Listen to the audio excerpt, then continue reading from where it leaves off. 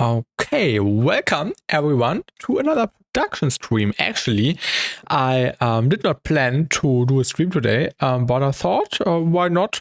Because I was still working on a new project we started a few days ago, and I thought it might be interesting to also do a little production stream today. And also welcome Ronoya. This is where I tried your rack a few minutes ago, or like 30 minutes ago, 20 minutes ago, and also welcome Sidestep Right and DJ Board Pole OFC. Welcome everyone. I hope everyone had a great day so far. And hello Pizza Enjoy. Yeah, it's been a long time. True. I think Pizza Enjoy, you would enjoy my new song I put out, which is pinned in the comment, in the pinned comment, because it's a good double tune. You can do lots of doubles with it. And hello, Muddy of Flame. Welcome. So I'm working, like the title says, on a remix for Subtronics. I will just play it from the beginning on because I really like the intro so far. And it's something I have never really made so far in the terms of intros. I forgot about the way. Hello Herodes, welcome. You have to done the challenges, or is das immer random? I try to do the challenges every 2 weeks, but it will definitely not be in 13 days, like the Friday in 13 days, because I will be somewhere else. But it might be the Saturday in 2 weeks, like in 14 days. I have to see if it works, but I try to keep it in a 2-week interval, but I can't hold it like on point, maybe 1 or 2 days off. But I try to keep it like that. But maybe sometimes you also have to delay it a little bit longer. Mostly Fridays and weekends. Yeah, exactly. Ever since I've been in the last stream, I've grown to enjoy a lot more music, mostly rap. Since that's all right. This is something completely different. Really enjoying the vibe here so far. I redid the intro completely. If people were also in the other Subtronics remix stream, I actually did something completely different, and I started again from scratch. I think yesterday. This is where it's going right now.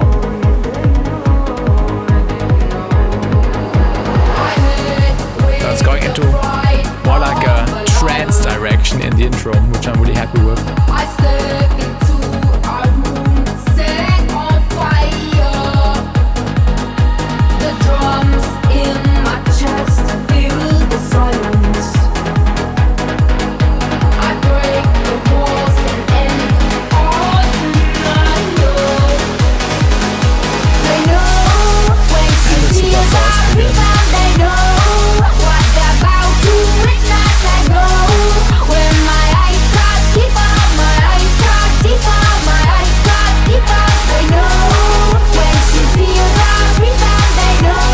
That's nice to hear, Pizza and John. That's nice to hear. Thank you.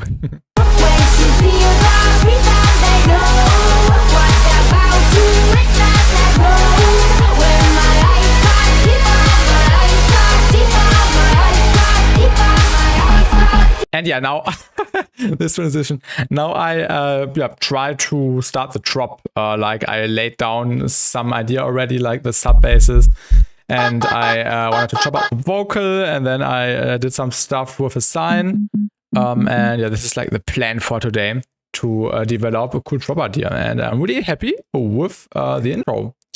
This was really fun to make. Now the question is, how do we start?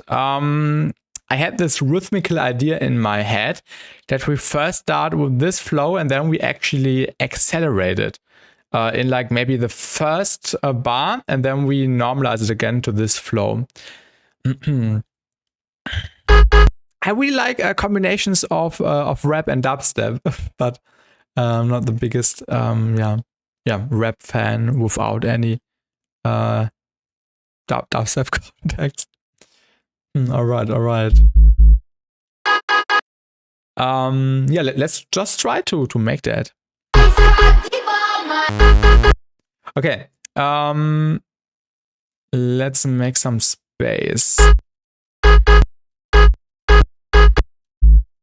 I want this to be a little bit faster, so we just make it faster, I guess. Maybe like this. Let's also do some little volume fades. Do you like hip-hop or lo-fi? Nah, not really. I can enjoy lo-fi, but it's not like a genre I listen to. But yeah, it's alright. Nothing against it, but not really into hip-hop. Maybe the flows are cool. Like you can copy the flows and transform them into dubstep. But yeah, not my piece of cake, to be really honest. And hello, Laser Blue, welcome. How is it going, Laser Blue? Did you manage to reach out to Jan? Is the plugin working now? Oh, Lo-Fi season. There's one specific Lo-Fi song I love, and I listen. All right. That's cool.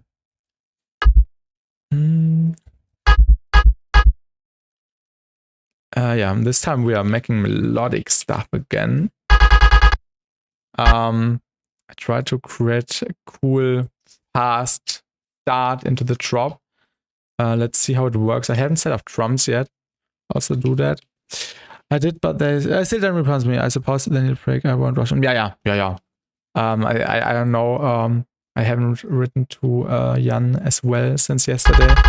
I hope yeah, he's doing good with the accident he had. But yeah.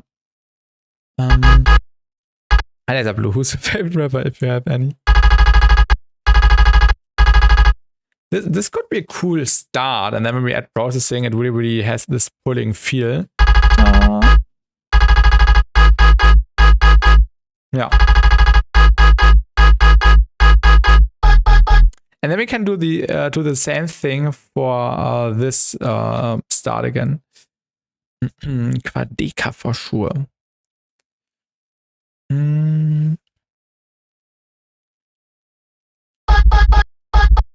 And we just need to change the sub-bass note. Of course, I rendered the sub-bass to audio again.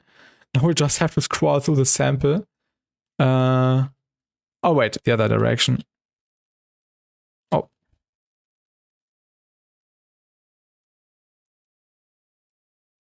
Yeah, there's the sub-bass.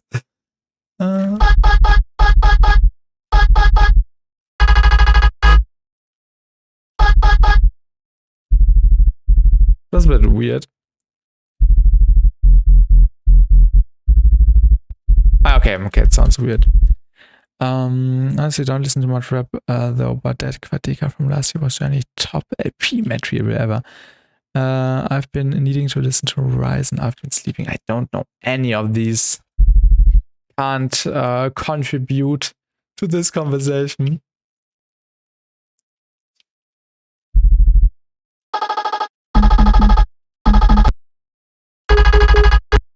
Let's also do the fast thing here. This is just a placeholder sign, but we might distort it and then it might work out.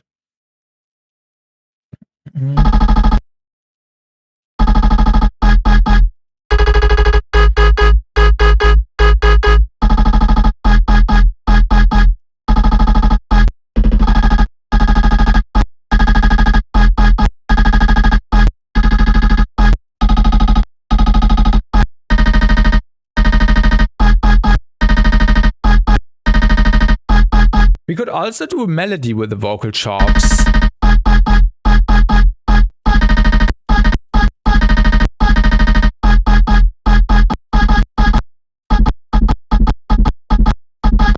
Feel like this is a bit better.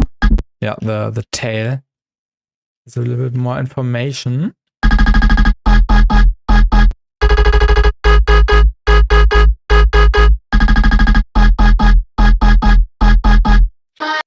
If you have time, please listen to Horizon Scraper LP. It's very masterful production. You will appreciate it even. If you don't listen to rap acoustic music, can you send it to me on Discord? I can check that out later, like tomorrow, when I wake up.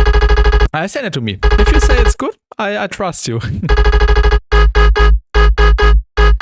You also listen to Margins. He's got some very electronic rabbits. They're good. Yeah, if it's more electronic influenced, yeah. Also send it to me, size up right. I can also check that out tomorrow. We could do some quick chopping.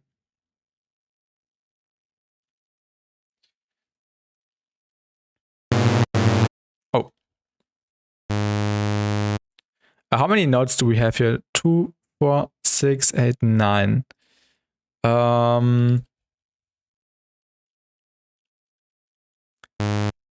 need a more tiny grid.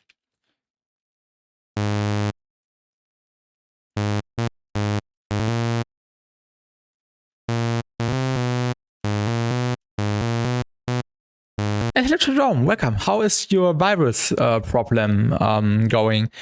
You finished the system reset, and is it working? Did you save your data? Yeah, iFeature also made a remix. I've seen that.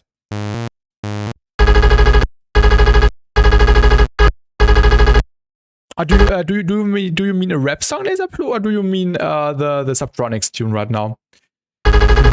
Yeah, okay, nice, Jerome. Nice.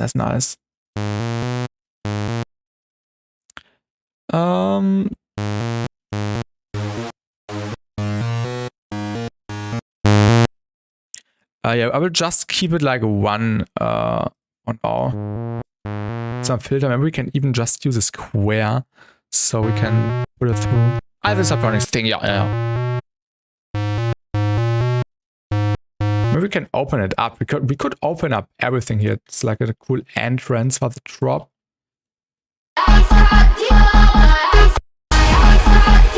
Yeah, I know it's clashing right here. We will fix that later.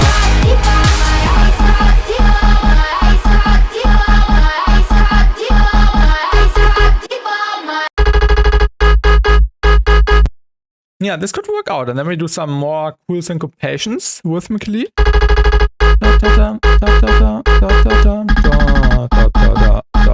And then a cool fill. And then it's basically finished. But yeah, easier said than done. So now let's actually start getting some cool drums. I think we will go with a kerosene kick. Kerosene kick are perfect for this. And hello Gravity, welcome. Yeah, the update systems are fixed. Glad to hear, Jerome. Glad to hear.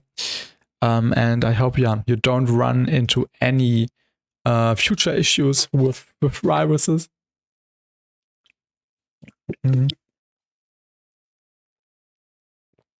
We love those kerosene drums. You use them in every stream, yeah. Yesterday I used Surgeon drums for the tear-out tune. But the Surgeon tunes are a little bit more massive, so they won't fit that good here in the melodic context. And there's one kerosene kick, which almost sounds like a wax you kick, but in a different way. And I really like this one. I think it was in the first pack. Yeah, shout out kerosene. Which one was it? This one. I should highlight this so I don't have to look it up all the time. The kick 4, one of the most beautiful kicks ever. Really nice kick. The only flaw is you have to move it a little bit to the left because there's some weird silence going on. It's like a click kick, yeah. But a little bit more massive than the Vexu kicks. Very Irish, true. Yeah, I really like this. I really like this kick. Yeah, for the snare / clap, what should we use? Yeah, the Surgeon drums are really massive. The Surgeon drums are really massive. I think they won't fit that good here in this context. Let's just start with a tear-out snare. Let's try it for fun. Don't have his drums holy, yeah. It actually sounds good in this context. Now it just needs sidechain. Oh, that's the perfect snare actually for melodic stuff too. In the video I did Laser Blue. the tear out video. Like, I think I put it out last week. Yeah, last week on Saturday or Friday. I can't even remember. I basically made a full tune with his samples and explained how I processed them, how I turned a one shot into something completely different, or even a loop with tons of processing. So it was basically like a showcase of his new sample pack, which is insane. And yeah, the drums are the best, the best part. Yeah, the snare fits good. Now we need cymbals, and we can do the cymbal layering technique.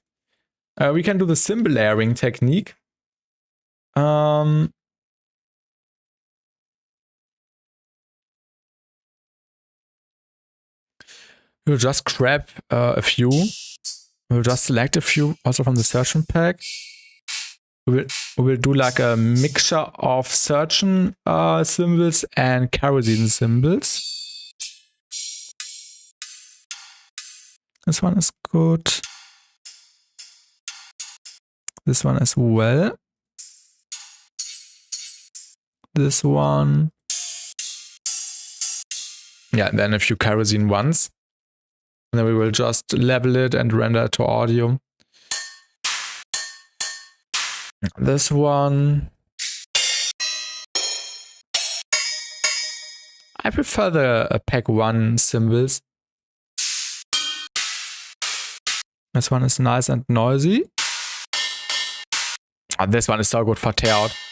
This is like an alternative cymbal to this Kashmir Marauder cymbal. Alright. Really good one. And yeah, this one, because why not? Let's bring these a little bit down, because they are pretty loud. And we don't want to stack up just pure high end. I've learned adding spectral gate on rides and then reverb. Is the tech for really metallic rides? Ah, you mean when you want to synthesize them, or do you mean as post-processing? By messing around. I know what you mean. Is it for post-processing, or is it for synthesizing? Honestly, both. Yeah, we can try that. Yeah, these are still a little bit loud.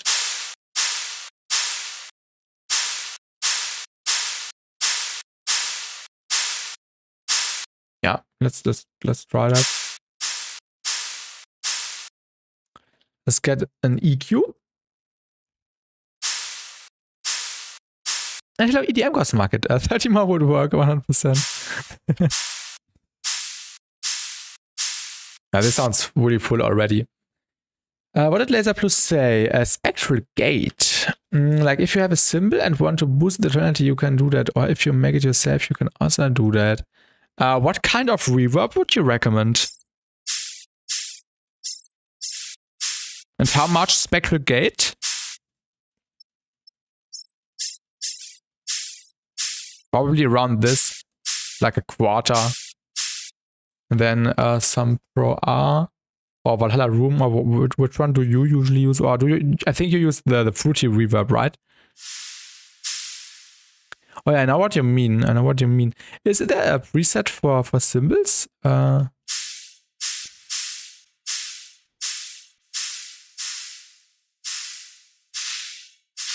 Yeah.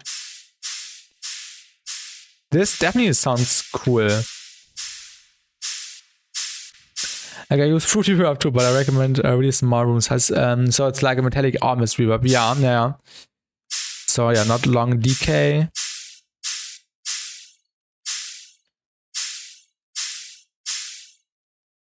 And more high end. And a little bit less spectral gate.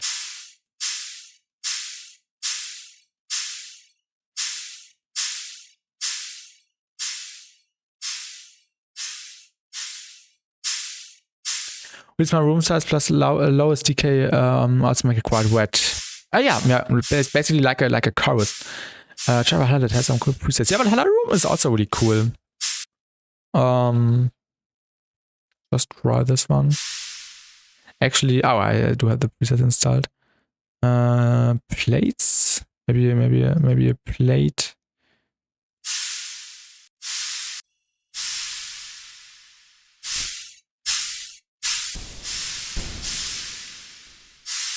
Yeah, it sounds not too bad. Honestly, this tech works better on already metallic-ish sound heads, like acoustic ones. Yeah, it's definitely not bad at all.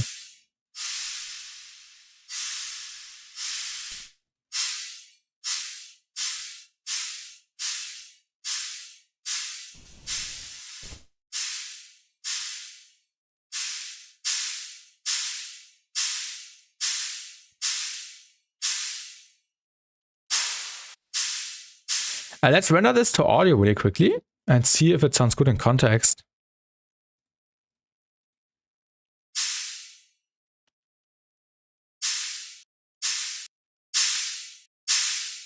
I could record your little video showcasing what I mean. Feel free to do so, Laser Blue. Feel free to do so. We can watch it if you want. If you want to present the proper method, like iWrite also did a few months ago or last year.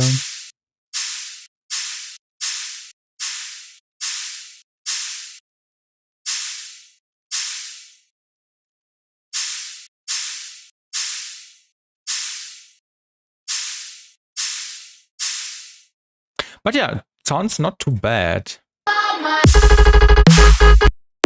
The snare is a bit too big. Put in this guy, I also want to see it. And now I'm reinstalling some stuff. Nice, Jerome. Nice. The snare is a bit too heavy, actually. Oh yeah, and there's no sidechain. I forgot. Let's do the sidechain.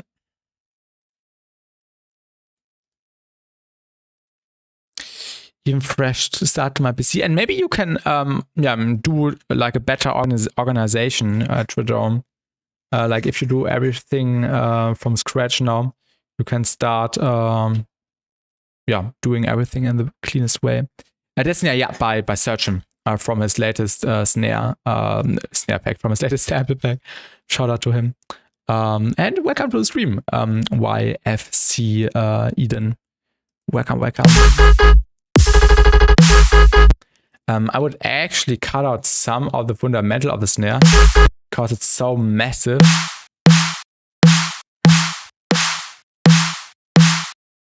Just a little bit. So it balances out a little bit better with the kick. Yeah. Actually, the cymbals have a little bit too much high end. I love those snares, same. And welcome, Zikari. Let me also render one version without the spectral gating on the cymbals. I feel like these do have a little bit too much. Yeah, let's just record.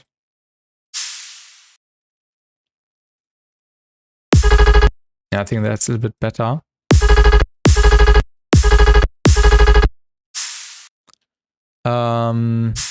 EQ. And also a limiter. Also, there's some first impressions of what the version 3 update for the kilohertz ecosystem will look like. Just type in kilohertz Superboost 2026 and then you will get some, or then you may find some cool insights already, which people posted from the Superboost event in Berlin. And there's some really neat stuff and I'm super excited for this.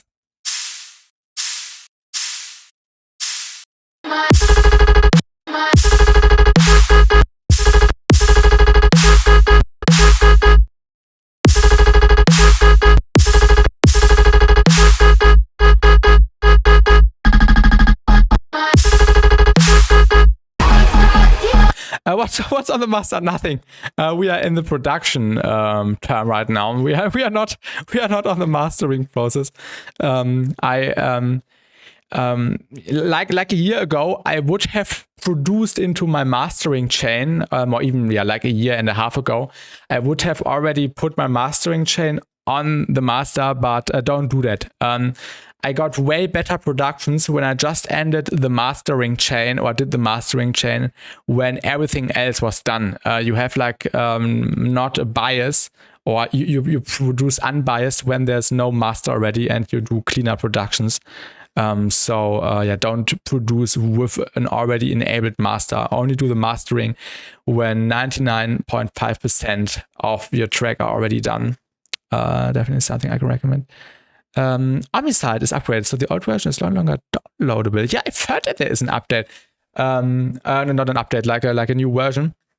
With an update, probably. I don't have this plugin, but it always looked interesting when I saw it in videos. You always put a limiter at start. I won't do that. I won't do that, EDM Ghost Market. I won't do that.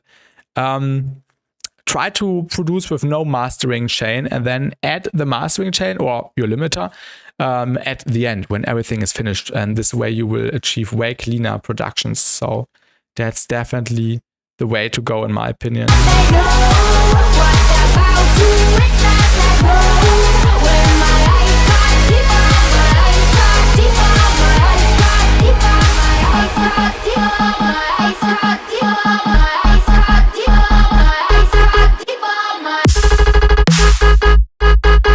Yeah, this could work. Of course, it's just a rough outline right now, starting here.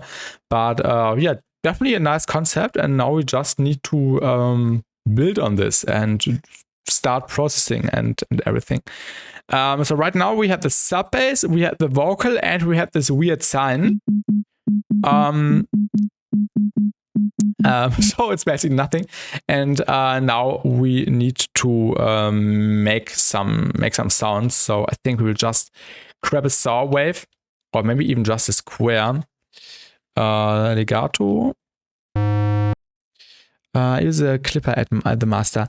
Nothing speaks against it. I always also have a clipper on the master, but I won't recommend putting your mastering chain right at the beginning. So please only do that when your song is finished, and this will help you get better results. Let's render out the saw wave. Clipper is the tag, definitely. I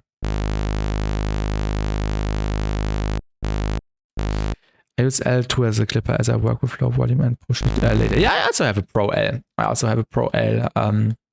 On the master. If you go to my video, which is named Mixing and Mastering a Drop from a few weeks ago, I will also actually talk about the mastering chain, which involves the newfangled saturate clipper and the Pro L2 limiter, which I'm basically also using as a clipper.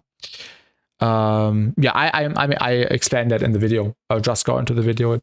It's the best way for you to get insight into that. I will send it to you here in the YouTube chat. So you will find all the information in this video. Soft clip. Yeah, I'm also on the soft clip mode, Laser Blue. 15, 16, 17, 18 months ago, and also earlier, I would have used hard clipping, but soft clipping is definitely better on mastering processes. Why is the saw wave so low? Wait, am I? Okay, I'm on 70. And hello, Future Queen. Honestly, the simpler you keep the mastering chain, the better it will be. Exactly, Laser Blue, exactly. No need to tweak it as fuck, exactly. Do everything in the mixing point, in the production point. And I'm even also not a fan of boosting everything on the master. I try to get it as good, as loud, as clean as possible before I add like a mastering chain. And this way, I always end up with the best results for me. Okay, let's just destroy this saw wave. I'm gonna go walk the dog. Good luck with the rest of the meetings. Yo, thank you, Size It Right, and have a great rest of your day. See you. What could we do? Oh yeah, we could destroy it with a phaser, with a ripple phaser.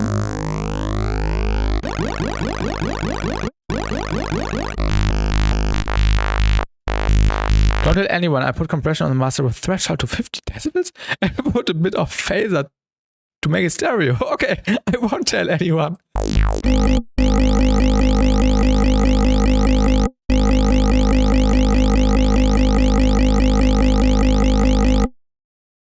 That's a cool sound.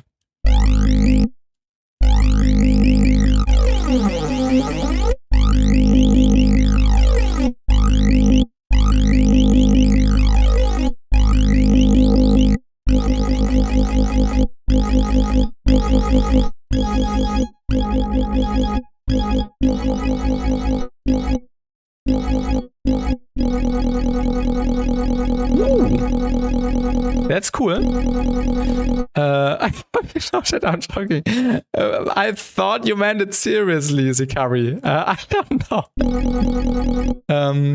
Also that's the same slogan. Yes, definitely. So many different clippers I can use. If you want a free clipper, use the kilohertz clipper. Kilohertz clipper is the best.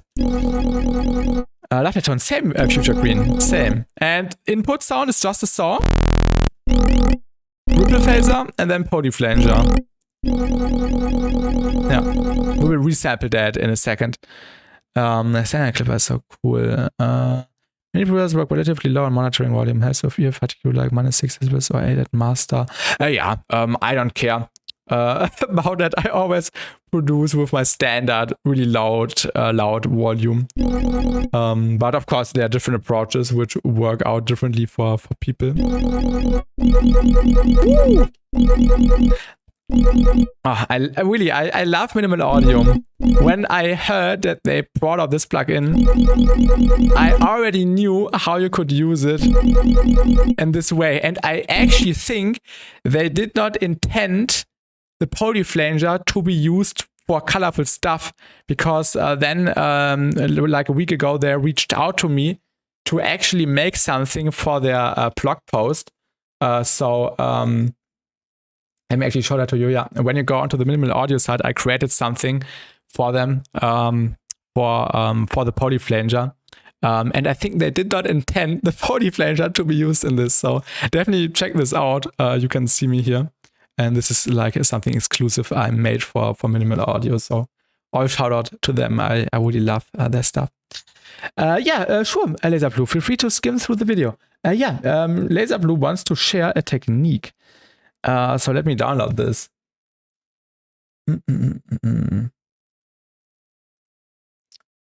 Download. Let's fire. Yes.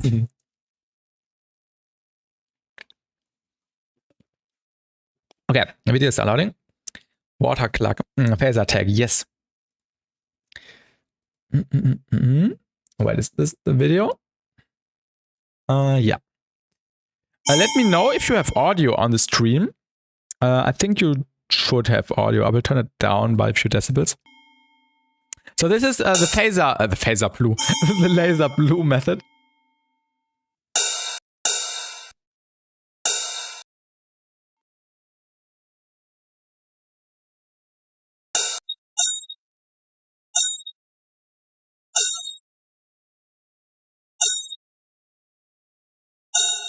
Ah, haha. Yeah. I know what you mean.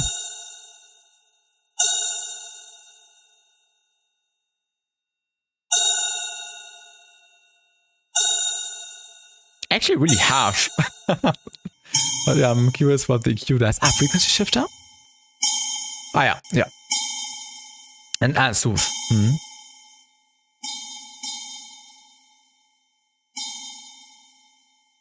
But that's a cool ride. 100%. I can't believe this. Hello, Florian. BassTi on no! I'm not doing anything. Laser Blue sent me a video for a cool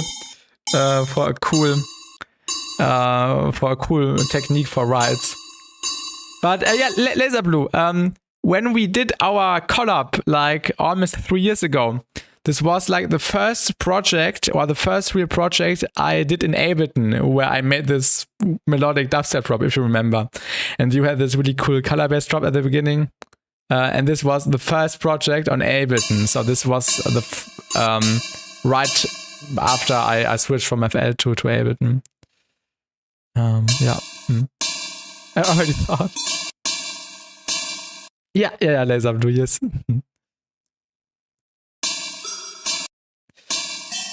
You can say this too, yeah. Yeah, this is an efficient technique, definitely.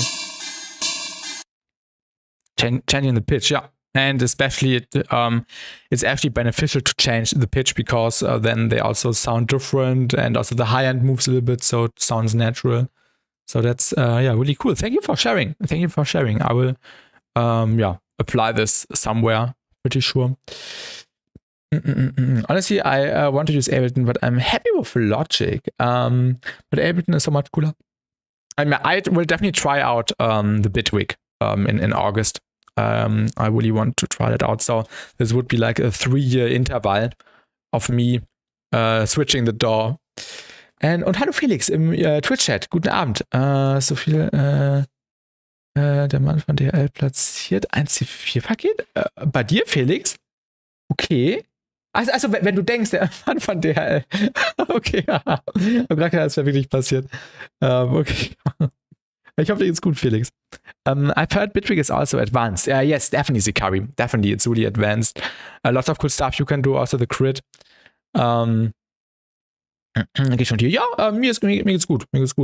Kann mich nicht beschweren.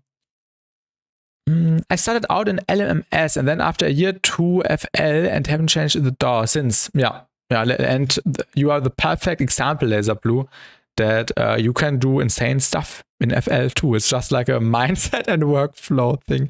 And hello, Junkbread Cake. Welcome to the stream.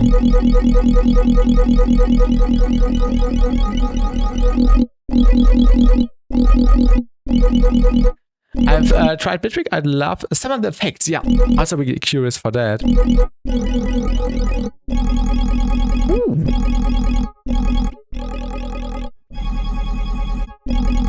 I bet it's just better.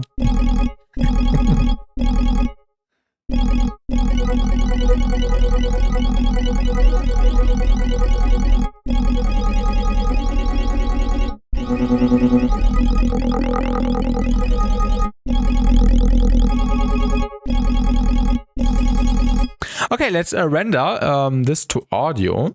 So let's just record and tweak knobs, and then we can get some cool tones and chop it up.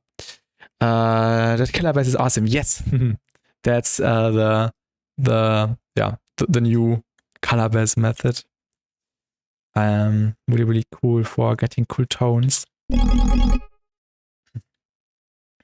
Yeah, let's record and just tweak the knobs.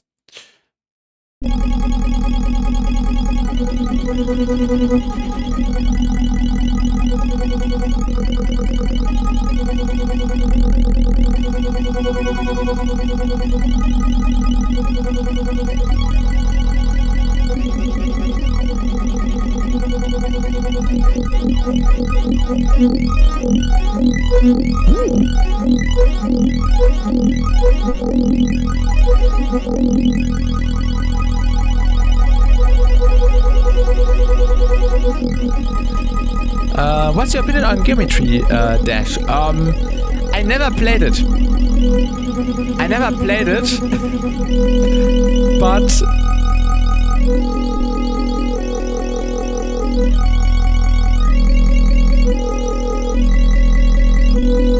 very cool. But I've heard good stuff of it.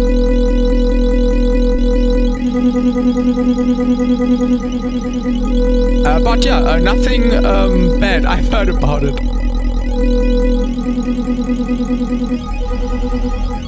You should search up idols. Give me dash. Watch it on stream, and then I will get a copyright strike.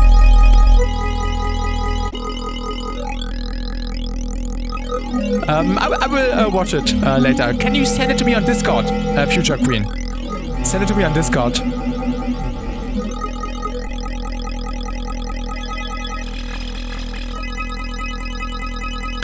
What did Ronoya say? We are both ex-LMS users.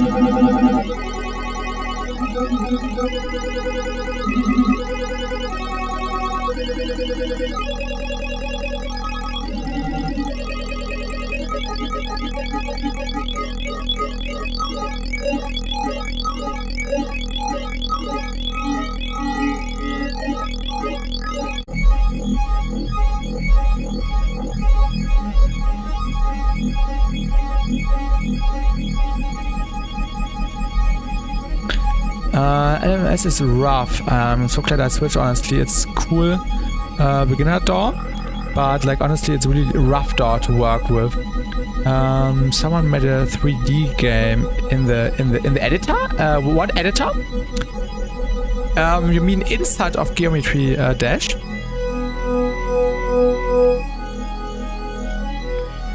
And hello Kuklo. Is it a minimal audio plugin? Yeah, this is their newest plugin, the Polyflanger. Ooh, I love the decay. Ah, damn it, I thought the decay would also record. Let's wait. Yeah, let's record this. So we also get the tail. This is a Polyflanger by Minimal Audio. It's actually on sale at the moment. I think it's 50% off. I have to check, but they have their huge anniversary sale going on where you can get all the effects, I think, for 50% off. And this is their newest one. And I just used it together with the ripple phaser on a saw wave.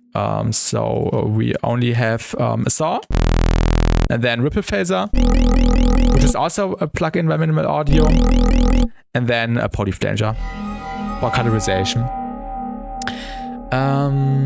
You will like the plugin, yes. You can create some really cool tones with it, which also sound really natural. Are you a cat or a dog person? A cat, 100%. Oh, where's my... Okay, my cat did leave. But yeah, 100% cat. I love cats. Cats are... yeah, are really, really cool. W. Can't wait. They had a filter plugin that was free. Yeah, for a limited time. Perhaps it's still free. Yeah, it's still free. I think it's free for the entire month of May. The hybrid filter. We can check it out really quickly. Minimal Audio.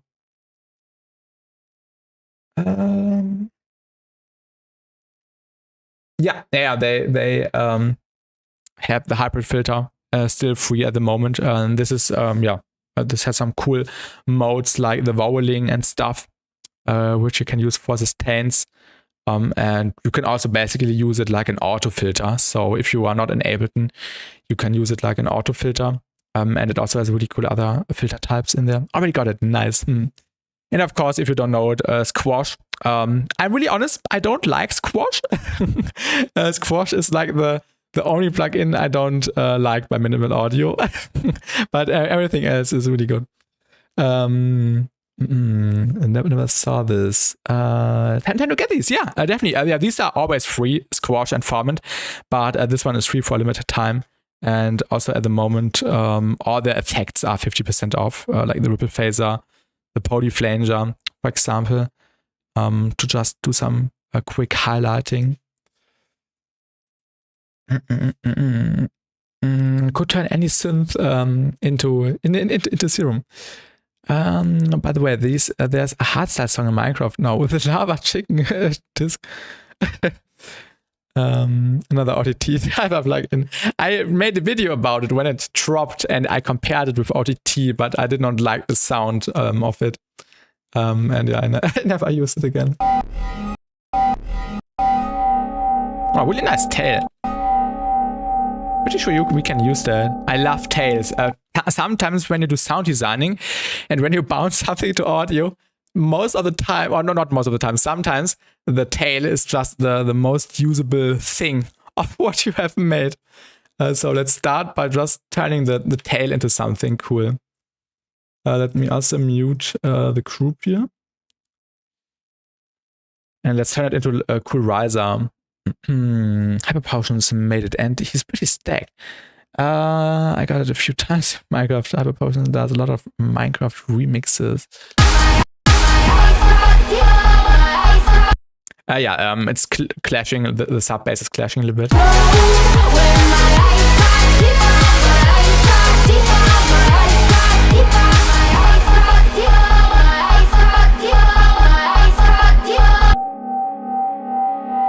And now let's throw Bismuth on there. I think Bismuth could work pretty well on this, so we can give it some more texture.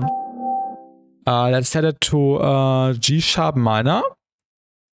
This is also underrated, just stacking many different colorization plugins onto each other.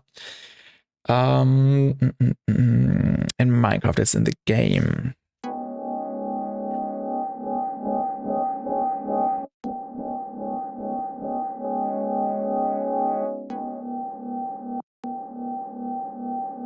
Let's see if we can make it work. Right now it's not working. Why don't we have sound? That's weird. Ah, because the octave was too high.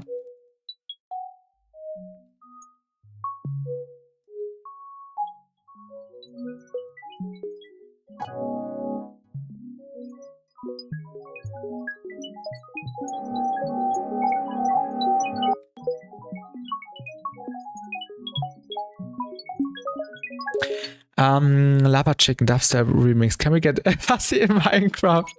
I played Minecraft, I think, the last time 4 years ago. And I only got it for PC to just play it one time with a friend.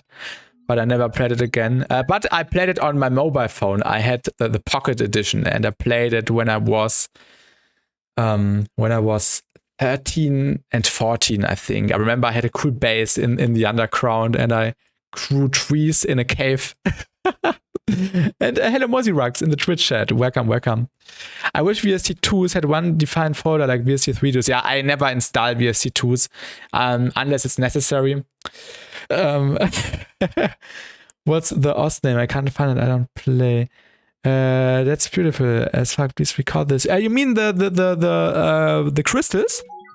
Yeah, I will probably record this. Who even uses VST2s? I think Wright actually uses VST2s sometimes because when he shares project files on the Patreon, and sometimes there are plugins which I have, and then it's not working because they are in VST2. And I don't want to install VST2. What are we listening? We are producing a remix for a Subtronics song, the Ice Cut Deeper song. And I can actually play the entire thing. So right now I only have the intro and pre-built. And now in the stream we are working on the drop. So yeah, this is like in progress so far. I'm really happy with the intro. Definitely something different from my usual stuff. I think the sea noises are a little bit too loud.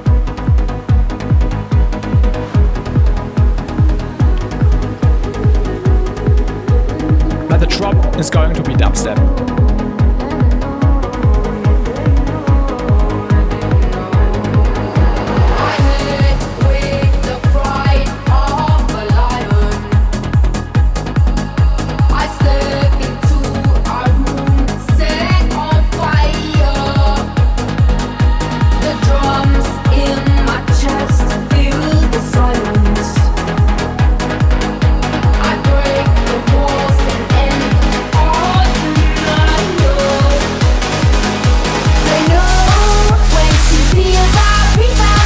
This section is really cool. Yeah, I changed the chords. I completely started again from scratch because I did not like what we made on stream.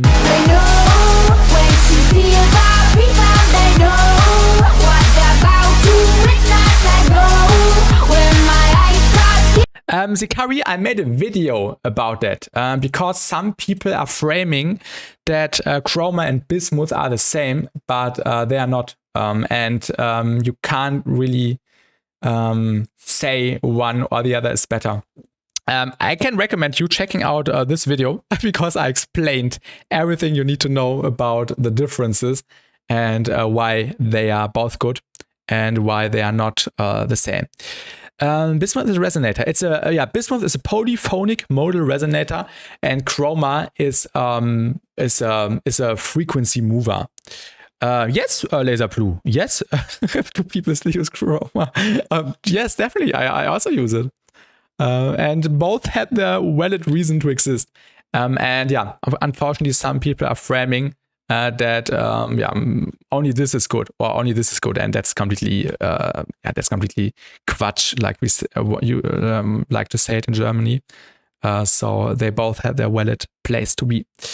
Don't let Chroma see this. I use vocoder. Yeah, vocoding is also a way to create cool sounds or to colorize stuff. And yeah, there's no right or wrong, and they have different use cases. So one is good for this, the other is good for that. And I'm explaining everything in the video. So yeah, make sure to check this out. Let's record this, like Laser Blue said. Oh yeah, pitch map, Laser Blue. Thank you for throwing this term into the room. Well, I don't have it installed. No, I do. I should have it. I should still have it installed. Pitch map, yeah, pitch map. I haven't used this in a while, so now let's just use it now. G sharp, pentatonic minor. And this also still has its place to exist.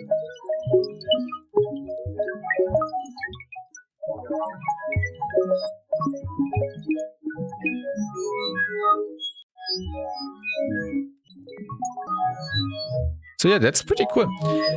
Also about the same picture. Kannst du mir das Crystal Sample schicken? Ja, kann ich machen.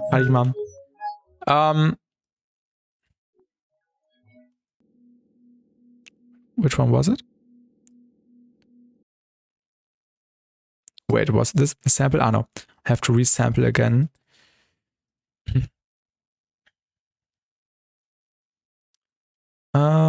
Is it? Wait, I already resampled it. I'm stupid.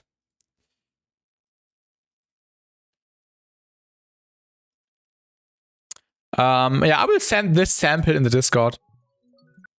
I will share it in the sample and preset channel on my Discord if you want this.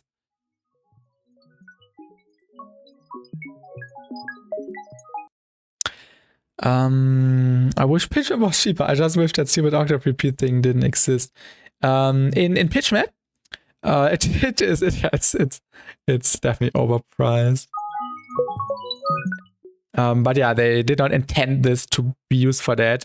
They had a different use case planned, and now it's the most popular use case to use it for color-based things.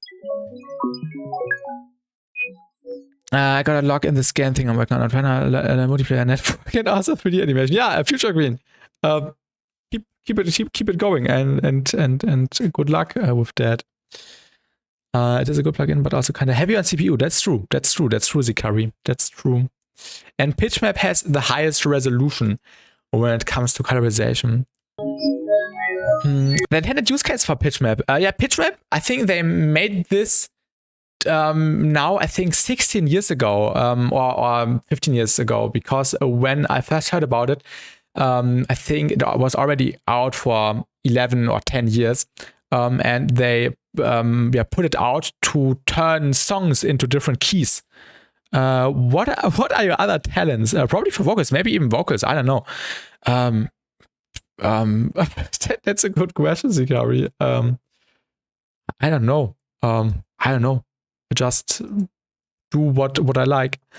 But I correction frequencies. Yeah. I think that's the thing. Yeah, it was really old. Old. It's that old, yeah.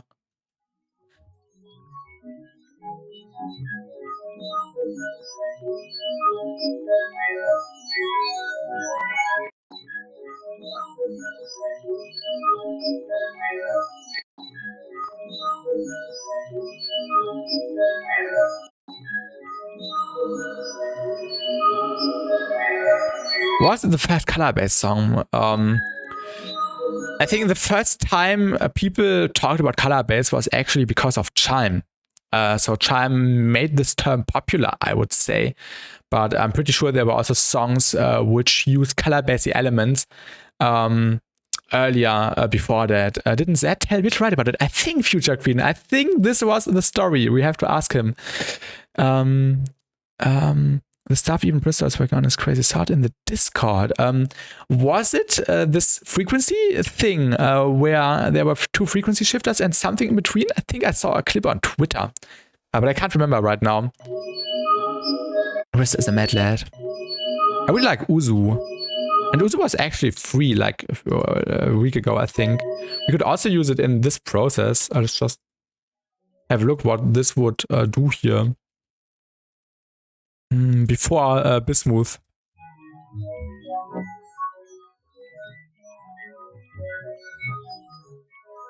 Can we get this to create even crazier tones? Maybe we should do it after Bismuth. Wait, I have to see what it sounds like without any colorization.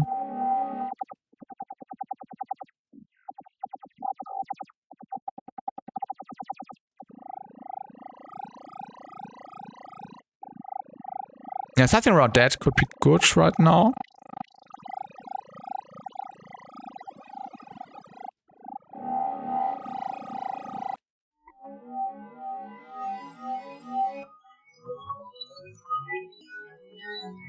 Then we can get some more spread out tones. But it does not do here. It does not do a lot here because the Bismuth is transforming the sound heavily, and then Uzu does not have lots of space to transform the sound that much further. Probably I should do some automations, and then it works a little bit better here, or different FFT sizes. And yeah, Future Queen, see you later. With some alien sound design, yes. But yeah, you can get some nice movement, additional movement with this. This actually does something now. This enhances the feedback, I feel like.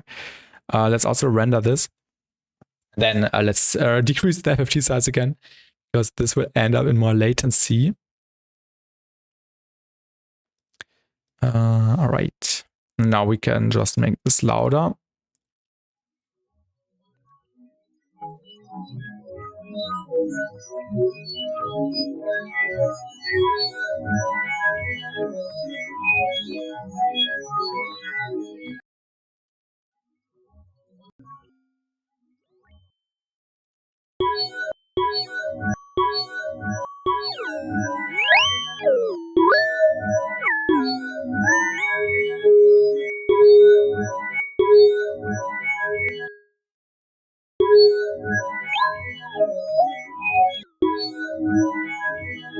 Now I could enhance some frequencies with corpus. Maybe we will do that later with some automations. But yeah, I only plan to use this as a uplifter or just some rising stuff. So let me quickly check where the flex chorus is. We were on this thing right here.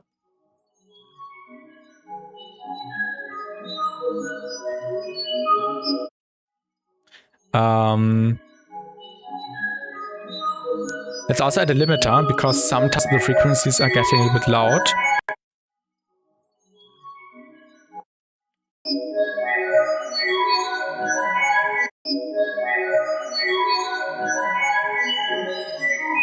So we can control it a little bit. And let's also get some NSYLC.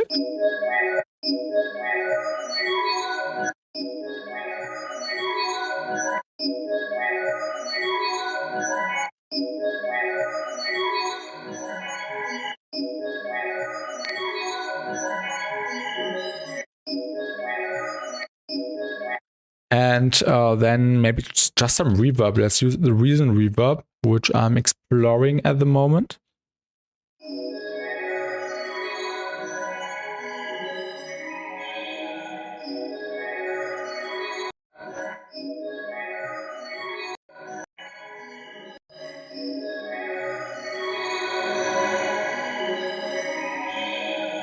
Und hallo Flo im Twitch-Chat. Welcome.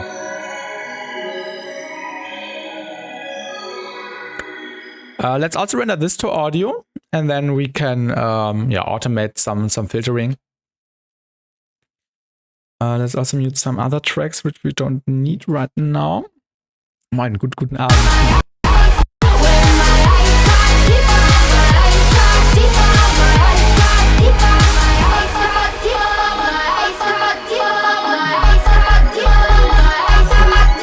I got some stuff playing which is not supposed to play.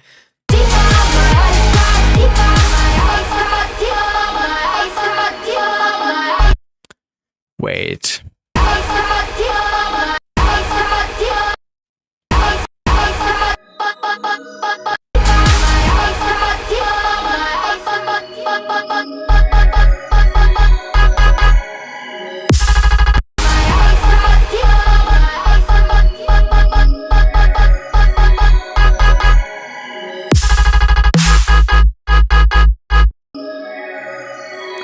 Let's also get the washout, the VR washout, the crane pitch.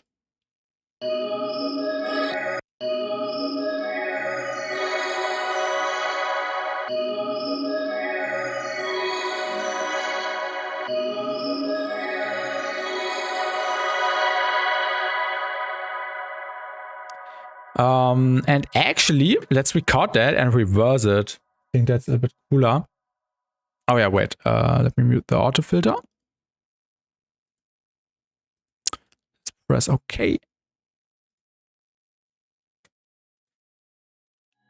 Oh yeah, we can use it in both ways. We can use the reversed way.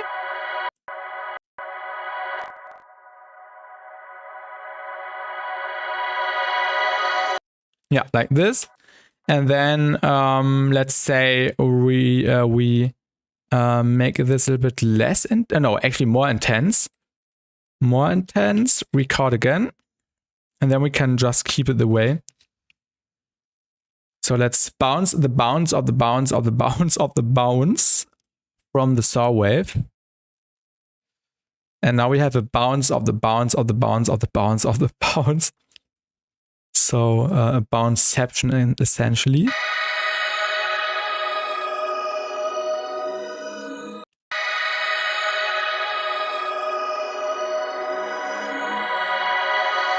Yeah, this is nice.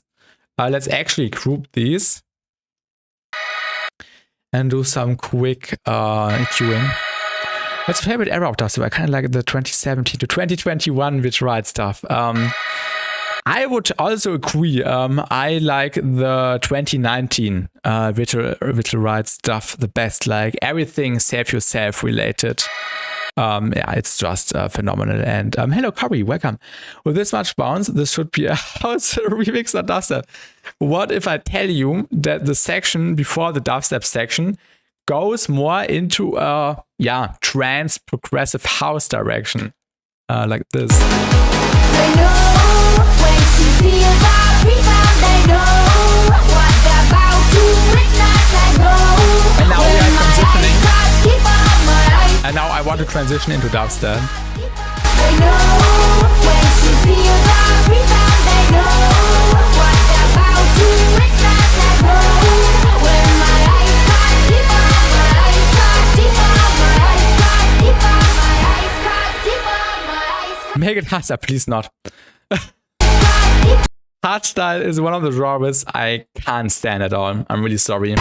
We had a cool hardstyle submission yesterday in the beat battle. In the BassTi battle, but yeah, I have something against hardstyle, so I can't enjoy this. I'm really sorry.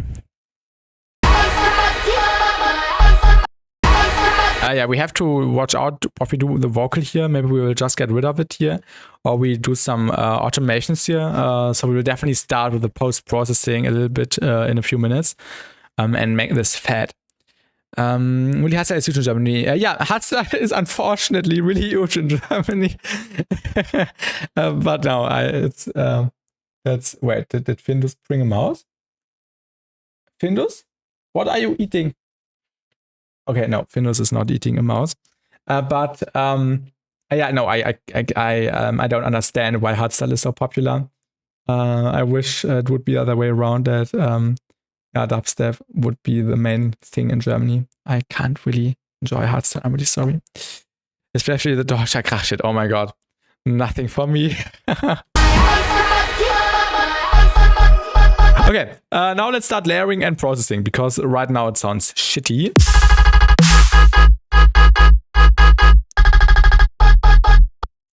So let's do a group. And now let's start processing. So we have a this layer. I don't know. We should just use this layer. I prefer chants or peep kicks. Oh no, it's shame to admit, but I kind of like it. Yeah, it's okay. Everything likes different stuff, but hardstyle is one of the genres I don't like at all. I'm really sorry if I hurt someone's hardstyle feelings now, but yeah, this genre is not for me. Because my thing is that when I show, there are people who enjoy hardstyle, and when I show them dubstep, they say this is noise. And then I don't get it, because they listen to this plain noise wall the entire time and say dubstep is noise. This doesn't make sense at all. And yeah. Maybe some people enjoy my thinking here, but yeah. Peep kick sagt. I like both dubstep and hardstyle stop draw.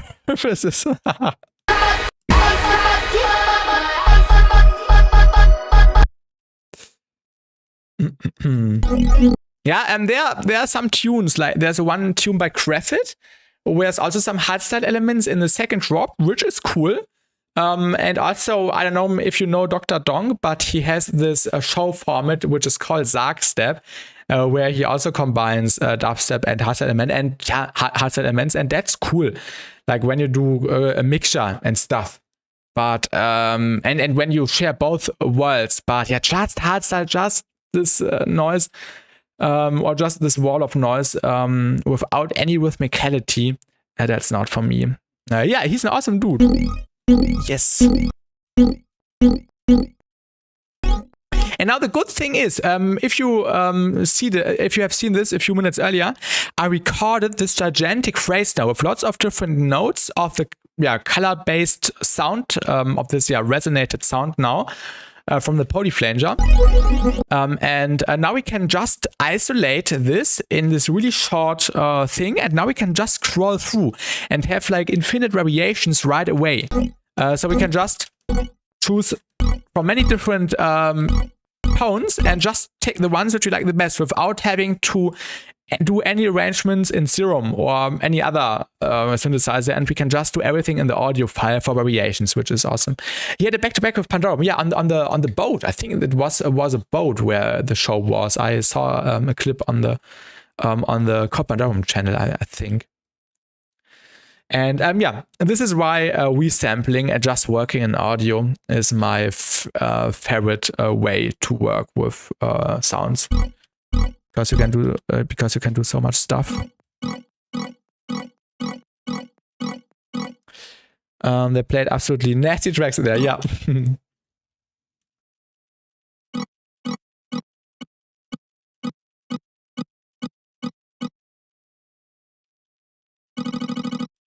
And now let's just make this fat. First thing, spec comp. Shout out to Nesco. Oh my god. The difference. If anyone is asking me what plugin should I get when I start with music production, spec comp. And then every other thing could be free. I don't care. But the only plugin which you need, it's spec comp. Yeah, how do you difference? We will add something bitcrafty to the layers. We will add some texture later on in my chain, where also some bitcraft is actually involved in the snap peep. I love spec comp.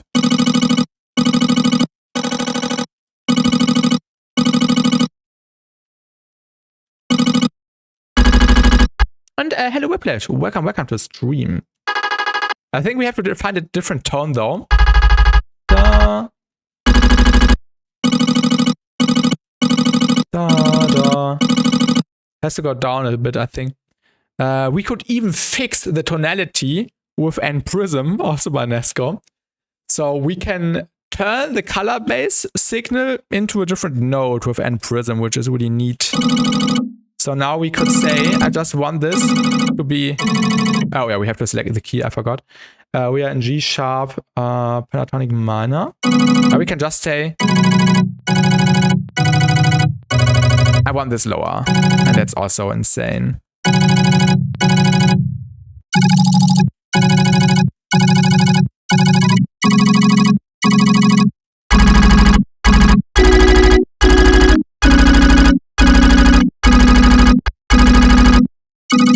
I think we even have to make it tighter so it sounds better.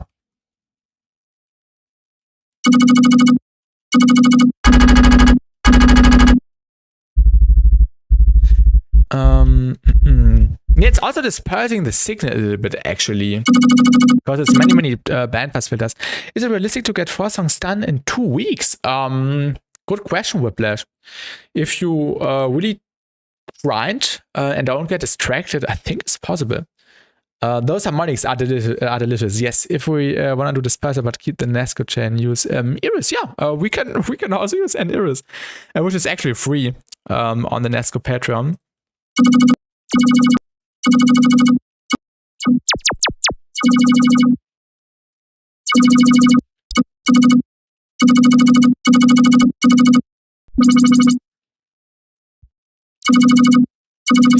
I want to know if I'm able to set a deadline because the album got to come out at some point. Yeah, deadlines really help you a lot.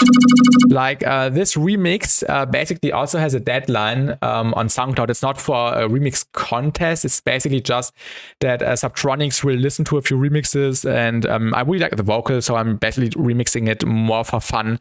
And it also has a deadline in like 3 days and so, and it just started 2 days ago or 3 days ago. And this also helps me to get it done and keep focused on this. For me, the biggest issue is I'm a hardcore perfectionist. Yeah, you can't make everything perfect. At some point, you have to commit to something.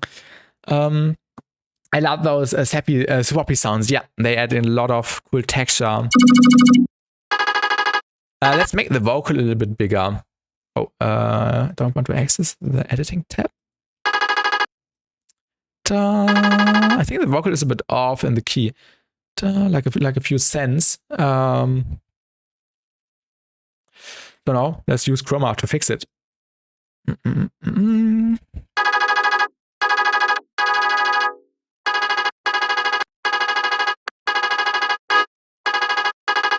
Yeah, now it's fixed.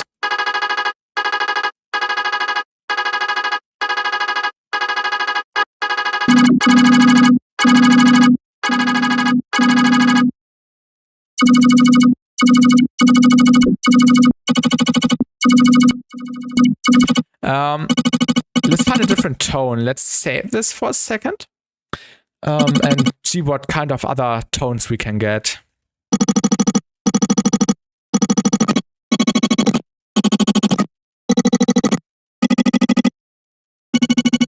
This is a nice one.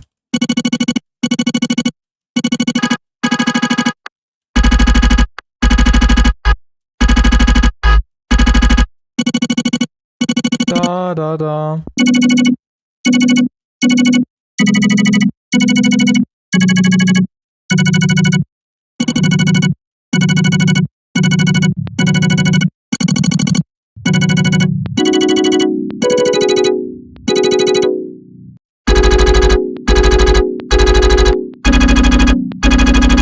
We get some cool variations out of this, but better overcome that now than have a problem with it later when there's actual deadlines level-wise.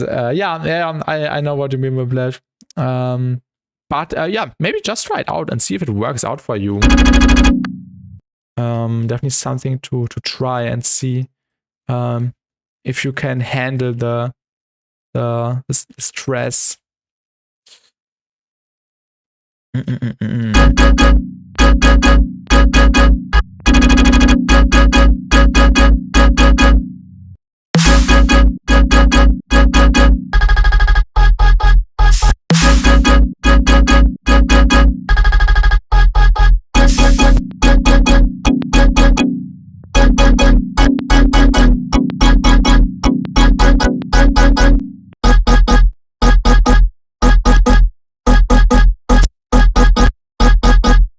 Where do you get those drums? The kick is from Kerosene. From Kerosene's sample pack, Kerosene Dub sample pack version 1. And the snare is from Surgeon, from his latest pack, which I also showed in my latest tear out video from last week. And yeah, the drums are just phenomenal. Lots of kicks, lots of snares, and also basses, of course, effects. I can definitely recommend these. But yeah, the drums are not really fun right now. Just laid down the cymbal layering and the kick and the snare. Nothing else is set up right now. Can I make a video about the best free and cheap effects? Oh yeah, I wanted to do a part 2 for just free stuff. Last year I made a video about free plugins for the Black Friday time because some not some people's, some plugins were really cool, and I wanted to combine them in a video. And now there are also some other free plugins which came out and which are really nice, and I could make a part 2 of like the top 5 best free plugins for 2026 so far. But I'm waiting for one more plugin, which is also supposed to come out soon, I think, which would also be free, and I would also like to include it there because I've already heard about what it was doing, and I think people will like it. I remember you showing a cool plugin that adds stereo to subs. Ah, yeah, this one. I know which one. Yeah. I can also include that in the video. Yeah. The Bassline plugin, if this was the name. I remember.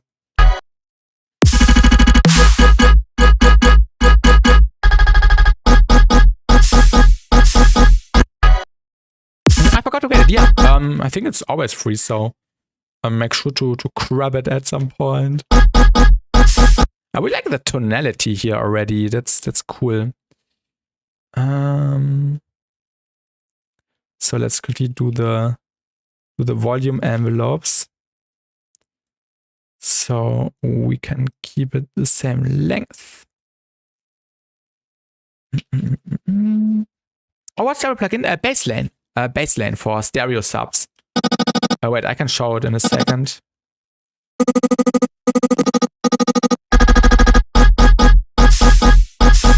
The cymbals. This is also something cool. Their play is completely off right here, but it kind of sounds cool. Although they are delayed, we might do something like that. I remember that. Crowd Party 2. And hello, Fijo. Welcome. Bassline. I can quickly show it to you. This one was free.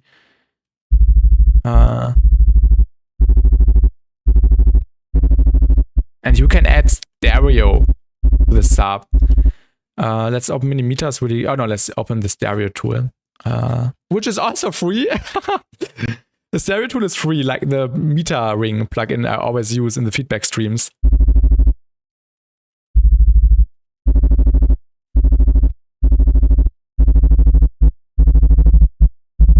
But you have to be careful.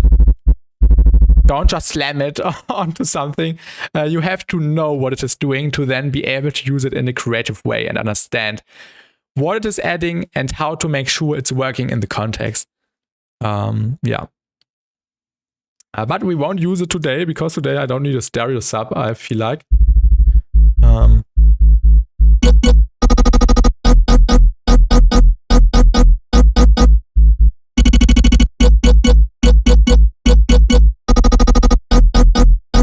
Using stereo subs again, yeah, pretty sure in some more rhythm related stuff. I think this is where it works the best, like modal notes, type things. Now we need to make this beefy. Let's add Snappy, because Snappy is amazing. And let's add some stuff. Let's add a convolver, impulse response, and let's add a space. Space experimental, which one is good? The live room is good.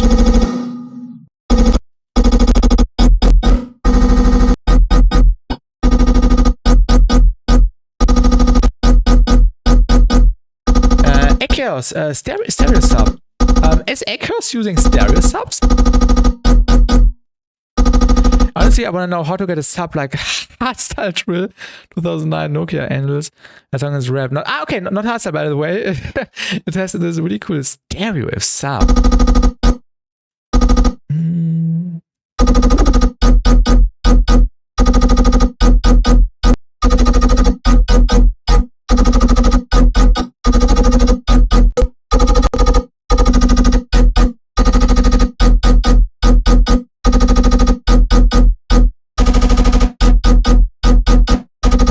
And now we can just add an audio follower in Snapheap.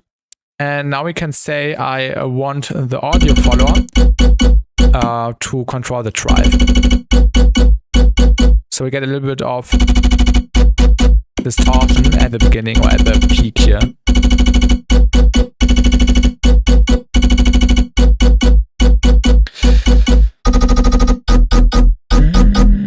disperser adds so much. My brain feels so good. Yeah, I loved adding disperser. We will also add more dispersers later.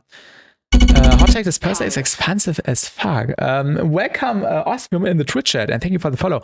It's a kilohertz premium effect. I think all the premium effects cost the same. I think it makes most sense getting it when it's discounted. I think you have the chance to get it for half price, sometimes a few times a year, probably towards Black Friday and stuff. It's really effective and really good. So many disperser alternatives that are free. Yeah, also true. Best free one, in my opinion, is the opposite. Oh yeah, is this from the Wanda spectral compressor guy with the Netherlandish with the Netherlandish name, right? From the spectral compressor guy. But I don't like this free spectral compressor. The only spectral compressor which definitely is the only good one in my opinion is the Nesco one, like the most useful one. Of course, you can also use other spectral compressors in similar ways too, but the cleanest one, the best one, is Backcomp, which helped step up my productions and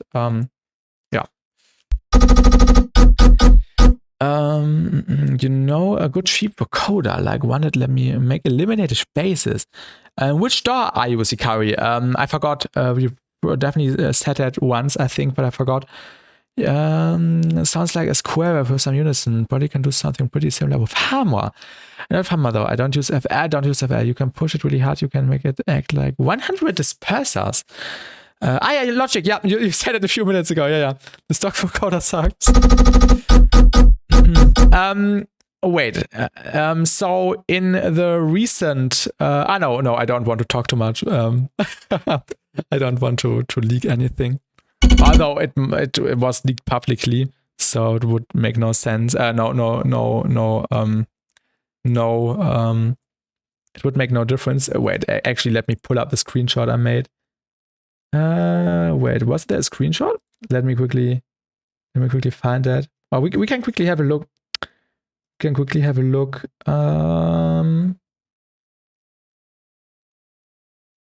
will quickly look it up because it's worth sharing. So as you know, there's the Super Booth in Berlin where plugin companies show their stuff, and Kilohertz actually showed some stuff, and people shared some things from Kilohertz, and this is what they shared. There's like an image, and you can see a few things here. You can see that there is the vocoder thing added in the Essential Effects tab. And what does Essential Effects mean in Kilohertz? It means that these are free. So premium effects do cost, Essential Effects are free. And it looks like we are getting a vocoder in Kilohertz soon, or in the next major update, which would actually be free. And I think this will break the internet. I think this would break the internet, and I'm really excited for that. So you can find the screenshot on the official Kilohertz Discord or somewhere else. So this is like a public leak essentially. This looks really interesting, and I'm really curious. Really curious about that.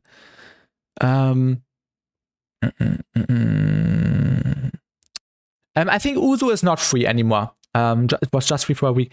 I used VR's 80-band vocoder back on Ableton, and I also used it a few times. Vocoder, Kilohertz Falling House. Yeah, I'm really excited. This is like the thing which I'm looking forward to the most in the upcoming weeks, hopefully. I hope it's not taking months, but I hope it's coming out pretty soon. And a different thing you can actually see in the background is this new thing called Echo Path, which is like, which looks like a delay-ish hub where you can create feedback chains and stuff, and you can create, you can use it in a way to physically model stuff, which could be pretty useful, similar to multipath and Snapheap. So I'm really excited for that. Really looking forward to this. Honestly, it's even better than vocoder X. Kilohertz, God, yeah. One really good repro recorder is one by Melda. I have never used that. That is genius, yeah. Melda has a pre-recorder. I did not know that. I have all the Melda plugins, but the only Melda plugins I use are basically, the only Melda plugin I use all day is Ambassador on subs.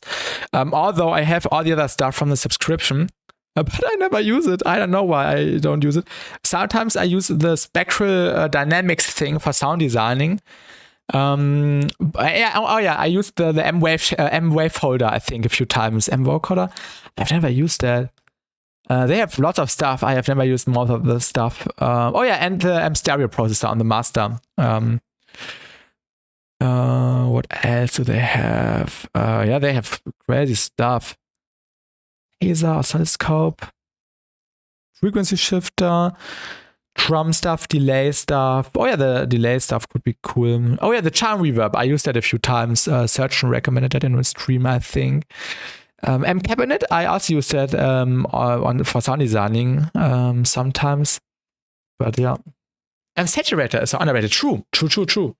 Many people swear on it, and I actually never use it. M-Sharp Web has a really good comp filter, which I use in Tearout. Yeah, I think you can use it in this context. It's really good.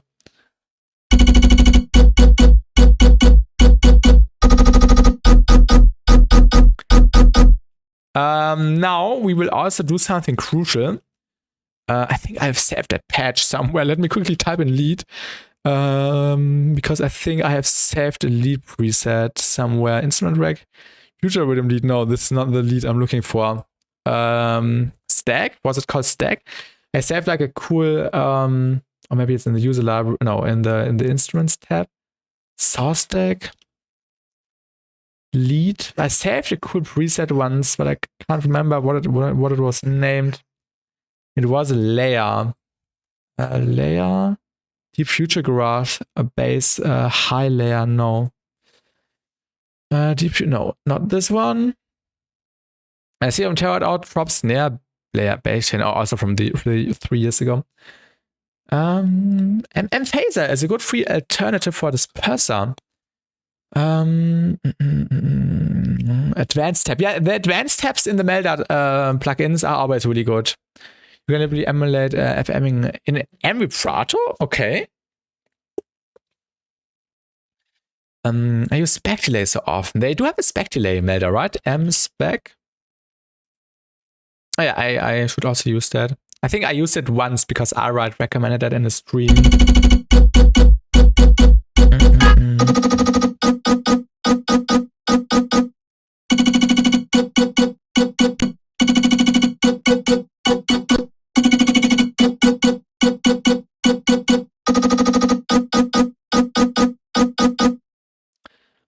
Let's also stack some Pro R. The white guitar preset sounds good.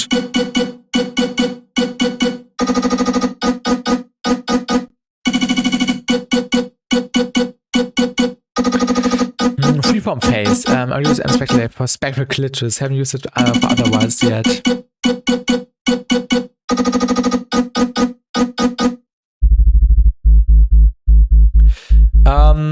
Let's actually use something from yesterday's stream from the challenge, because I made a cool sound out of a Vaxio kick for one of the layers.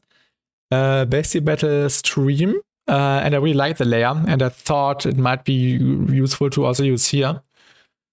What was the layer called? Let me quickly see. Yeah, it was the Vaxio kick. Basically use the kick for a Tearout layer. Yeah.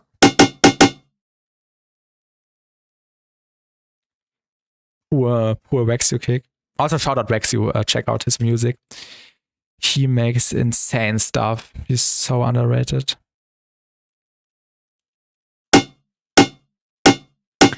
Where was the metallicness coming from? From the cookie jar.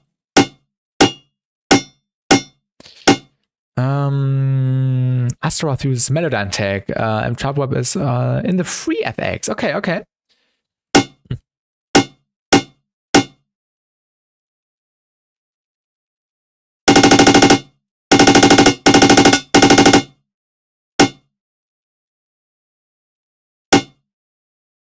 Let's actually use pitch map.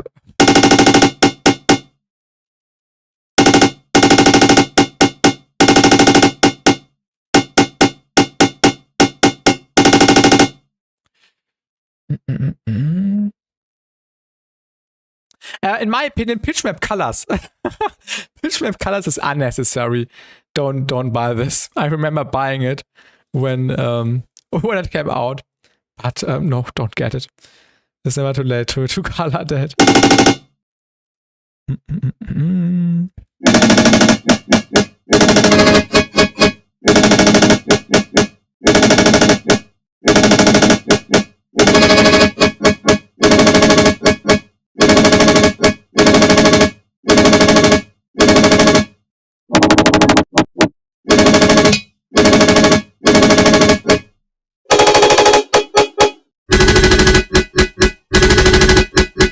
That's a really cool sound. Not on this side, it's no longer relevant. What even is colors? It's, it's an advanced version of pitch map. A version which looks more appealing, but it's basically the same. It has a few different algorithms, I think. But you can do transient processing, form and shifting. It's fine, but not useful.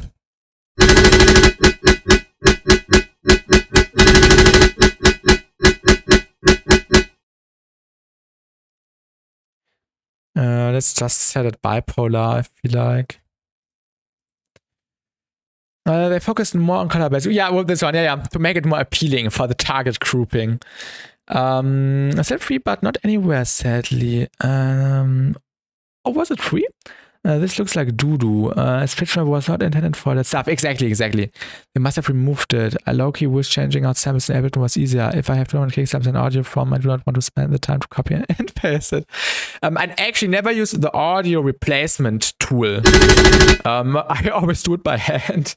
Of course, you can use samplers, for example, for the drum roll, like Richard Wright does it, but I don't do that. I prefer seeing how the waveform looks like, so I can decide how long the sidechain would be, how long the cymbals would be, and it's just easier for me to see what a certain thing might need. This is why you should switch to FL. You just control and replace. Yeah, this was easier in FL actually.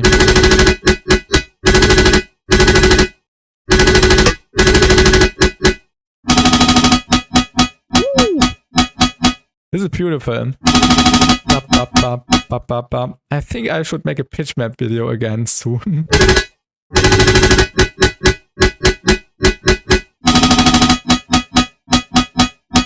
I love the metallic resonance. And now we can do the corpus method, which Wright also used. Like we can accentuate a few harmonics. I don't know which thing it was. Was it the pipe?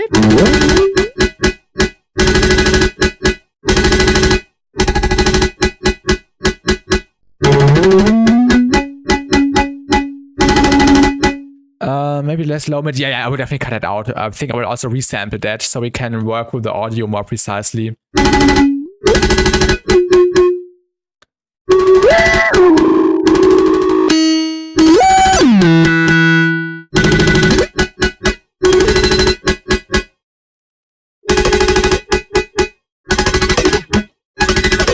Ooh, yeah, corpus before pitch map.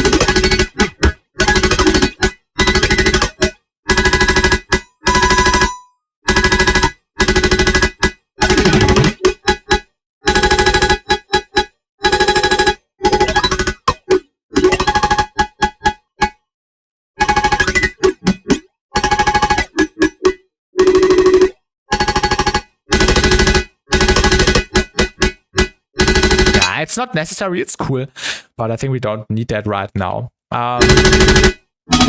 Let's render out a few variations so we can choose from. Let's also just change the frequency and then we can just choose what fits best.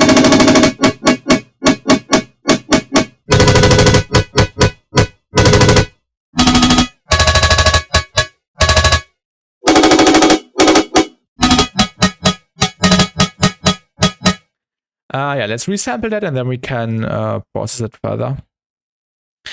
So glad I'm listening on speakers and not headphones. And it's now 5% volume. It's fine for you. Unfortunately, I don't have studio monitors, so it's my laptop speakers.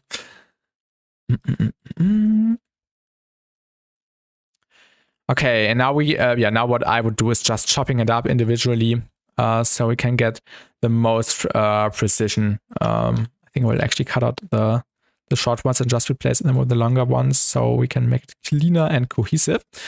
And yeah, start arranging that again. So we will basically just copy over the notes and then process further with wet makers like reverb, delay, and stuff. And then yeah, process it all together. I think with some multiband delay, this could sound really cool. Very unfortunate that it's from the Superior FL. Yeah, the multiband delay. I think it came out like a month or two before I switched, but let's try the M spectral delay from the Melder.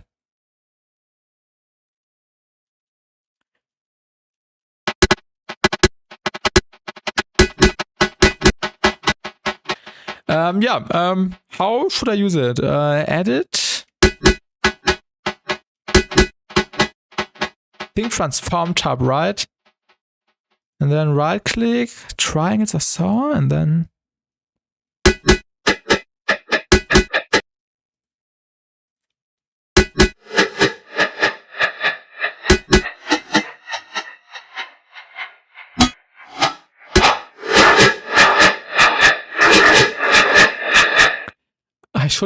I should put a limiter behind. And KHS limiter.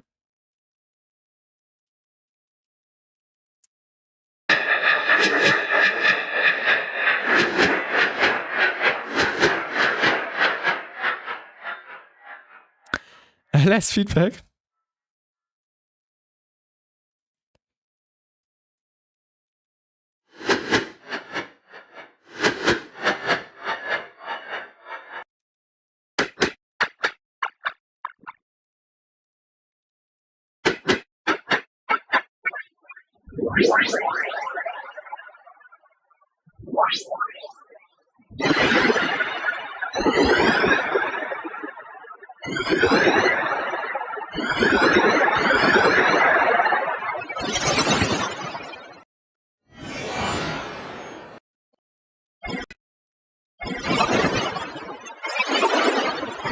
Yeah, you can do some cool sound design with this. It's not useful right now, in my opinion.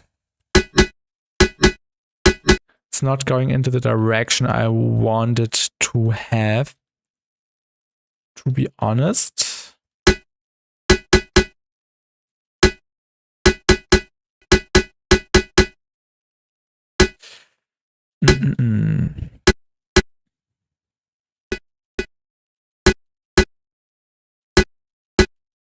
Well, let's actually take this.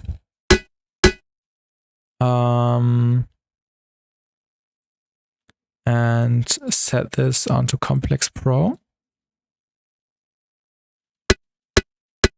We can make it tighter. This sounds more like atmosphere than bass. You should do something with it. Yeah, not right now. That's exactly what I do with effect delay. Yes, it's cool for yeah, cool effects.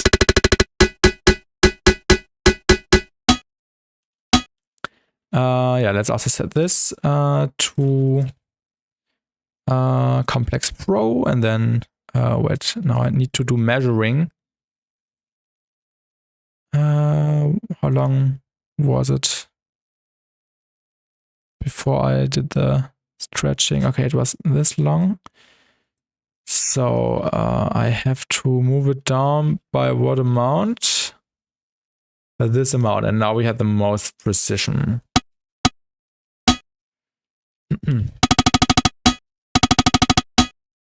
And we can also stack up these. How long was the tail here? I really want to keep this accurate, so I will always copy over the settings I used previously.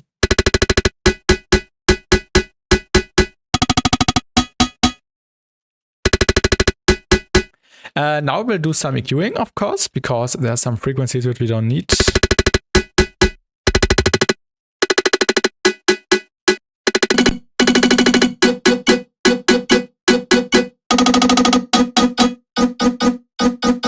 Oh, this one was a little bit off, actually. I I actually like that this one is a little bit behind. Why is it behind? Because this is off. That's interesting.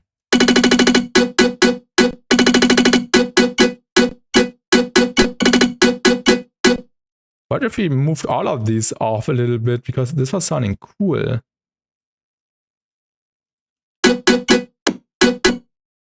Just by this amount. Yeah, this sounds cool. Guys, no, was fun stream. Yeah, and Sikari, have a great rest of your day, and I appreciate you. Thank you for sticking around, and see you. This is actually fun this way.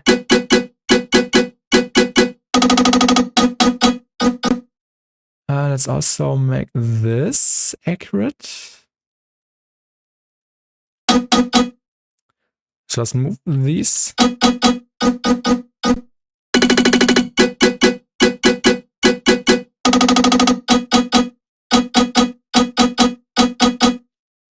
Happy accidents, I beloved. Yeah, this was a happy accident. I did not plan to have it off grid, but because I failed putting this layer on the grid according to the sub bass, I ended up with this happy accident, and now I thought it would sound cooler if I just did it like that. And that's always appreciated when this happens. Would this also make sense to delay these maybe? By maybe half of the amount. Actually, it makes sense.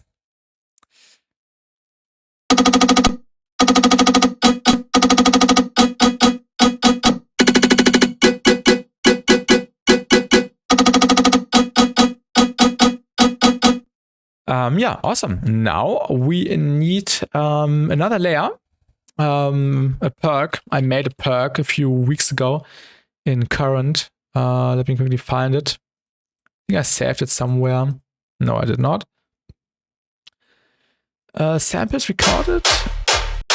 Not the tail guns.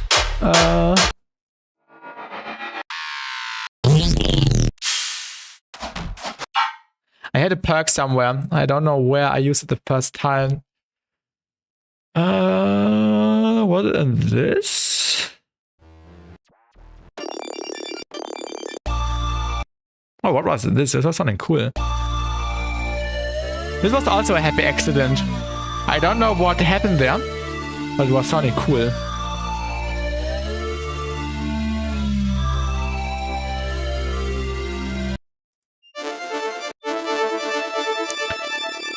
Ghost remix? Oh yeah, this sound. That's the sound I was looking for. But I had a different version somewhere. This one probably. Yeah. With different variations. I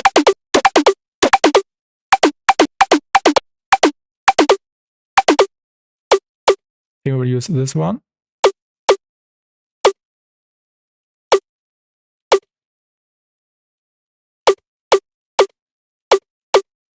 It's almost like a little micro snare.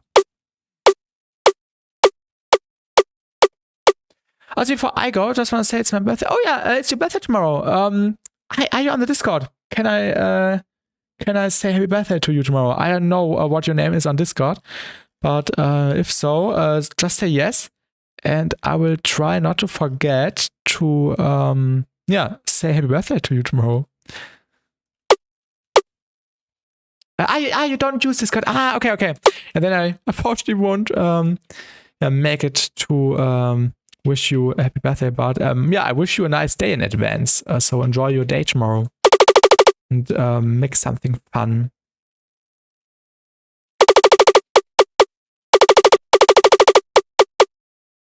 I think I will actually pitch it down. Hey, you're welcome, Sikari. See you.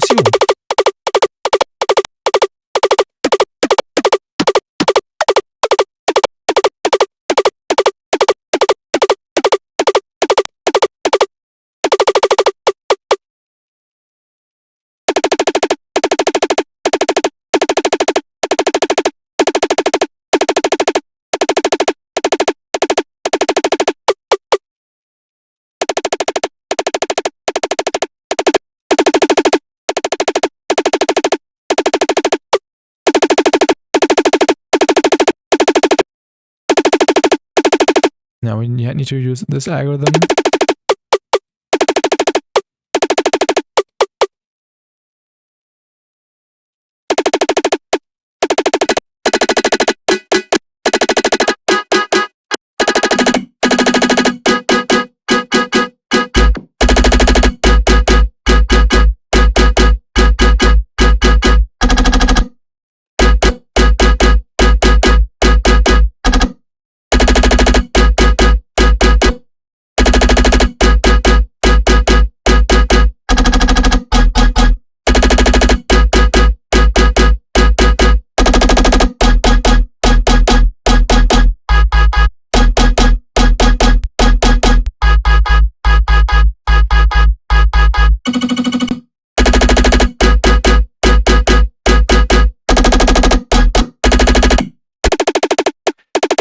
Yeah. Maybe let's try one of the other ones. This one does not sound that good, actually. This one sounds better. However, I live with some day, but I hope I don't use monitors production when I do stuff like this.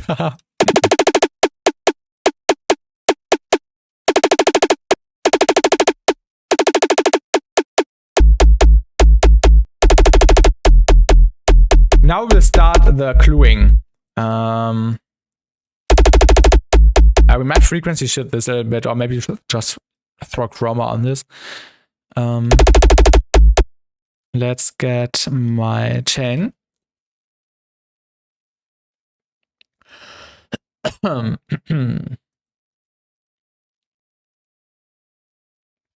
think this one.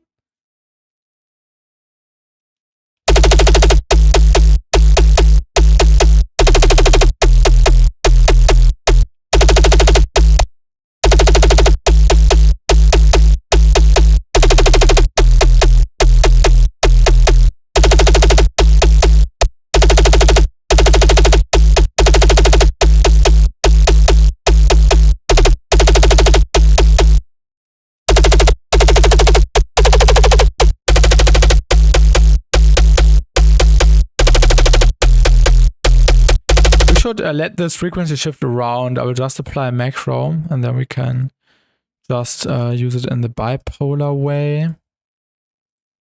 And then we will probably run it through chroma.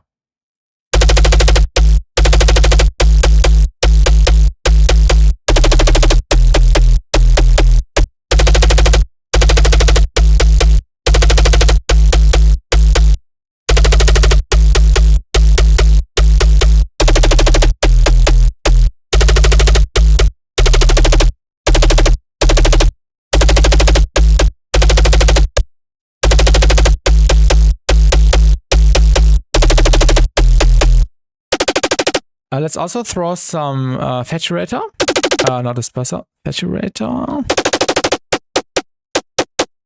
Oh no, actually shaper. Shaper is a bit cleaner.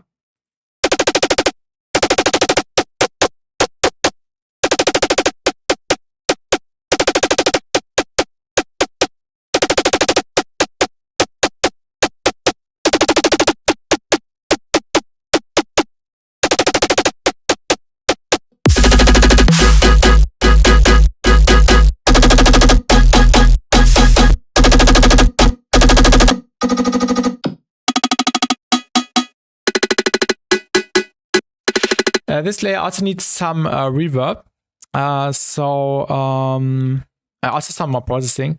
The thing we will throw on a Valhalla room. No, we will throw on Valhalla Supermassive. Haven't used this one in a while.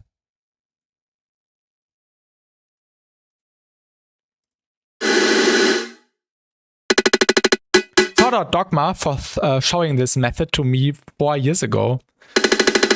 I like the Valhalla Supermassive method.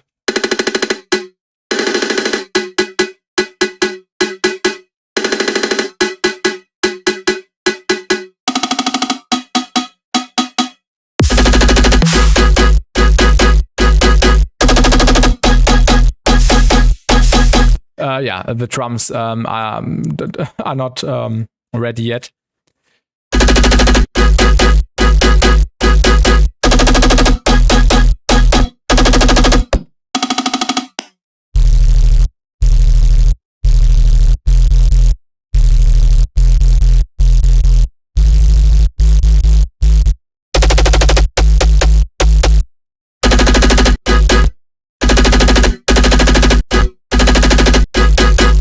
it actually makes more sense to have these really fast hits be just underlaid with the sustained sub bass instead of short ones, so the sub bass does not sound weird suddenly. Let me quickly arrange that.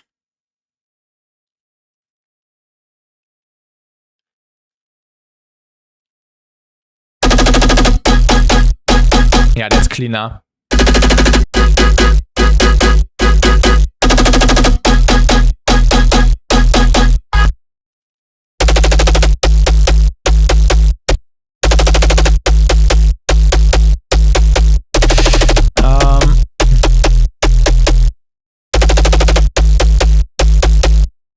Let's do something.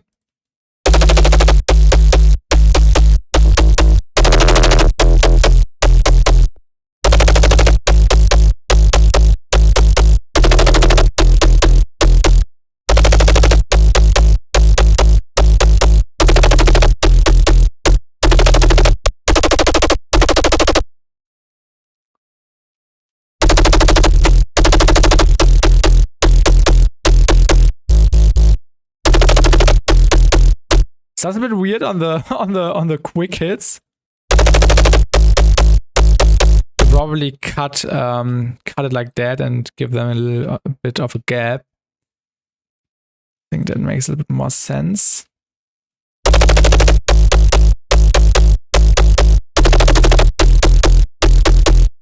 Just do it by hand right now.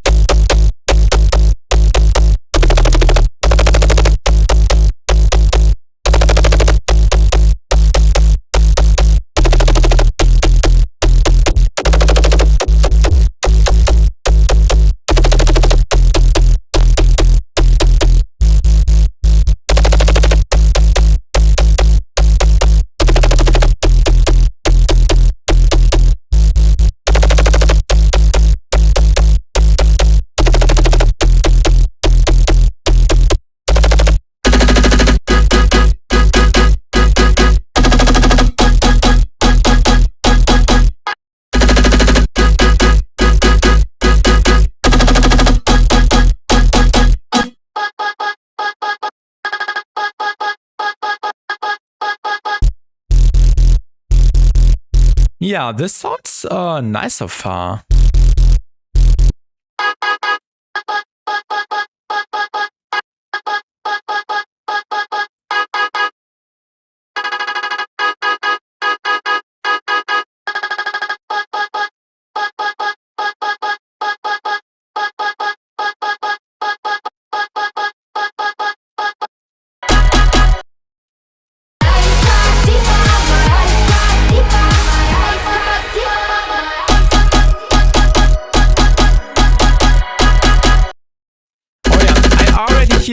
Oh my god, I already have the finished song in my head right now. This is going to turn out really nice. I need to listen to the whole thing in context right now to just make this vision come to life a little bit better. In the meantime, I will deal with the layering.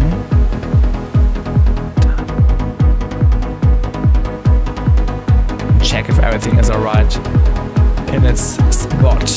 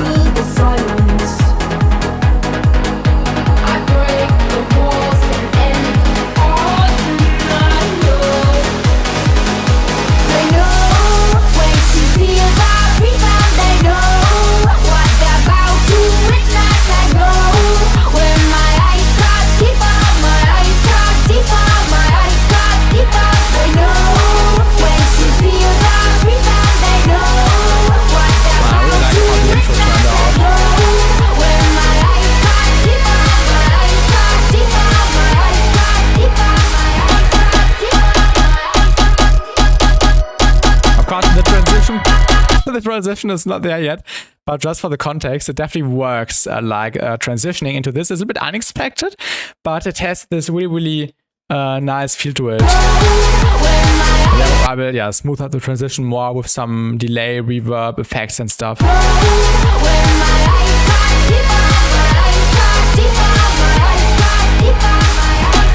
Like imagine a convolver on everything, auto filter, riser and stuff.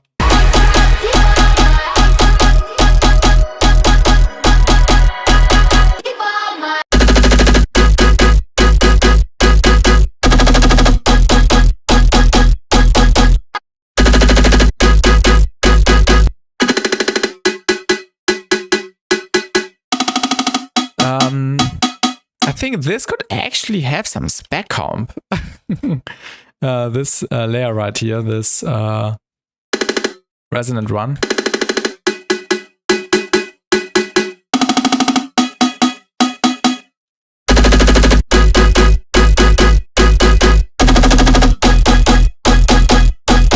And the vocal also needs to be pushed a bit more. Let's also just throw spec comp on there because why not?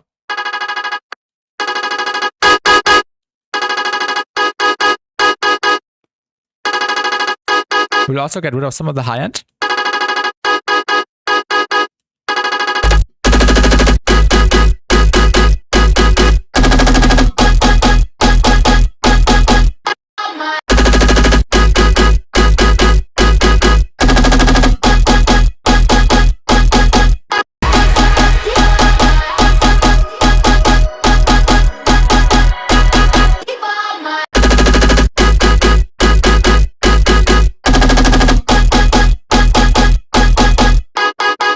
Oh yeah, this is cool so far.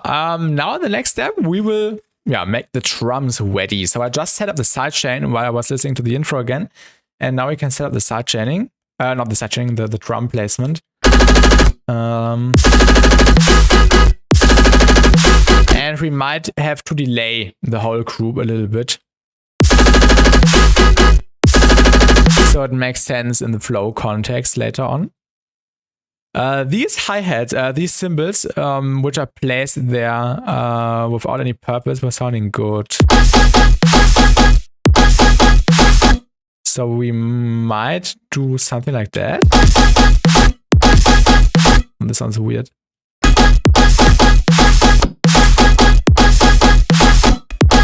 Oh no, let's scrap this. Let's just place them like normal cymbals here.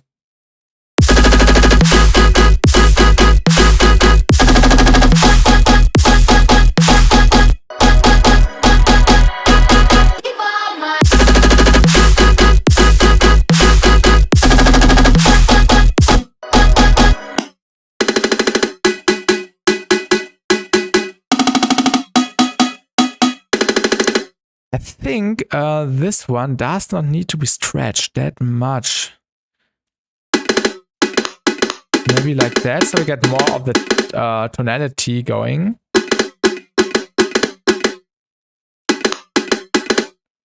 And then do it again. Same for this one. Wait, now I forgot how much I stretched it. Probably around there. Then let's do this. And spam these again. Now it should sound a little bit better. Yeah, now we have more tonality. Because it was that plucky that we did not get any tonality because the tail where the tonality sits was really quiet.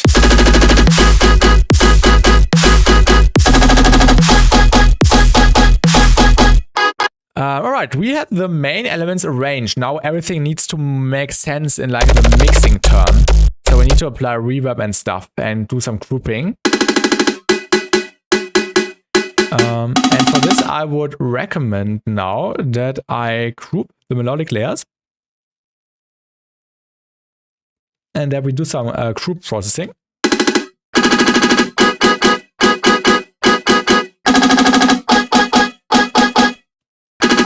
Where's the low end coming from? That's like a crime.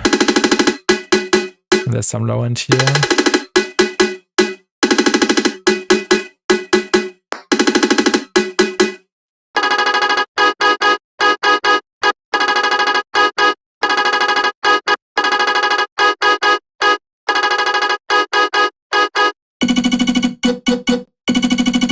yeah, because of the processing here.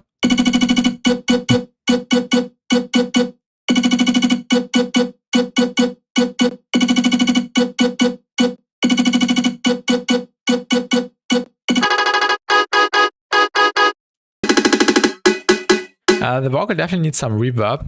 We'll just go with the Pro R here.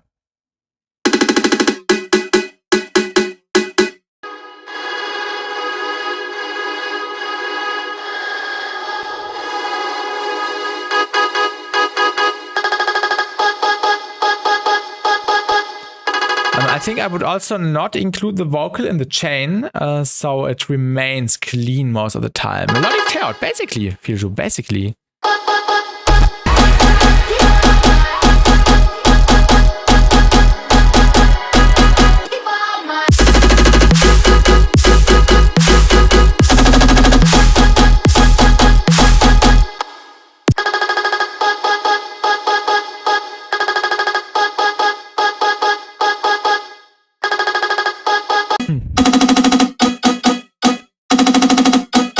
What I also always like doing, adding a separate serum or any other synth, it doesn't really matter in this case, and just mimic the melody with a sine. So we can just add this for some clean overtones. And welcome, Tired, to Retio. Thank you. We really appreciate you. So we can reinforce basically the tonality. And I will now just replicate the pattern with serum. I think I will just add the entire context. And Tatis, thank you. Welcome to the stream. Thank you. We are in G sharp. So it will sound a bit raw first, but we will do some more processing. We can maybe even add an envelope to make it more plucky right away. I think that's a good idea. Oh. Like that. What we could also do to make it more dynamic, that we set the velocity onto the decay.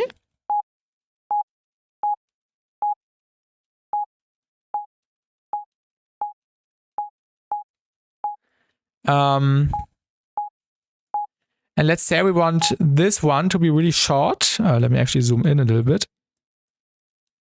Like this.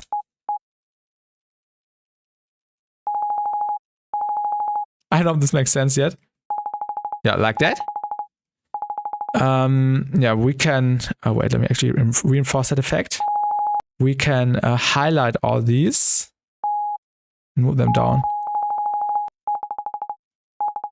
So, yeah, the volume basically in the notes controls the decay of the envelope.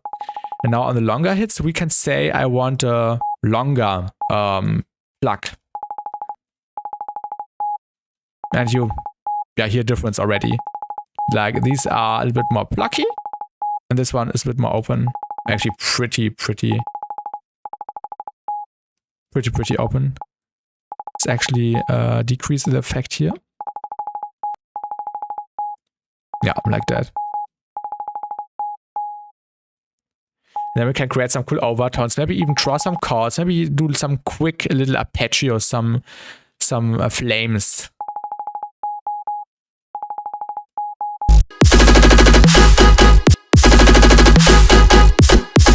And yeah, you don't really hear this on its own, but it adds some nice density and helps bringing everything together in a cool way.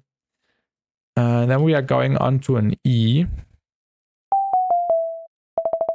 You can hear it. Nice, Fiju. Nice.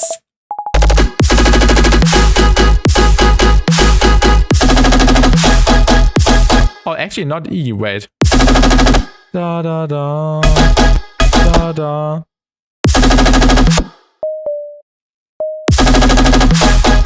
Wait, why is it in E sharp? Wait, now I'm confused. Da da da. Da da da da. Da da, da, da, da, da.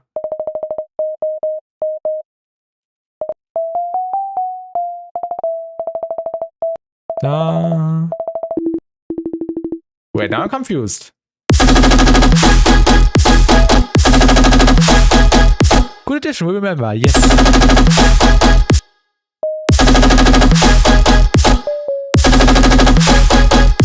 C sharp also does not sound wrong.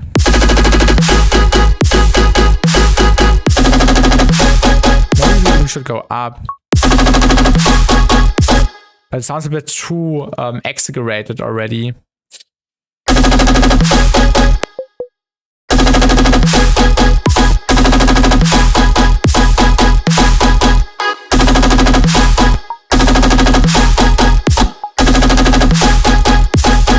We could also just leave it E.G. sharp.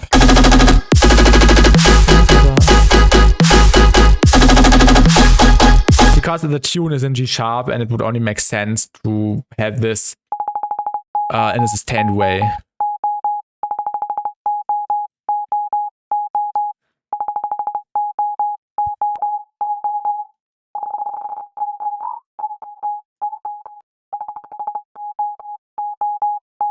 Just a bit of chorus.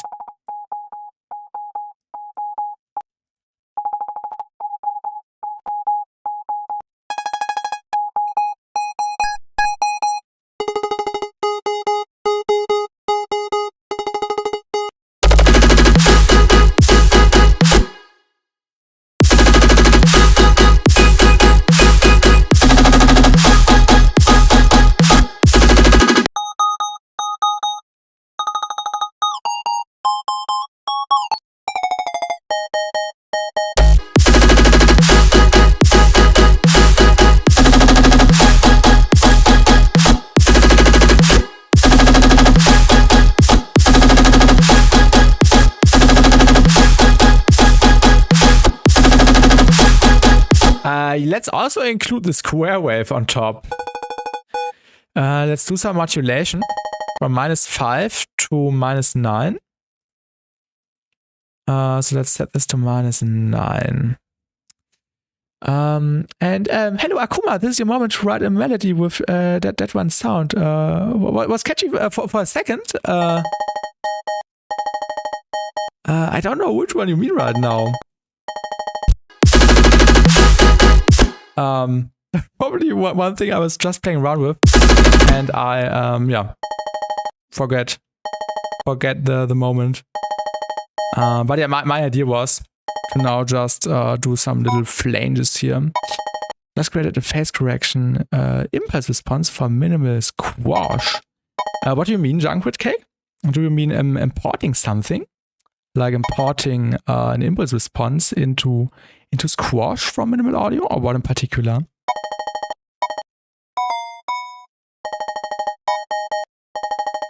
Like we could now set these little things off and also incorporate a melody, maybe even with a counter arpeggio thing.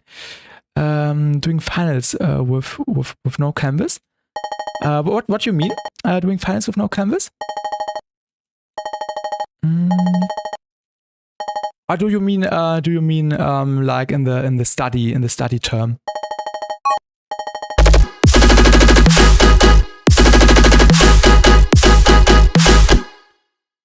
But yeah, good luck with that. Good luck with that. Yeah, let's just copy this over and then we can do some variation. Wait, what did I overwrite now? Let's consolidate. Oh yeah. Canvas is a system. Canvas is a system most unis and college schools. That got hacked. So W, so L, but also W. Okay, yeah. We have something similar, but it's also called something different, like in Germany. Haven't heard about Canvas actually. I only know this application tool for designers who use Canvas to design things or make artworks. I think they also use it for that.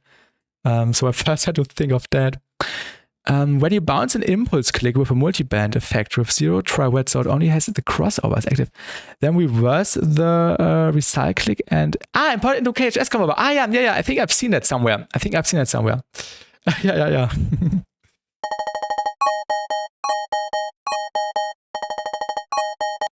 Oh yeah, and then I wanted to do an automation. Yeah, Nesco could have explained that. True. Or AU5. I don't know.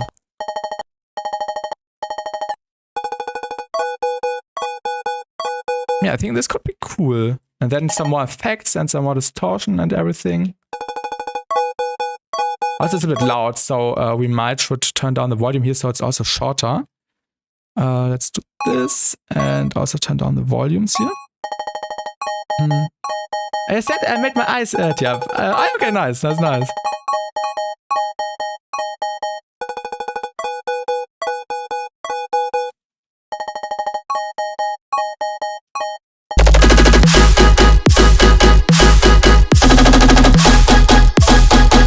Okay, it doesn't sound right.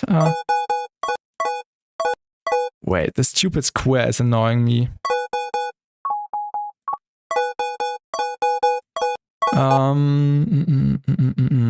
Could we also modulate the sign even further?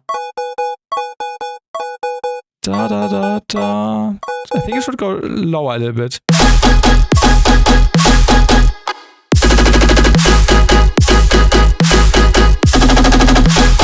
Wait, let me save that for a second and then let me duplicate this and just do it without the automation. I think this is annoying me a little bit. I wonder why a slight offset with tail sounds better than none. It's a layering thing, Junk with Cake. Yeah, it's always nice to place the layers a bit off. Basically the same you would do with chorus to slightly turn one thing apart from the other. And the wings. All right. I thank you for the follow on Twitch. Thank you. All right. Let me move this one down a bit. This one sounds wrong.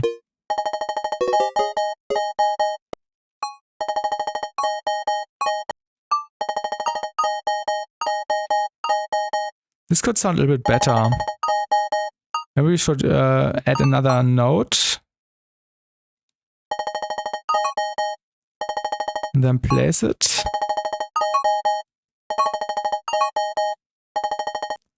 Or maybe we should just spam it through the entirety. Like this. Or to the right. Yeah.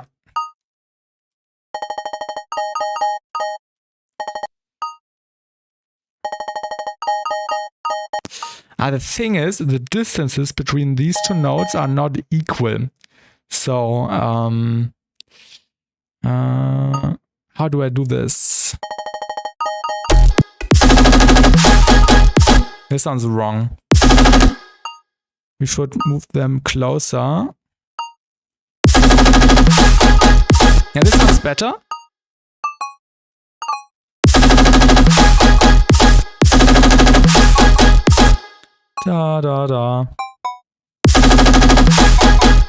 Yeah, this sounds good. This sounds good. But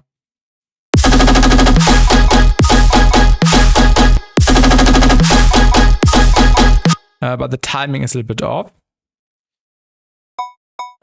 So let's fix the timing really quickly. And move this a little bit to the left.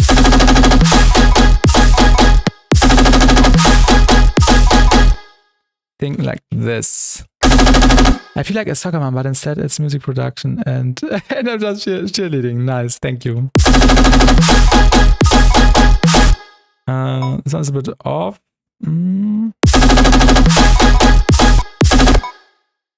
Maybe C sharp.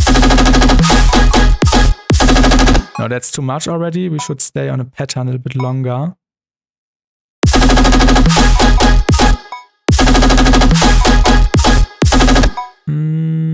I like the flow.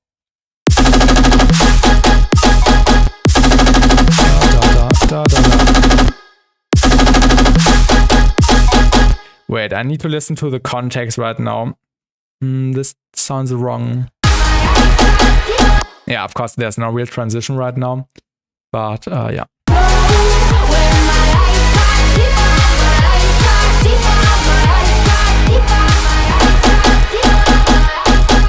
Imagine a transition here with everything which belongs to a transition.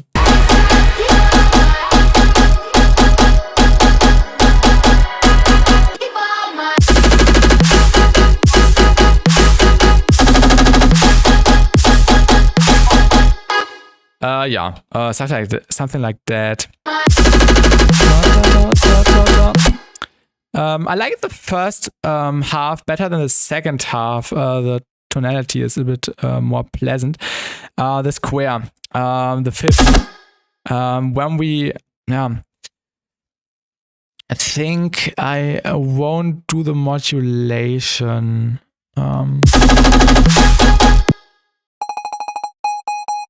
I think we can get a better result this way.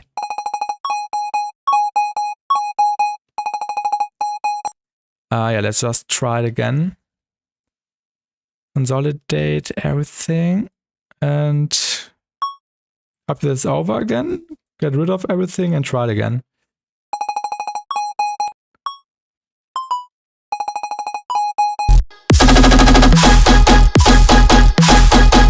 This sounds good. Now I have a different idea. What if we have a delay just on the first one and not on the other ones?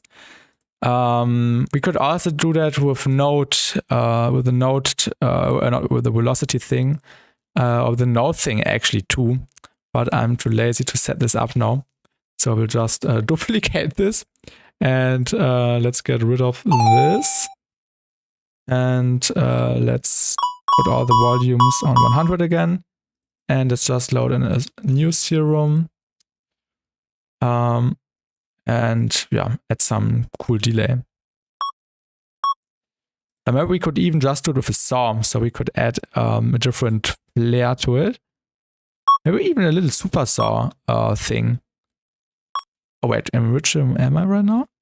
Oh, I'm in the wrong serum. My bad. Let's open this serum.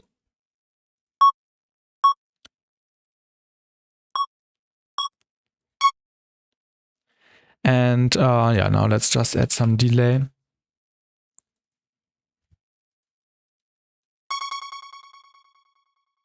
Maybe even just like that. This already sounds cool. Just some little movement.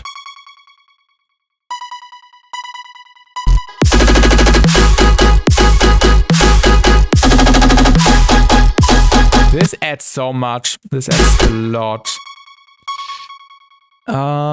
What if we transpose this down?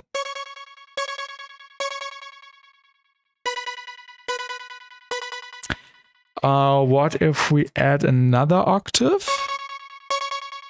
But 2 down. Then we filter this out later on with a high pass.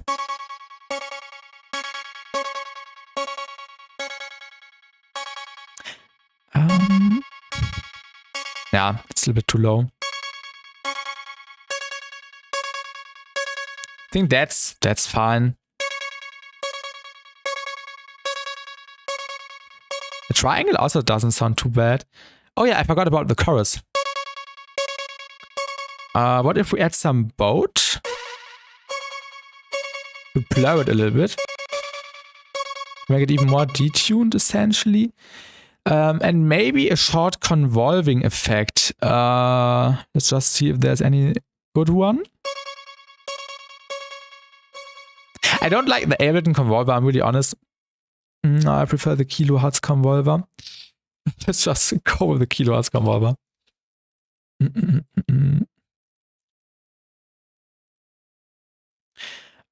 Maybe just this. No. Let's go with the 80.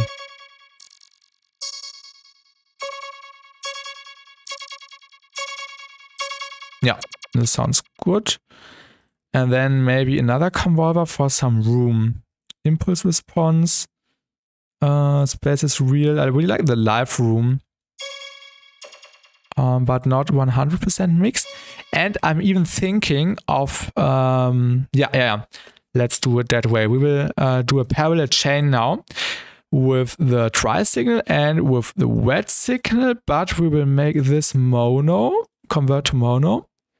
And then we will add a comp filter, minus. And then we can mix in the wet signal with the convolver, but let's also make that shorter.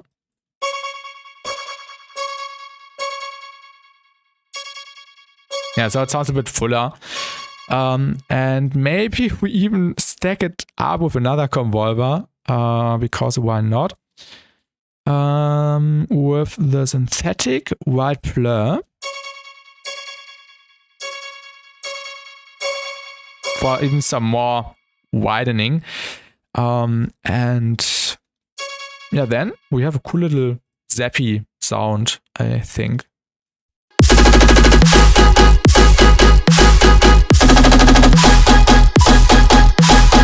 Yeah, and yeah, we will probably enhance it more with post-processing. I would actually get rid of this one. And remove the gain a little bit here.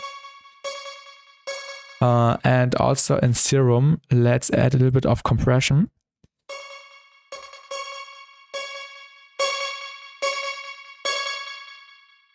Or just single band. And in Snap Heap, no, let's don't do that.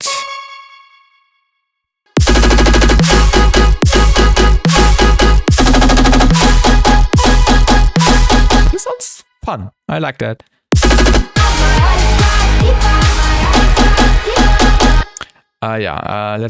Let me just insert my fake out chain.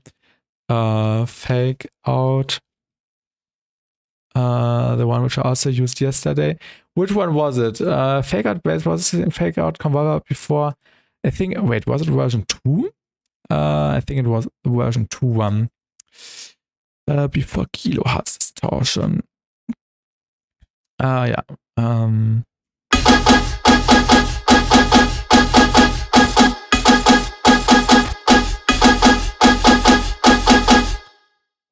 And we should also apply this to everything then. So let's do a group in the group. I have to colorize this a little bit. So this is the layering group, this is the bass group, and now let's just copy over the KHS convolver and apply it to this group. And then we also do a little EQ. Oh yeah, and let's also do this to mono. Oh, it's already in mono. It's already in mono.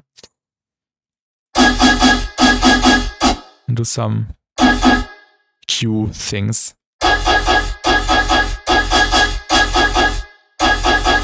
We could also do da da da, like we could make the first one a bit higher.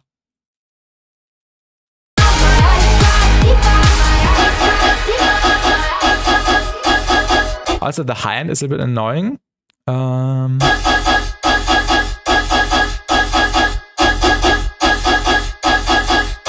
yeah, we'll just filter it out.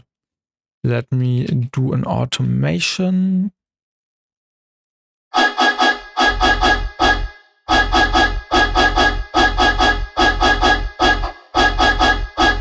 I know it's clipping a little bit. I will deal with that later.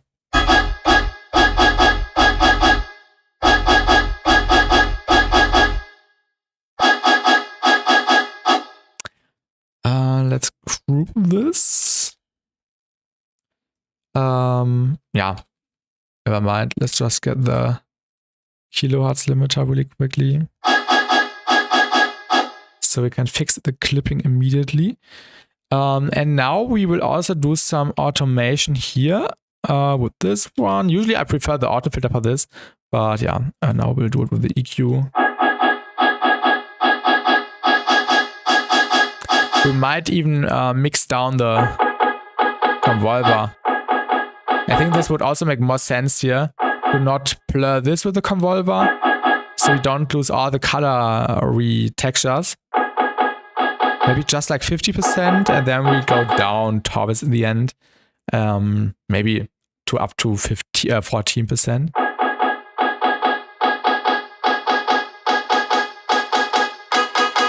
Yeah, and then some more stuff, the typical riser stuff and so on.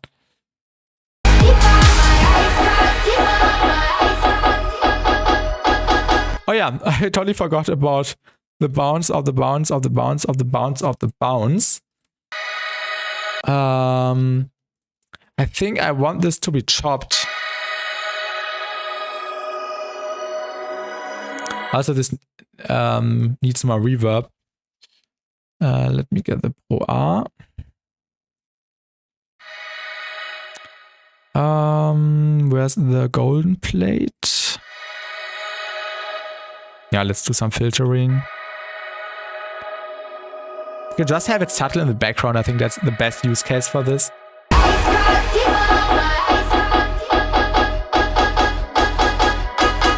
Yeah, this sounds way better, way more pleasant. Let's also just automate the EQ. Oh no, not this one. But this one instead, the number 8.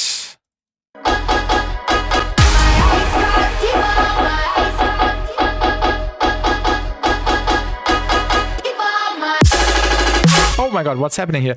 Oh yeah, the convolver chain has to be deactivated. So this one will be turned off here and also here. And then it sounds good.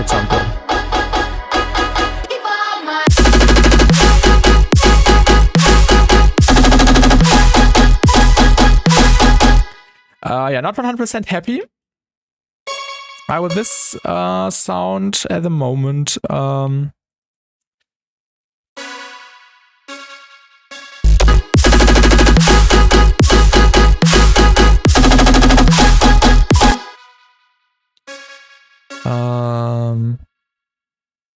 Let's throw some spec comp on this.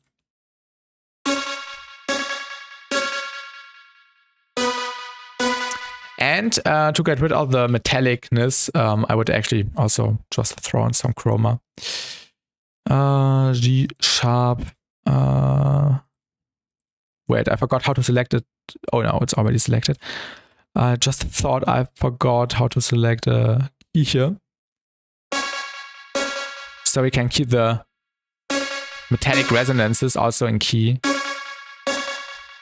So it sounds a bit more...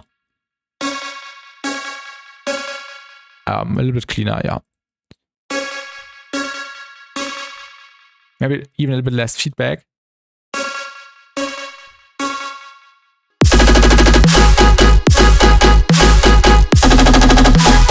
And maybe the chroma after everything.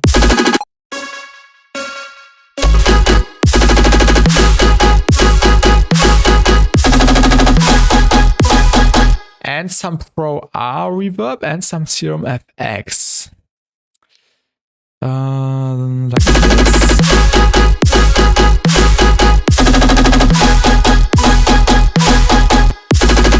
And Serum FX.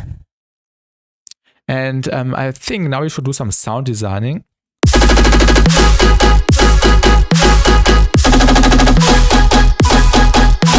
Yeah, this sounds okay-ish. Of course, we can also modulate some reverb later on here and there.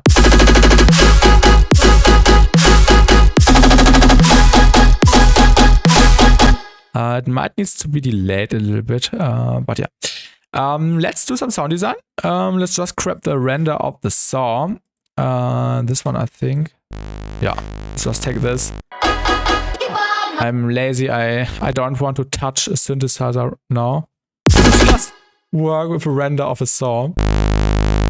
And just do stuff to it. First, let's just do the standard method. This always looks hilarious when you open this plugin. All right, let's record.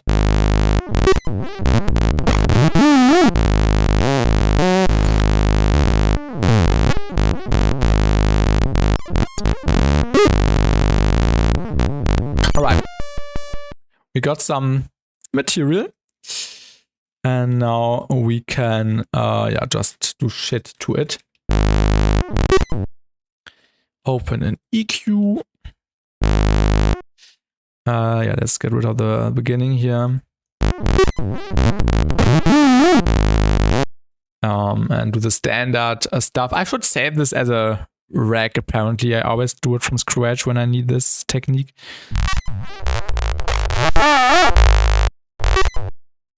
Auto filter. Actually, I haven't tried this with a bandpass filter yet. Let's try this method with a bandpass filter today. Fusion, the standard sound design goat.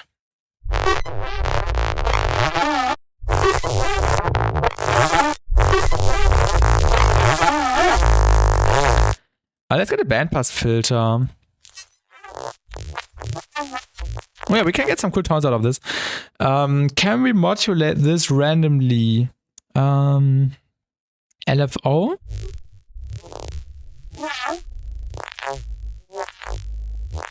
Ooh, this actually sounds really fun. I never use the LFO in the auto filter. What does it do? Wander, sample and hold. Does it also? Ah yeah, smoothing.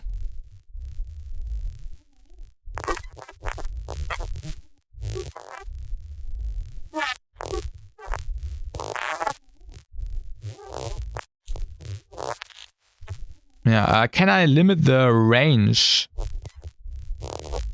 Can I limit the range somewhere? I don't know. I will just do it with a with an LFO.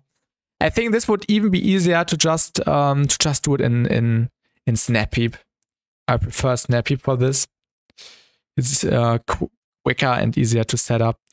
Just filter, bandpass, random, chaos, smoothing, and then this, and then you can increase the range.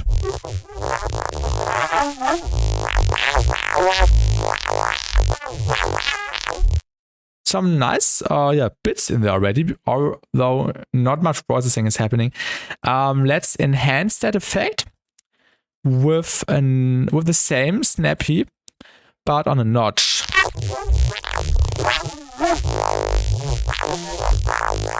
So we get even more variation in between. Let's add some drive. And let's put this into the same processing chain.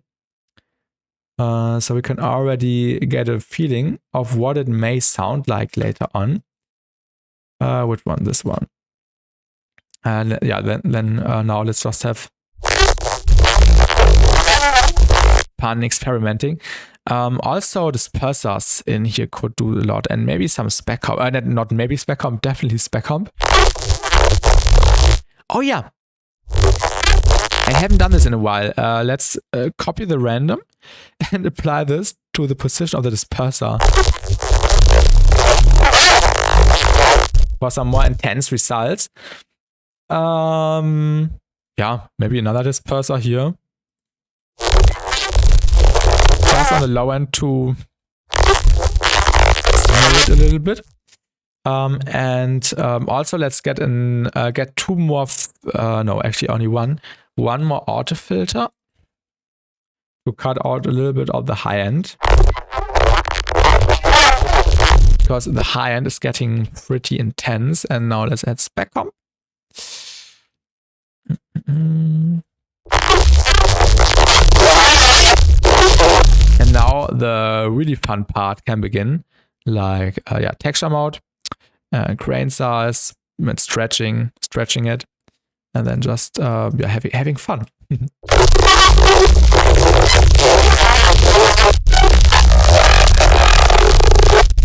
It sounds a bit uncontrolled, because the rate is a bit hectic. Let's lower the rate a little bit. So we may also stand on one position for a longer time. Yeah, I think this is more pleasant. Let's also limit the range a little bit, so it's only happening in this lower mid area. In the first one, let's also decrease the the hertz, the frequency, so it's not that intense. And hello XZ in the YouTube chat, welcome. Yeah, this is more pleasant. On the spec comp, let's also turn down the target a little bit.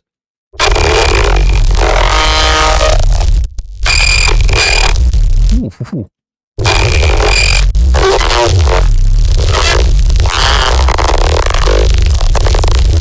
Now let's just start recording. Let's record without the processing chain, so we may even do more stretching later on. Yeah, I will just highlight this area and tweak knobs while recording, and this way we will get cool stuff.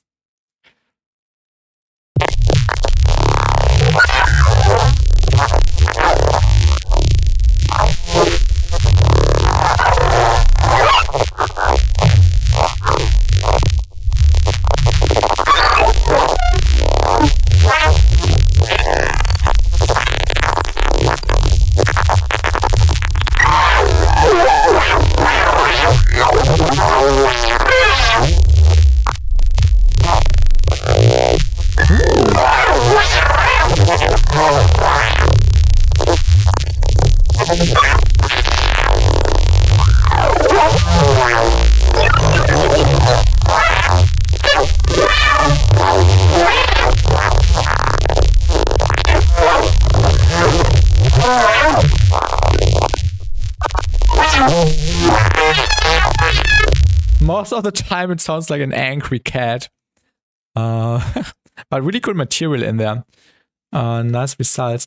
Yeah, now let's activate the processing again and see what it sounds like. Oh, probably not in contact with everything else. We need to chop it up, of course, and do more processing. But we got some tasty fills.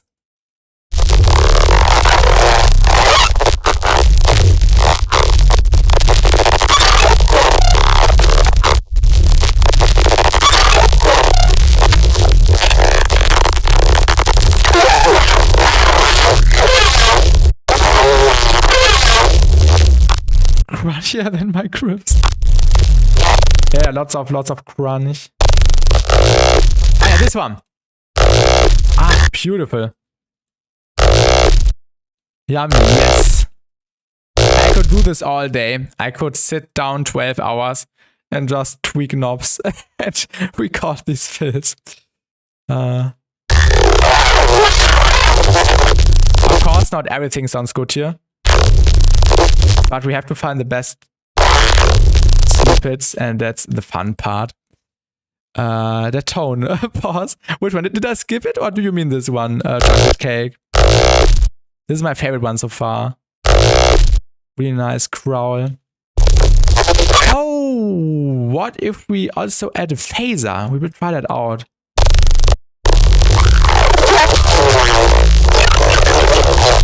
When you said tweaking knobs, I can't remember. Can you recognize it on the waveform? Is it still in the frame? Or should I scroll back, Junk with Cake? Which one do you mean? Can you spot it by its waveform?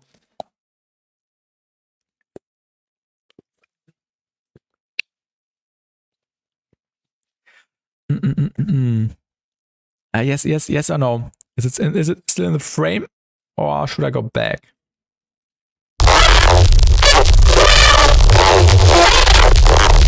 I mean, the thing where Dashi makes an innuendo and says pause after. What is an innuendo? What is that? Not the sound. Ah, not the sound. Ah, okay. Okay, I don't know what you mean. This one is also okay.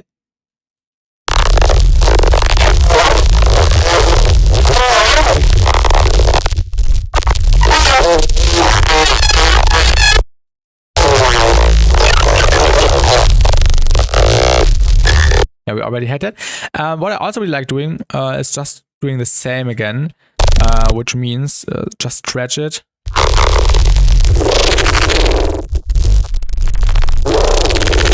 and turn up the pitch and just see if there's any good material in there. Example, this one is hard. Pause if you get what I mean. I don't get what you mean, Junkfish Cake, I'm sorry. Ooh, this sounds like wax you sound. Ooh, hoo, hoo. This one.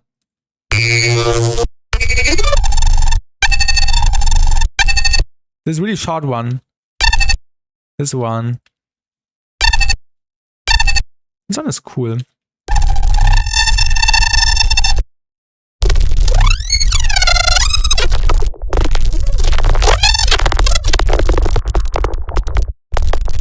Yeah, we got a cool few examples. Now the post-processing matters, of course. And we need to find places where we can put them in. So now we have to get rid of some moments from the arrangement and see where we can put this in. Oh yeah, before I forget. I wanted to do it one more time with a phaser instead. I haven't done this with the ripple phaser yet. So let's just do it with the ripple phaser.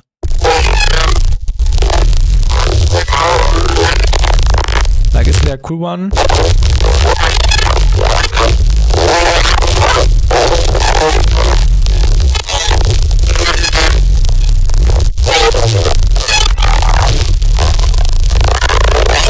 Oh yeah, this one is nice. Crans. The more you make, the more your hard drive cries, having to start 12 terabytes of sound design sessions. True. And now I actually want to know how big my Ableton folder is with all the project files. Let me quickly check. Ableton. Ah, yeah, this project thing. Okay, all my Ableton project files with all the rendered files is 140 gigabytes. Yeah, that's all right. That's all right. Still some capacity left. Yeah. Wait, how much storage do I have left on this hard drive? I still have a lot of free space. I have a 4 terabyte plate, and all my production stuff is taking up 700 gigabytes, and I still have around 3 terabytes left. So this should last for a few years. My whole life is on a NAS between 8 SSDs, 140 gigabytes of projects that will never see the light of day. Yeah, it also contains all the release stuff, like the 20 released Ableton songs or 25, I don't know. But of course, yeah, lots of just trying out. Actually, in the stream, not yesterday, 2 days ago, where we started this remix idea, we went through a few old project files, which was fun. But yeah, probably most of them never will see the light of the day. I should render out some stuff and put it on the second SoundCloud. I haven't done that in a while. Yeah. Okay, wait, why does this sound weaker now? This sounded different before. What? Because this is in the fake out chain. The processing. All right. I really feel to buy Fusion. Yeah, it's really nice for sound designing, Shadrome. I can definitely recommend it to you. You have seen me many times using it. So it of course has to fit into your workflow. I don't know. I think there's a trial. Maybe get the trial first and see if you can use it in a way which adapts to your workflow. But yeah, for me, I have made one of my best sounds with it. I have made dinosaurs. Let me actually show you. It's saved in here somewhere. Oh, this is a fun sound. I always wanted to use that for something, but I haven't.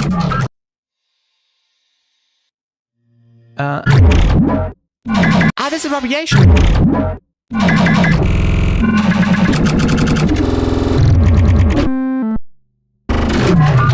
Oh my god, I need to use this somewhere. I'm in the habit of bouncing all sessions, racks, and samples now after losing everything from the EP to before that. to just make sure you don't lose it again, and you put that in a folder, and then you can save it for future stuff. Yeah, I think that makes sense. I'm really lucky. I never lost anything. Besides, I think, besides 1 or 2 project files, because I did not save and Ableton did its things. But I'm really happy I was not in the situation losing anything before. And Henrik, hello, play it. What should I play? The samples or what? I might use it for Minatory and Deathstep, and I guess it might fit my own style. Yeah, sure. You need to try out. There are many useful things you can do with it. Where's the dinosaur?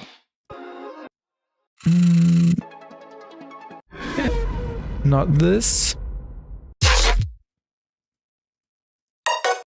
These sounds. I also made these sounds with Fusion. So without Fusion, I would not have been able to make these. One of my best sounds. Alright. The wall is the best invention. Thank you, Prince, and that was for passing a knowledge down. What is the vault, if I may ask? Is that like a storage thing or a cloud, or what is that? Haven't heard about that. Showcase would be great way to put out those unfinished stuff on, not showcase like a mini mix maybe. Oh yeah, average viewer. I think I haven't greeted you yet. Welcome to the stream. Last year I made a showcase. But only with heavy stuff, not with melodic stuff. I planned to do a melodic showcase too, but I actually never did, although I even had the cover artwork ready. But I never worked more on these songs, which definitely needed more work, and I really liked the ideas back then. But yeah, now I don't like most all the other stuff because my quality has improved. But yeah, I think there won't even be a showcase this year. But yeah, definitely next year. So like in January or February. But yeah, if you haven't listened to it already, I will send the link really quick. This is the heavy showcase on my SoundCloud. And I think only 2 songs. No, wait, 1, 2, 3, 4. 6 songs. Oh, wait, no, I can't count. I'm stupid. 1, 2, 3, 4, 5 songs from the showcase were released yet, and 2 are finished, which will hopefully come out this year, and yeah, 1 more will also be finished hopefully by the end of the month. But yeah, I really like the ideas from the heavy showcase a lot. The vault is the best invention. A long-term backup solution. Prince started by buying a bank vault and storing his recorded multi-track tapes and finished mixes of every session. He has more unreleased ready-to-go music than most people probably will have in their lifetimes. As for that mouse, he just has multiple cluster storage servers that periodically back up to offsites. My situation is way cheaper than any of that. But the fact, so you built yourself a similar thing, if I get that correct. Yeah, basically like a local server thing. That's definitely useful. That's definitely useful to have something for this backup. Yeah, or to just backup in general. Yeah. I also have a 10 terabyte hard HDD, which I got I think 2 years ago. But I just saved gaming clips on there. I have like 6 terabytes of Call of Duty gameplay, and I can't delete it, and I will probably never watch it again. But I'm wasting potential storage with like 6 terabytes of Call of Duty clips. Yeah. Let's continue with the sound design. I know that. Yeah. I'm glad I don't play games basically at all anymore. I have tons of game recordings. Let's do some more sound designing. Waiting for the day 1 petabyte, 1000 terabytes is the palm of my hands. Oh my god. Yeah, it will probably come eventually.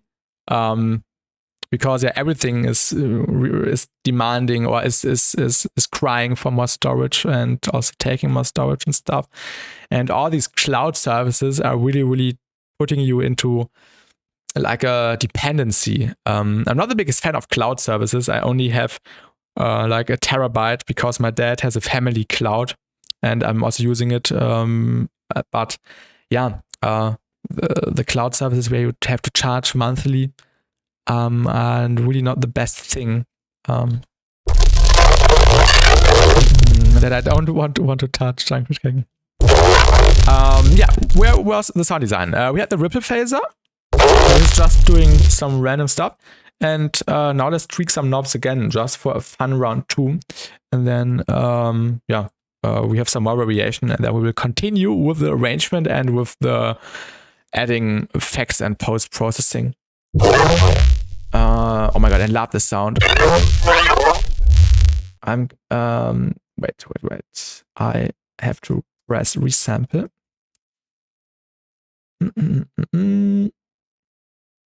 And now let's record.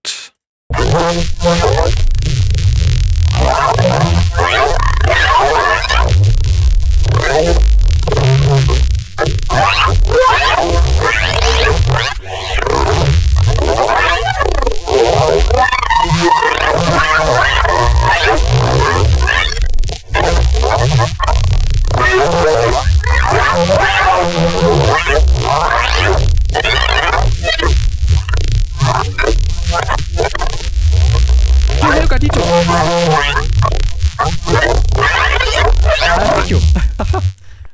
Nice sounds here. We're just doing some sound design. And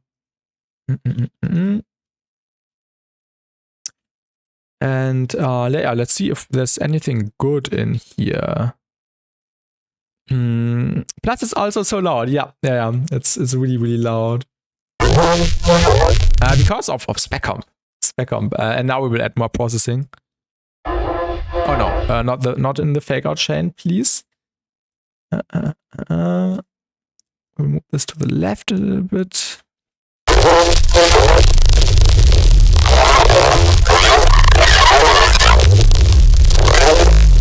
Right, this one. Oh my god, now I want to make proper tear out and not melodic stuff when hearing these sounds.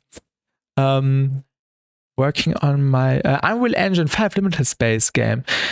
Still had a problem with a crash material of all things constantly reloading. Yeah, I have no clue about that. But yeah, definitely sounds complex. How was the BassTi battle yesterday? I couldn't join. Oh yeah, the BassTi battle yesterday was really fun. I can show you what I came up with. So the sample was the seismic charge from Star Wars, like the Slave 1 bomb essentially. And I can quickly play what I made. It turned out better than the first game 2 weeks ago, but the drop lacks of layering. Give into the dark arts. Yeah, yesterday I made a dark stuff. This one in 2 hours out of the seismic charge.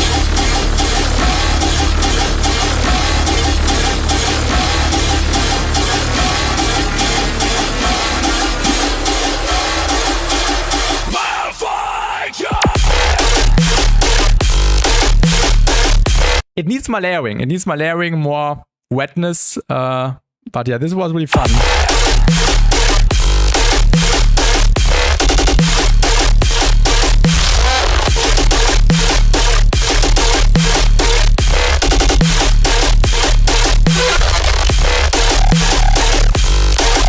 I don't like the sustain.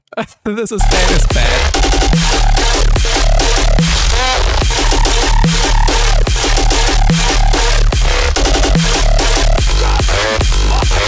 So basically everything was made, or like the main sound was made out of the seismic charge sample. I might turn this into something. I really enjoyed this. Like the tone of this main sound, this really static one. And the drums are from Surgeon. Yeah, Surgeon made a cool sample pack. And I used the drums from him. Yeah, really good ones in there, especially the snare. snares, cool material in there. The pattern is sick. Yeah, it's simple but effective. Not too complex.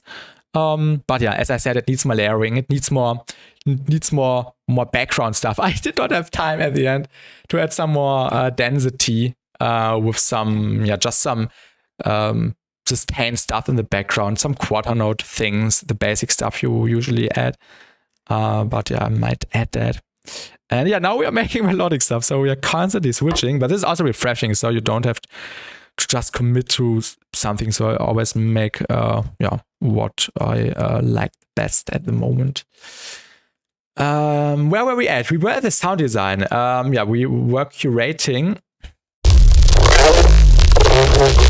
some of these basses here.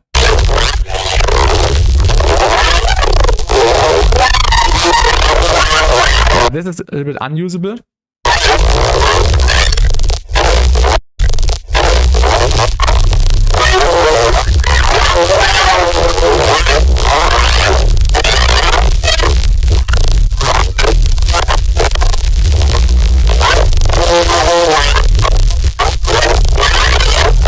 Actually, not that much good stuff in there. That's a cool pattern. That's a cool drop pattern.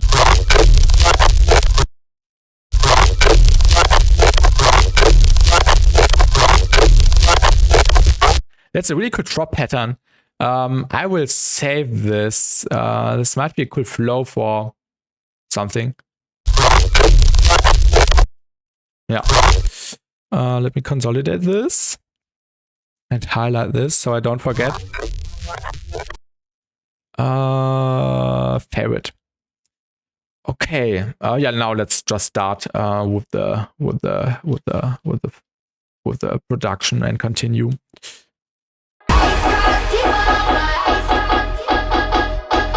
Oh wait, the processing is missing, right? No.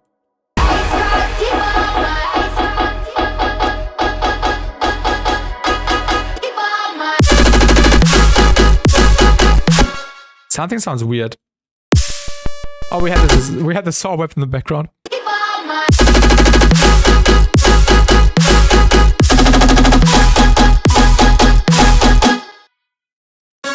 This needs some EQing, and we should pitch it up again. I don't like it pitched down anymore. Oh yeah, also we need to get rid of the low end. And a little bit less mids, a little bit less high end.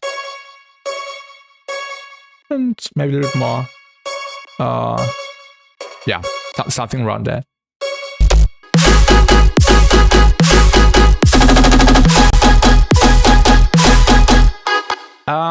Where are the sounds? Let me just take all of these and then set them down here. Or actually, we can even do let's do the processing in this track already. We just need to find the proper moment, probably between the sub basses, and just sprinkle in the fills and see, if we can find some cool moments and if anything works. Let's try this one first, the one I enjoyed the most. We should also get rid of like the pattern here and there. Like we can get rid of this and do a fill here because we are 4 bars in essentially, and we need something for the variation, like a fill. This is also a nice one.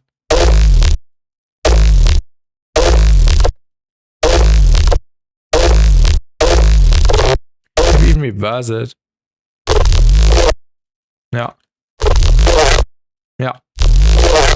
That's cool. And then of course we need to tune it, like throwing chroma, for example, on it. Maybe we can even keep it more natural. We have to see what works.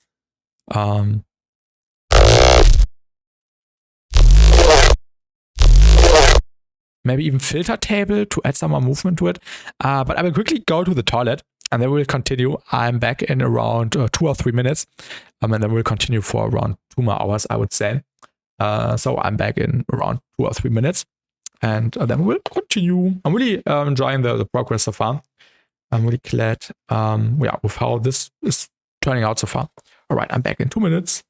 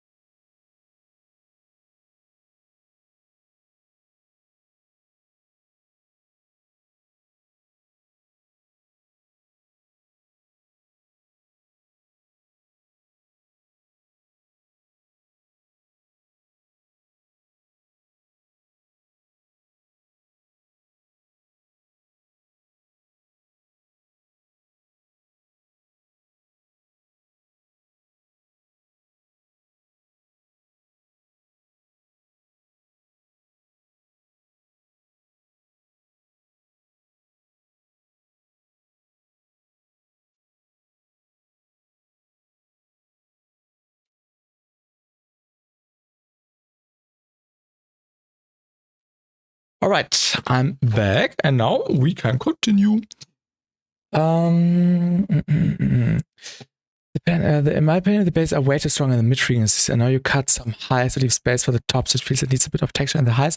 It's a bit noisy following the bass, and the tops are not complementing enough. Just for honest opinion, don't want to change your vision. Yeah, Gatito, definitely valid. In the tear out one or in the melodic one? Right now we are fully in the layering process and making the layers work together. So it still feels really trying. So there will be lots of stuff following. I'm in the third one. Yeah. Okay. Yeah. I only made that in 2 hours, so I definitely see the flaws you are addressing there. This will definitely include some work to fix it, like you suggested. I think you can add more energy in the highs doing that. Yeah, exactly. Just some more layers, some parallel layers, some texture layer on top, something like that. Definitely see that. Ooh, I have an idea now.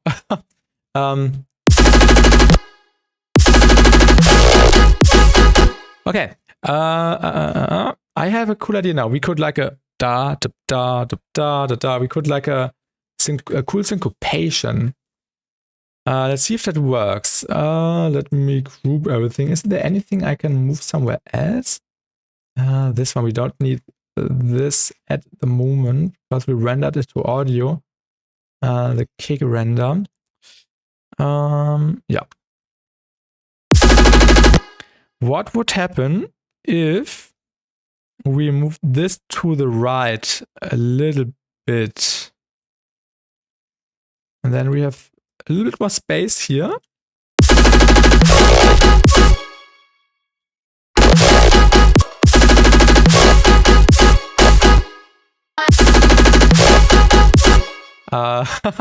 Okay. This needs to be longer. And we need more space.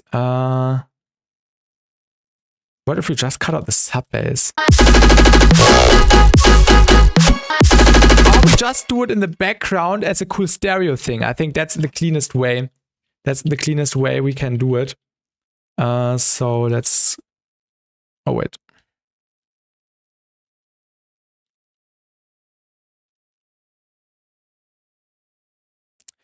I'm stupid. This goes up. Good idea. Yes, yes, yes. So we can make it fuller. And yeah, just have fun. CMFX. I still use the old one for stuff like that. Definitely cut out the low end. Let me actually do parallel chain just with that. So let's cut. Yeah, get rid of this and this. Get rid of that. Get rid of these. And now we can start with the post-processing. And this adds some nice density.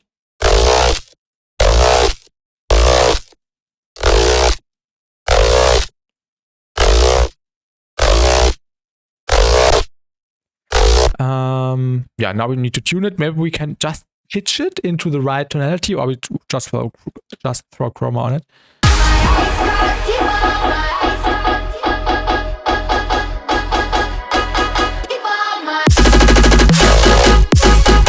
This sounds so bad. Let's throw chroma on there. Let's see if we can make it work somehow.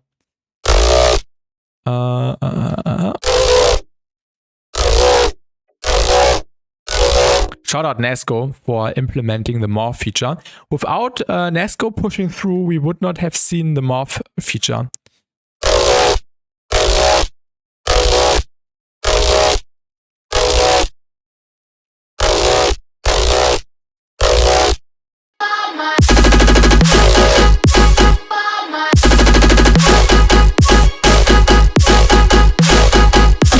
I think just a short hit does its job better. Just a short hit, and then we can just use it as a quarter note layer. It's always nice to have a quarter note layer between a more complex flow, because then the listener can follow the pattern a little bit better, even though it might get more complex over time. So that's also nice. Using a quarter as an offbeat. A genius move, yeah. Really nice thing when it comes to layering. Now I need to think. Definitely need some more processing. We don't need the high end, or all of the, or not all of the high end at least. Maybe we even not included in this processing chain. What would happen if we put on spec 8? Yeah, to clean it up a little bit.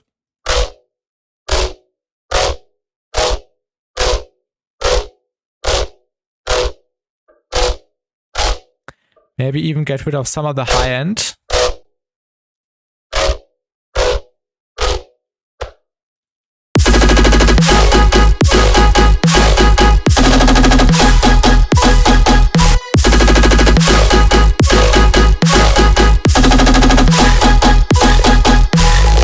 It sounds weird.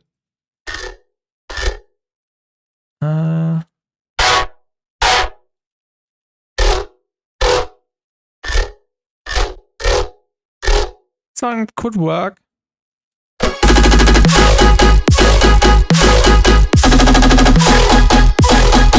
Ooh, this works perfect. I love that. More processing. Let's add some chorus. This definitely needs some chorus. My favorite chorus is the flex chorus. I love this piece. Maybe we don't even need the reverb. Let's mute the reverb for a second. Also the Serum FX. Feedback, timing, yeah, widening, width can be all the way up.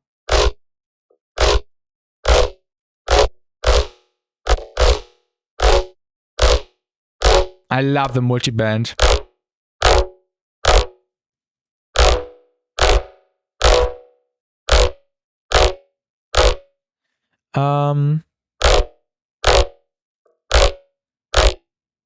We need the modulation. I don't even need the modulation this time.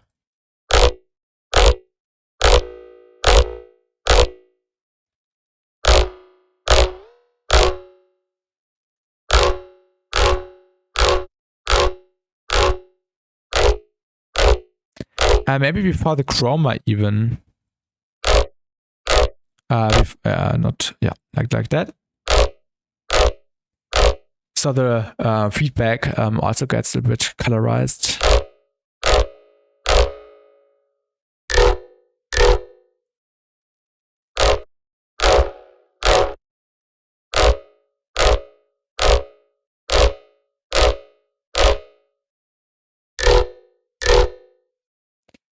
Perfect. Now let's add the reverb again, but not all the way up. And the Serum FX. Also not all the way up, and this way, by combining a few different techniques to make the sound more stereo, we get a really nice combination.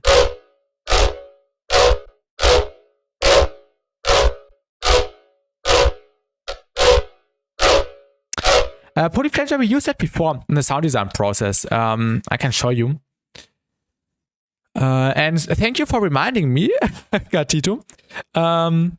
Where did we do that? I forgot.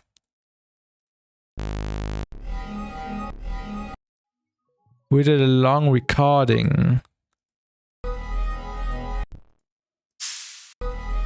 This one, I think. Yeah. Wait, we will use that, Gatito. Thank you for reminding me. This project is already a mess. No, not this.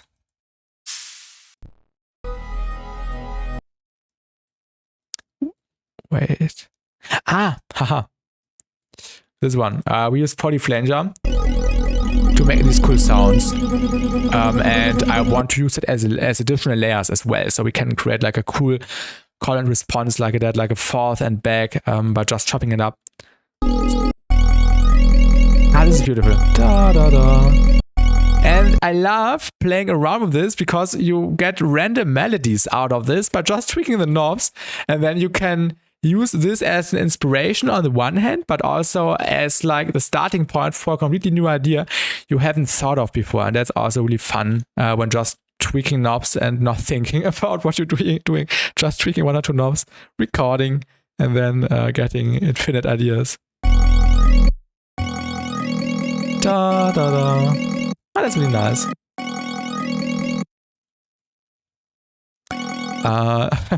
Let's throw spec comp on there.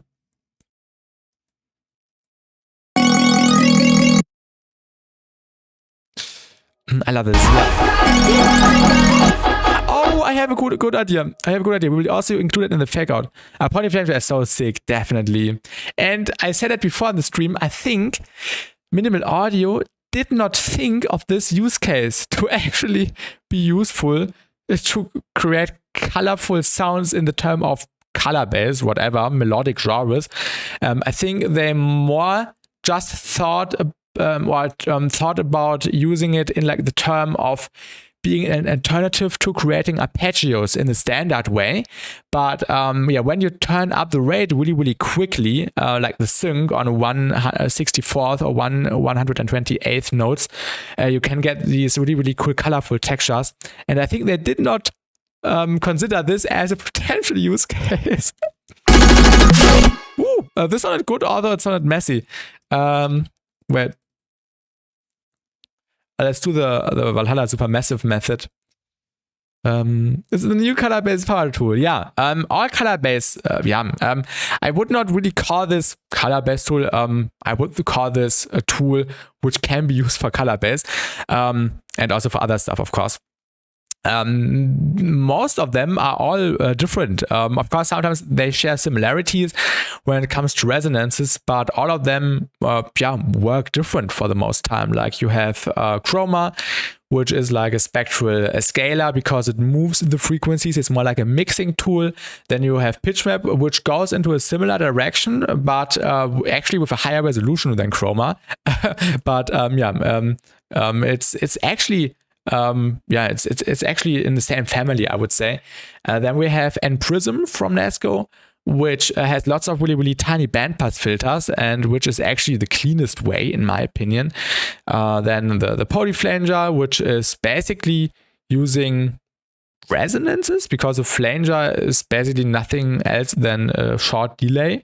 And then, it creates the resonances. Then we have Bismuth, which is basically also resonances, but in a different way because it sounds completely different.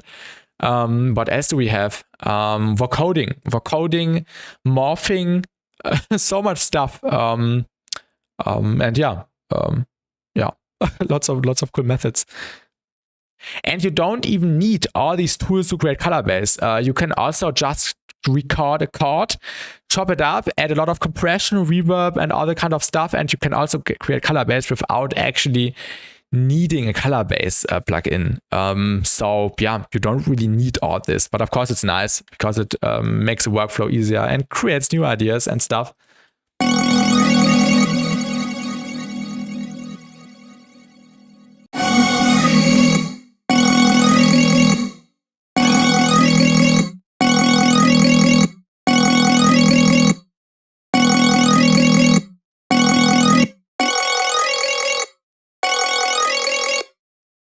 Okay, let's see if it works somehow, and then we will do more mixing decisions. Plugins and sound design is getting crazier. In the future, maybe we got something like spectral poly hypergrowth, whatever this would do. But I'm pretty sure there are some interesting concepts already flying around. Like I'm especially excited for the new kilohertz update, which is hopefully coming soon.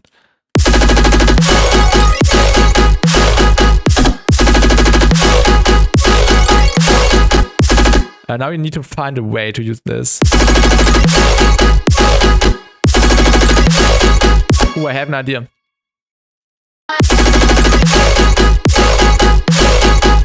Oh,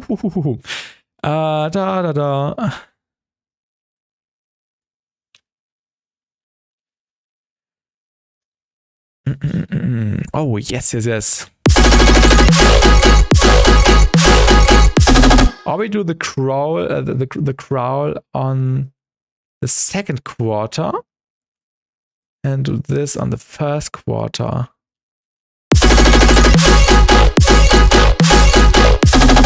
And welcome, XSZ.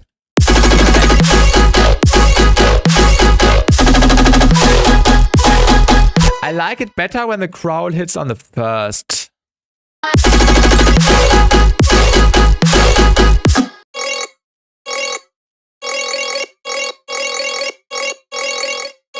We need to find a different passage. Maybe we can just layer it like this. Maybe we can add some more processing. We will definitely add more processing. And maybe we can create a cool AB, like a da-doop, something like that.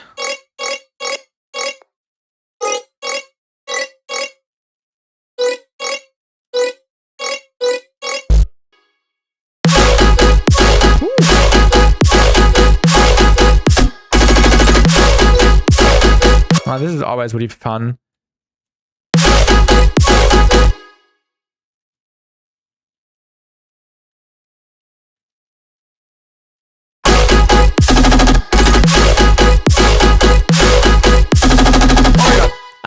I'm enjoying. I'm starting to enjoy this idea even more than I did like 2 hours ago. Melodic resonance. Oh, it's so cool. Yes, but it needs more processing. It sounds really raw, really dry, and we need to add more stuff so it works. You can even resample it again to change the pitch individually. True, definitely. But I think, yeah, I will, wait, I will actually save this now. Also, speaking of saving, I haven't saved the project in like 2 hours or so. Let's just scroll through the file and see what else sounds good. Oh, wait.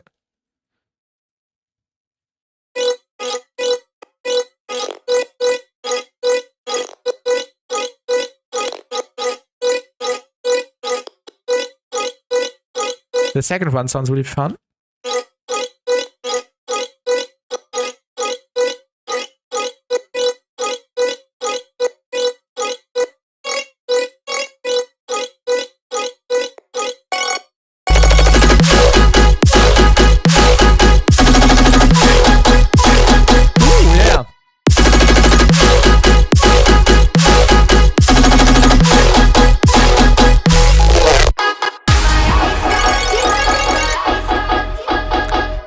Of work to do, but yeah, it's coming along. It's coming along.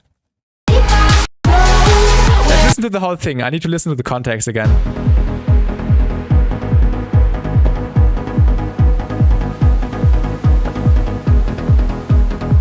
It's getting there, yeah. Making the intro was so much fun. I really enjoyed this.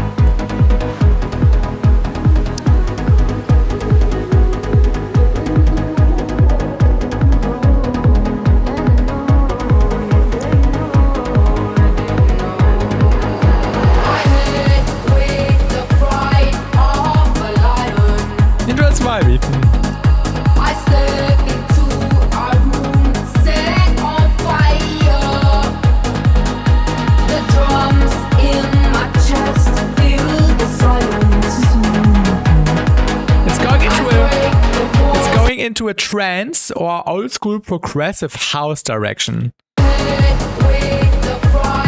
Something in between.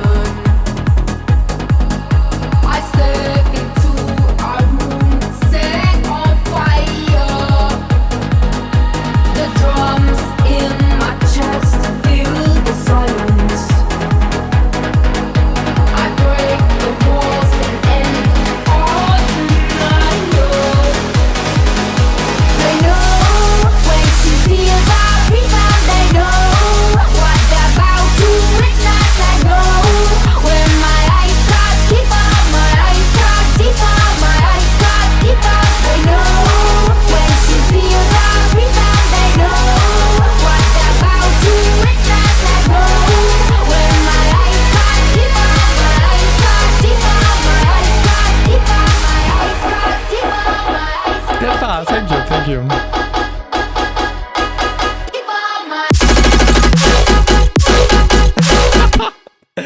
Okay, this was really fun to make. I really enjoyed this part. And now we need to do a proper transition because this is just supposed to be like the soft pre-drop build thing, and then all energy will be happening here. In the drop, so yeah.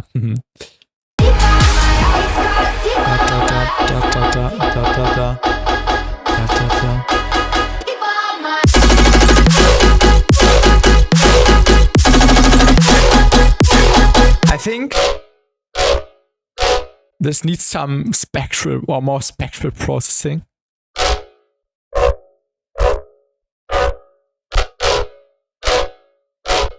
Yeah, something like that.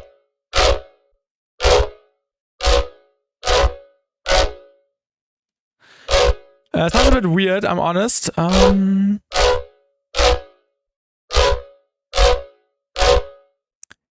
is it panning weirdly? That's so weird. Oh, wait.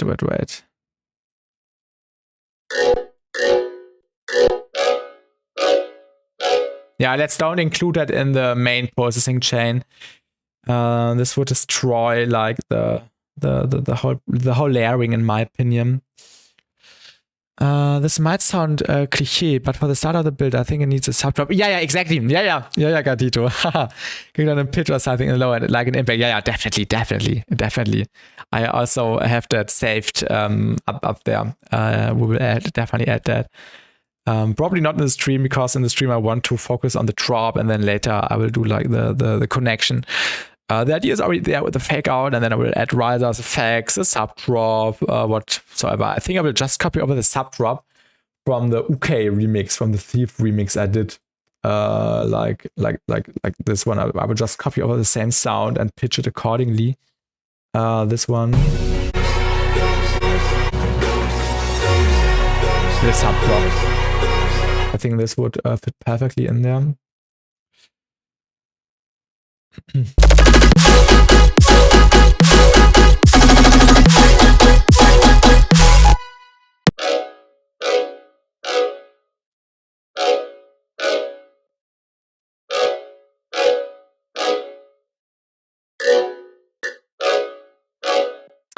Are we using material from other projects? Yeah, I do that all the time. Sometimes when I'm lazy, I just copy all the background stuff, like all the impacts, risers, sweeps, and stuff, so I don't have to do it again, because I would still use the same ones, and then I just have to place them. And also the mixing I did was also incorporated there already.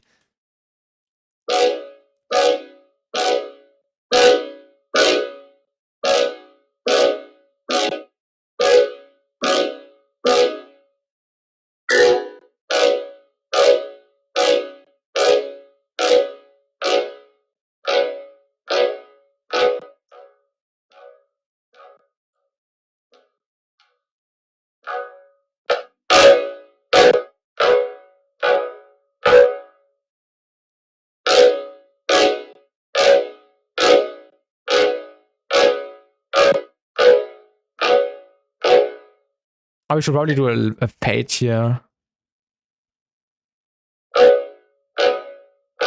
This also needs some convolver. Sounds a bit bad.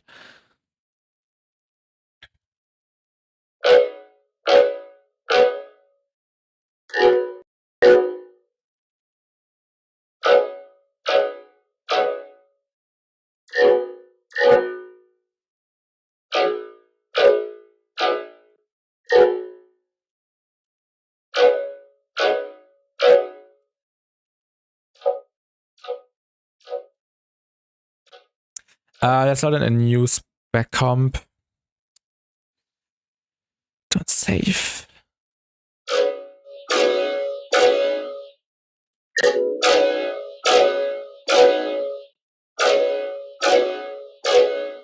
And now there's some artifacts from the reverb or from the convolver also being attacked from the spec comp. Just get a gate in there.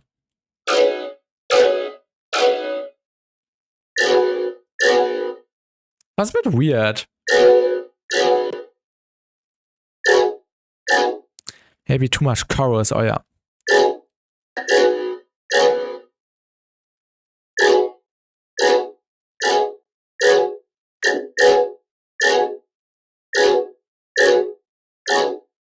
Yeah, too much chorus. Let's also add some subtle reverb. Yeah, let's just use the Valhalla Room. Oh yeah, but there's already Pro R on there. Let's also just add a little bit of Valhalla Room.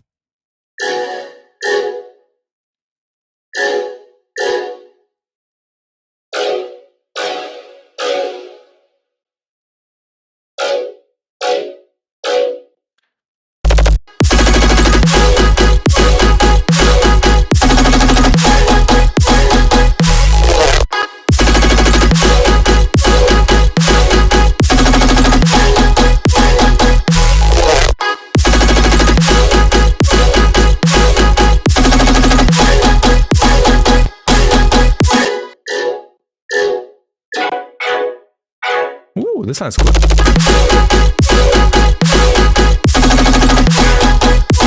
Ooh, yeah.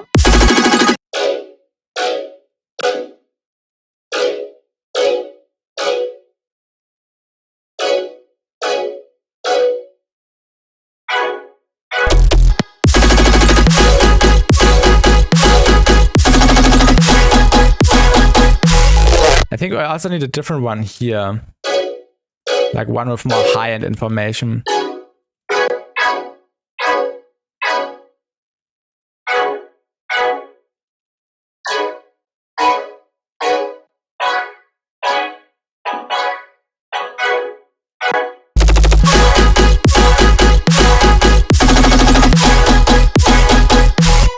It's basically the same tone.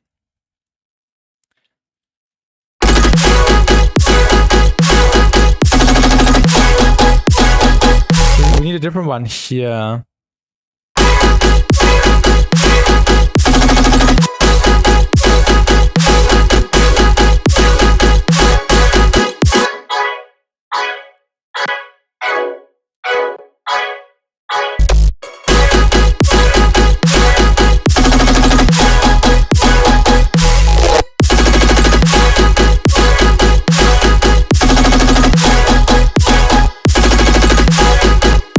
I think we should also get rid of the last one.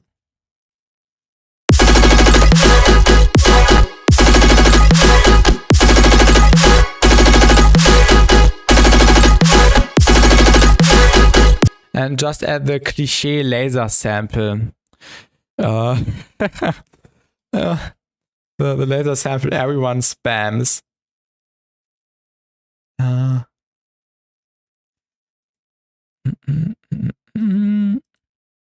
Which one was it? Tight one. Yeah.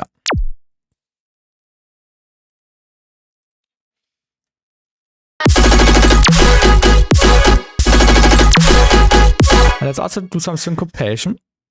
Wait, are we in triplet? No, we are not in triplet.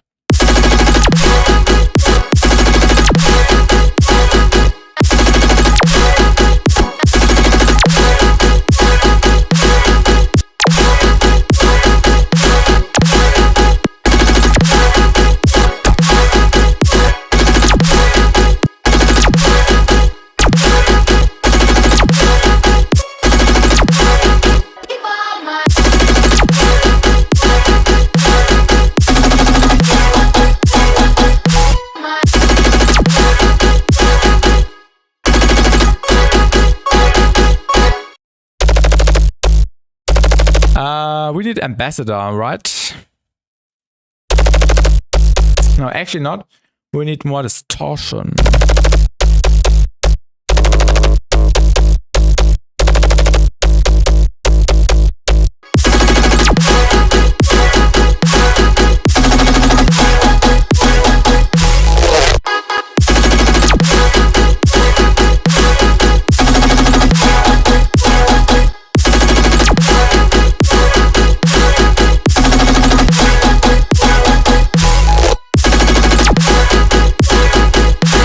Where are the low mids?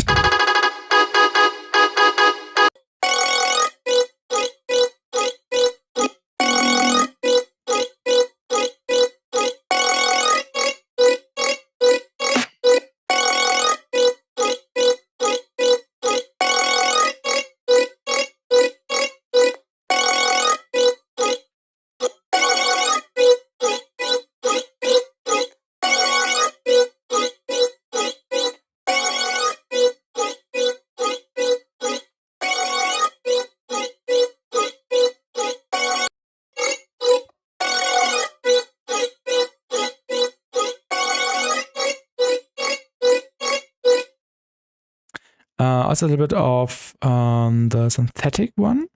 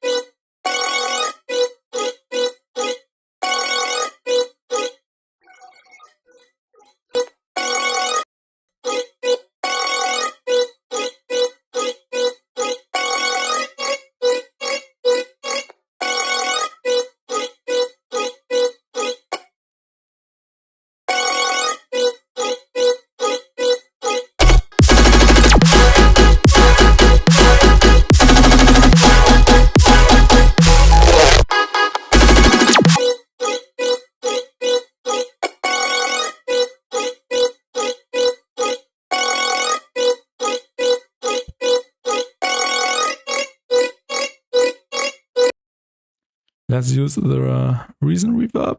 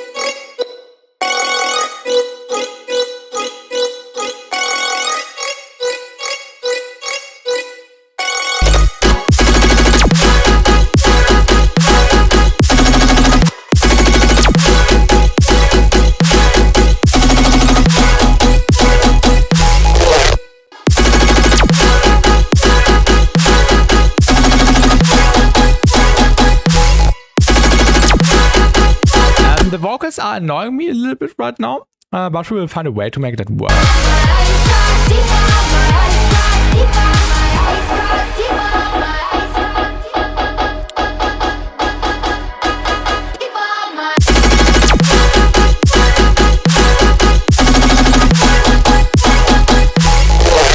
Okay, let's get back to the material from the sound design and see what else we can use for a nice layer. Maybe some background stuff. I would suggest. Let's make a new track and just see if there's anything what we can use.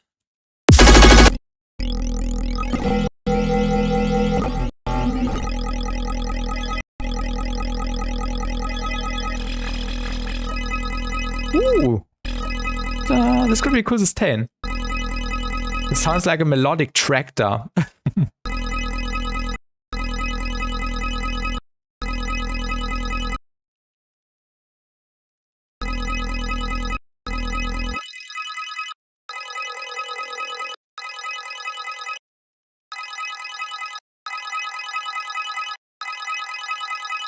Oh my god, I have an illegal idea. I really have an illegal idea.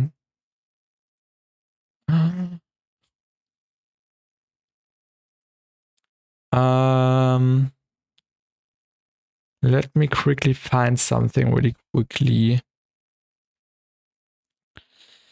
Because this could be fun. No, I just need to find it. Oh yeah, I think I found it.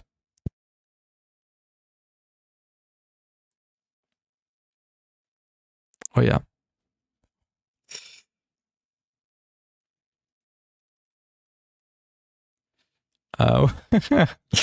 Let's first write in D sharp.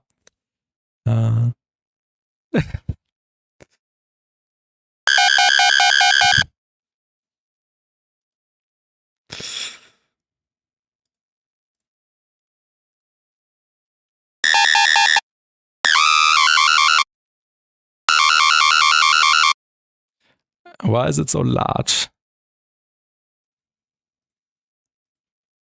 Why is it so tiny? Why can't I just increase it manually like I wanted? Wait, where are my knobs?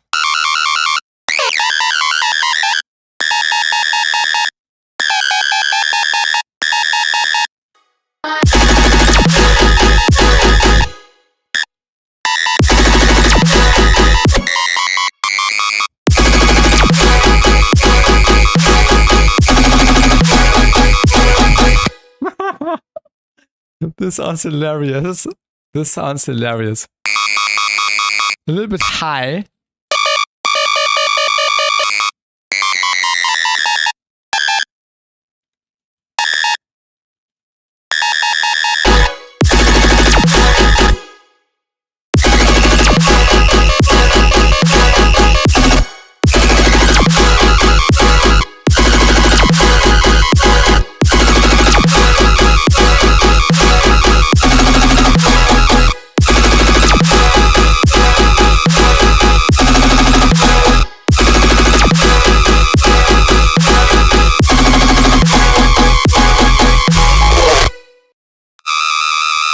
is hilarious.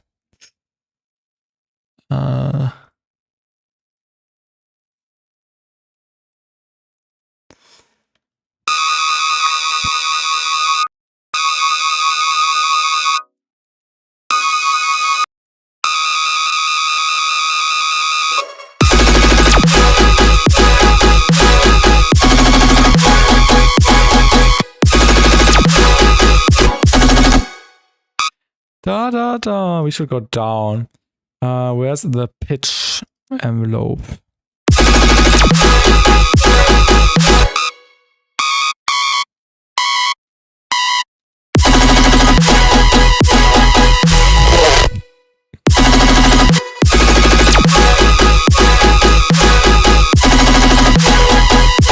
This is hilarious, really.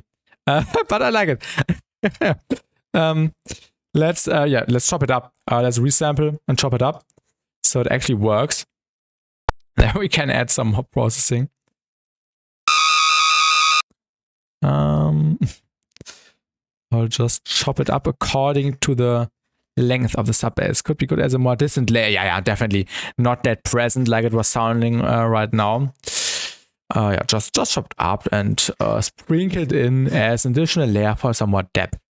People won't recognize it at the end, but could be fun for like a potential YouTube video. Melodic track that up.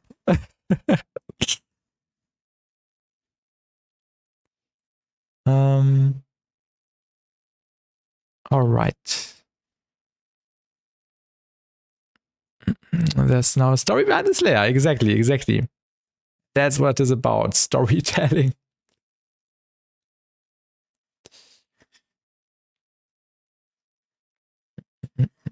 Oh yeah, wait. This sub bass needs to be shorter, right?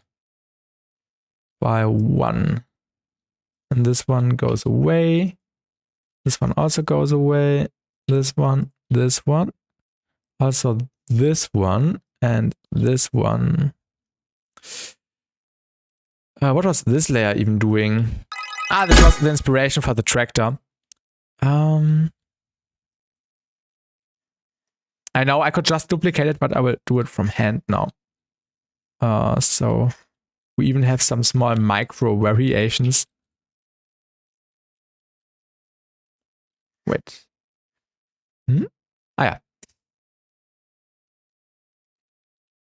In the next step, we will add brasses, like a dom, dom, dom, and then a dom, dom, dom, like a quarter note brass layer behind. I think this is always nice. I like doing that. Oh god, this tractor is crazy.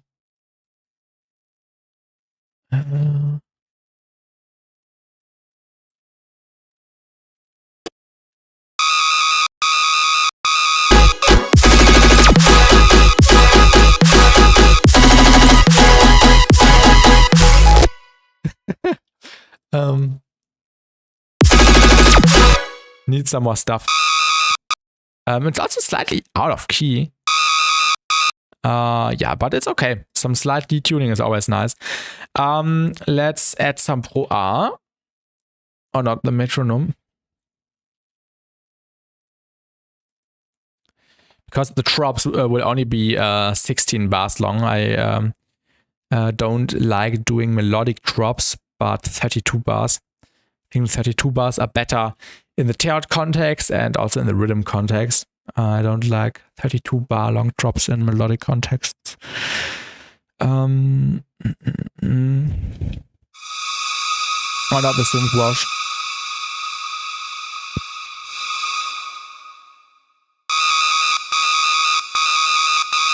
Let's also do some quick volume fades.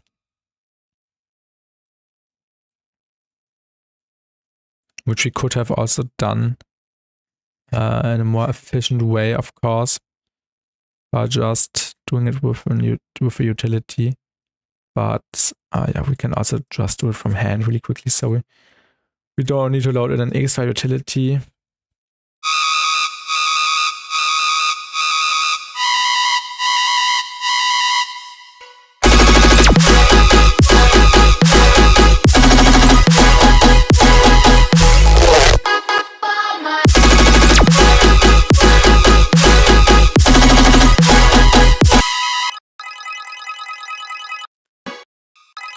can also play in between. Let's just add an auto pan.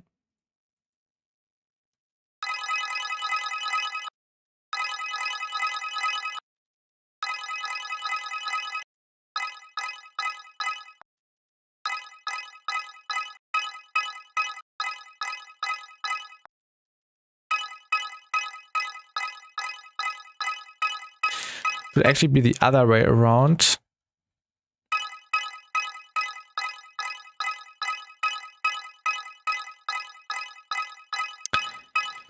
And then we can add some reverb. Let's do the swarm reverb this time. The swarm reverb sounds a bit more, yeah, more digital.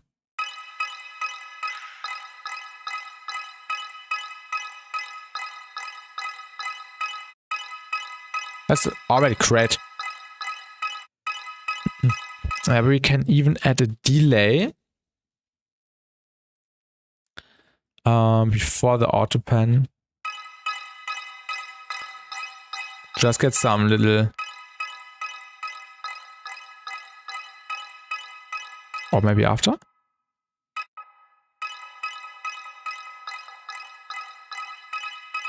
Let's just get some little more sprinkles.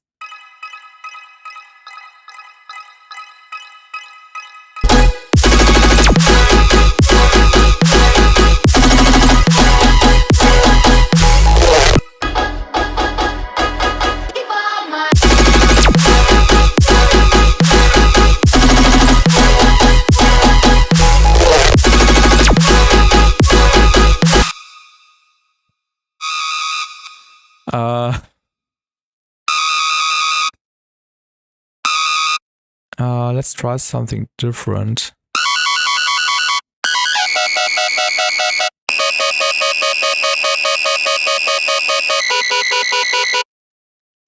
Just want to see this, may work better.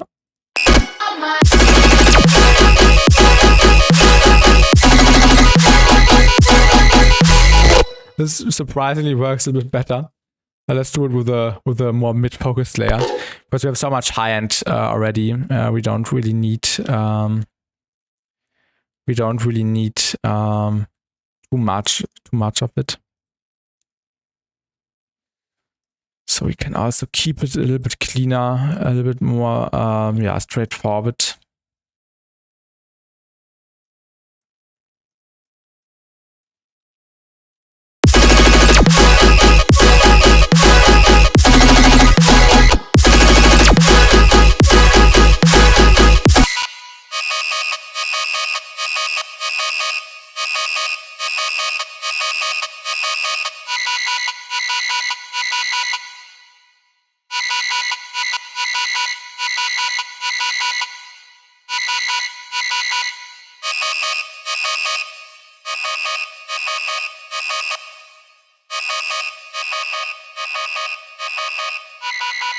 Let's also add a serum FX.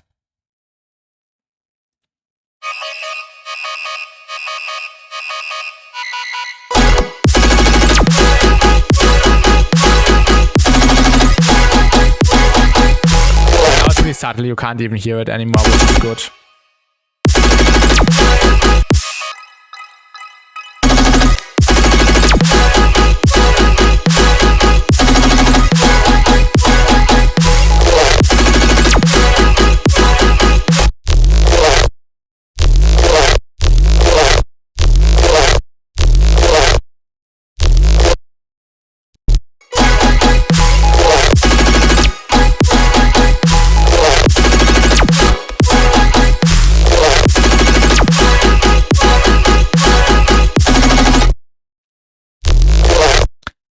Let's just use pitch wave again, because why not?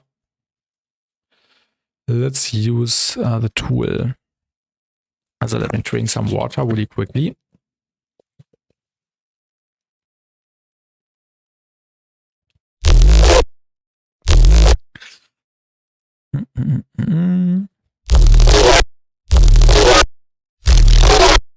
Oh wait, it's in the, oh yeah.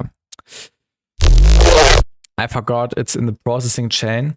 Let's quickly record these, so then we can post-process them further. without being affected by other distortion and stuff, because we don't want too much distortion this time. Yeah, so let's record this and then post-process this more.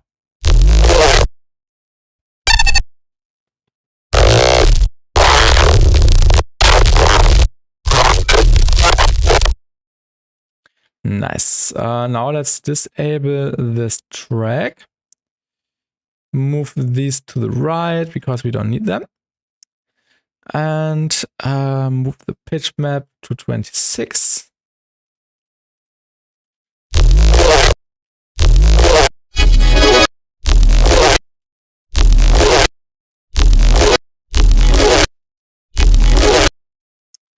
And then some more EQing, some spec comp, some filtering. We will also do some spectral filtering.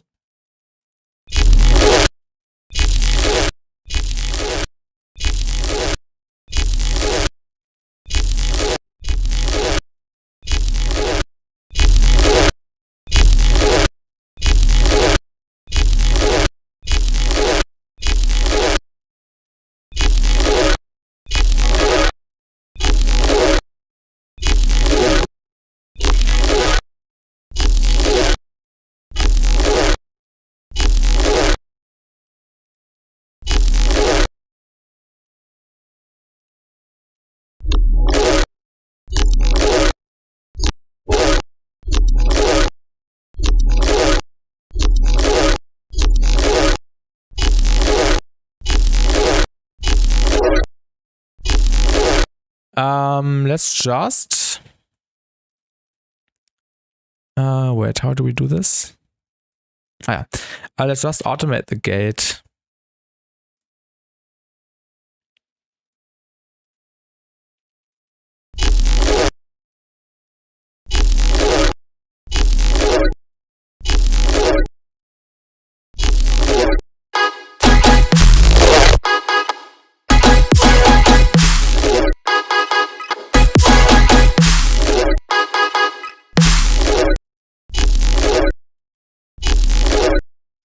Where's the kick? The click coming from?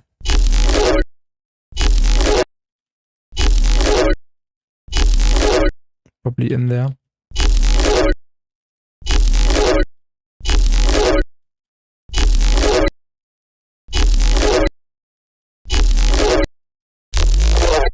It's pitch map. Okay, that's weird.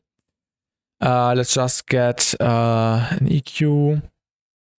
And some OR.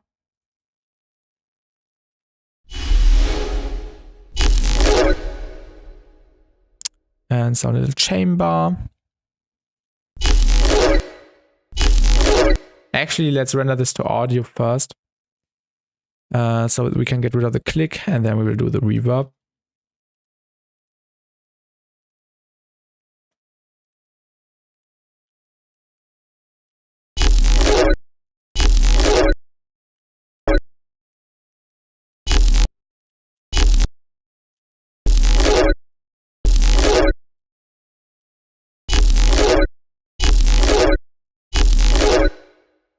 Let's also add spec ops.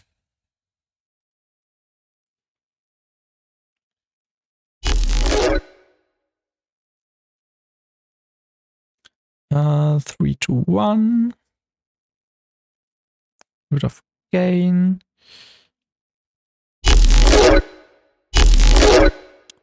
And maybe a little bit of compression.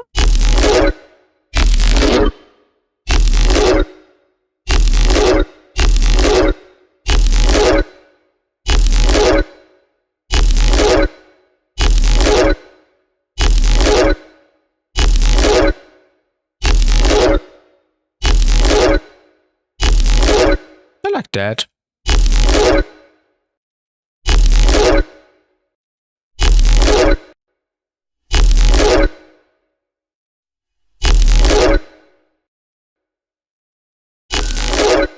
Let's stick with this FFT size.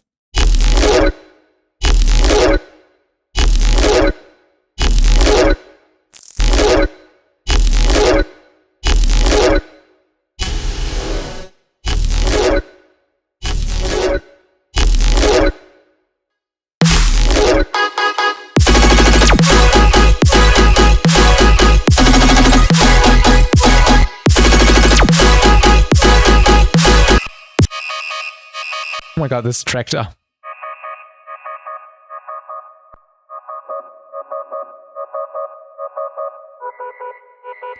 The high end. You can only use the mids.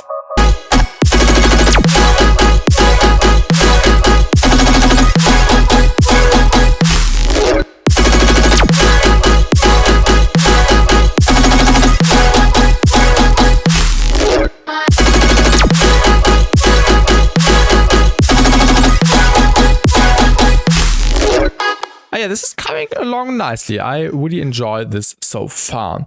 Also, the heavy tail snare works.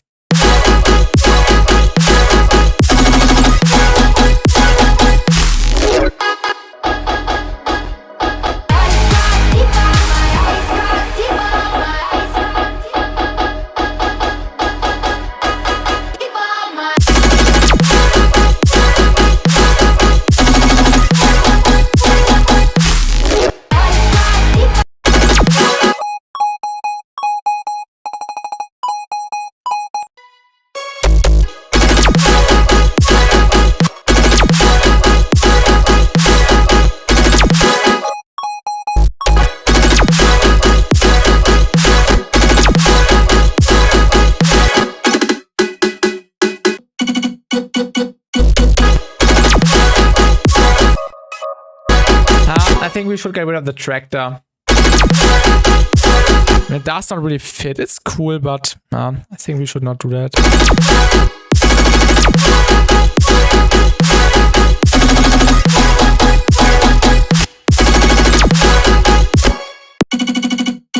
This layer needs some more beef. And when we want to add beef, we add spec comp. It's that easy.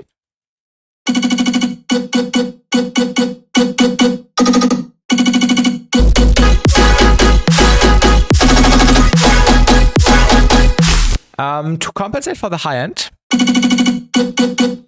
we will reduce the tilt a little bit.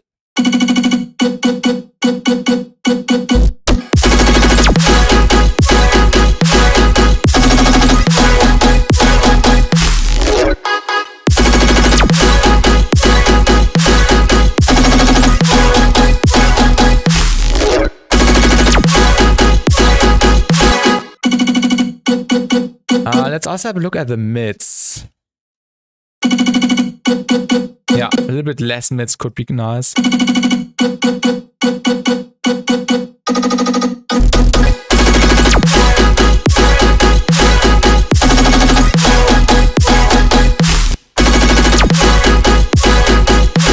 What is happening in the group processing? Wait, in this chain. Oh, we did not even add group processing. I thought we added group processing already. Ah, ha, ha, ha, ha. Let's do it now. Let's do it now.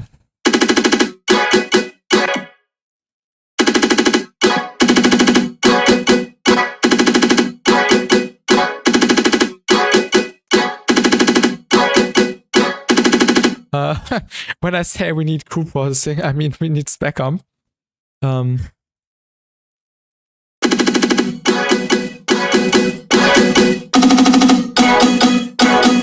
And we also need a gate, so we can cut off the tails a little bit.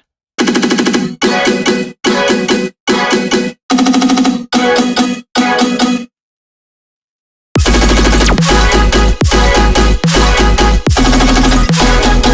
even a little bit too much.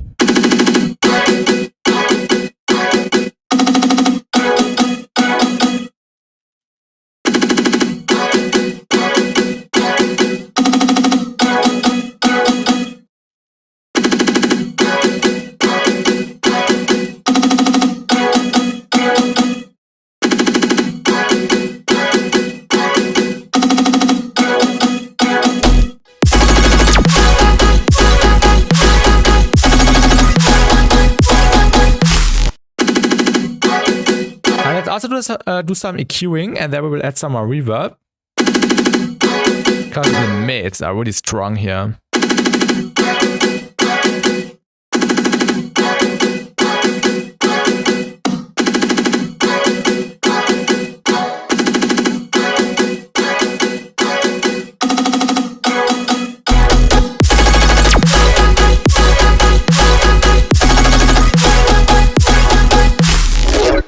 yeah, this is a nice pattern. I really like that. Now we'll add a little bit of reverb, and we will use the reason reverb again for the method. And we'll go with this one, I think. Not much, just a tiny bit.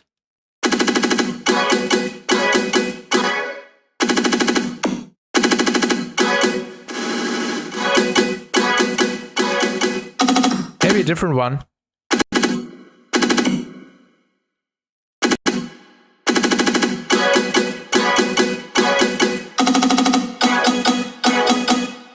It sounds cool.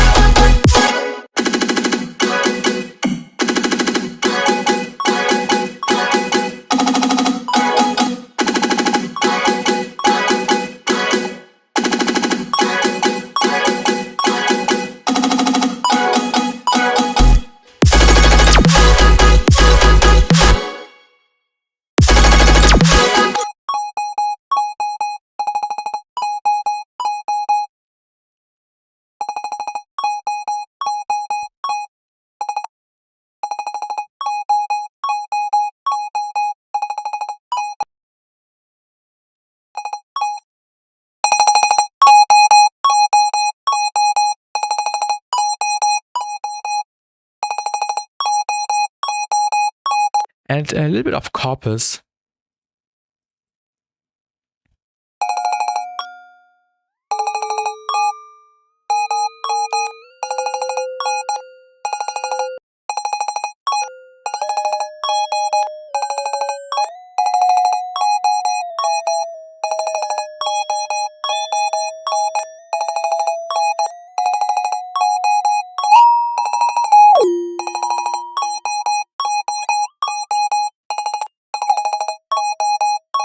Actually not. The issue with corpus is that it's not that accurate anymore when we get to the higher registers. So let me use spectral time. I wanted to create like a hollow effect of it, but it doesn't work right now. Let's just do the spectral time.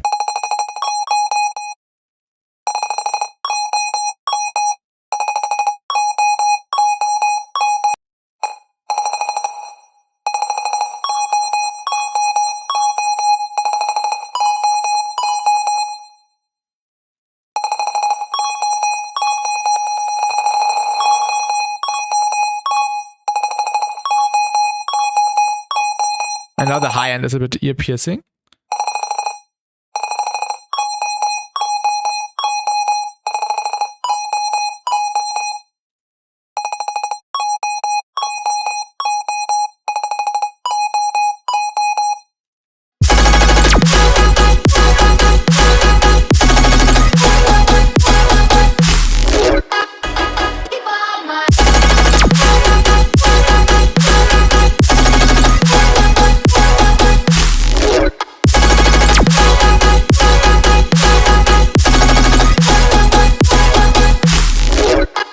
The vocal chops.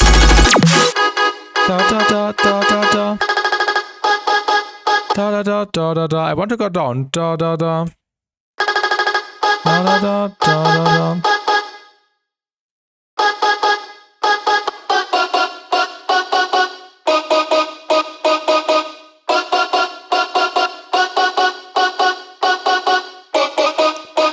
Da, da, da. Can we achieve that naturally? Is there a moment in the vocal where we enter like yeah, from this note -5?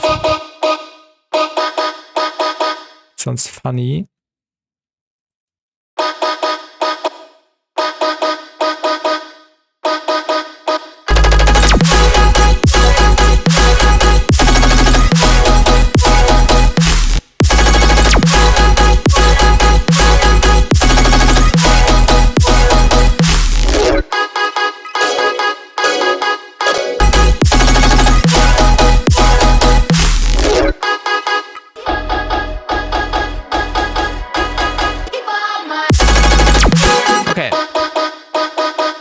Sounds like a duck almost. Yeah,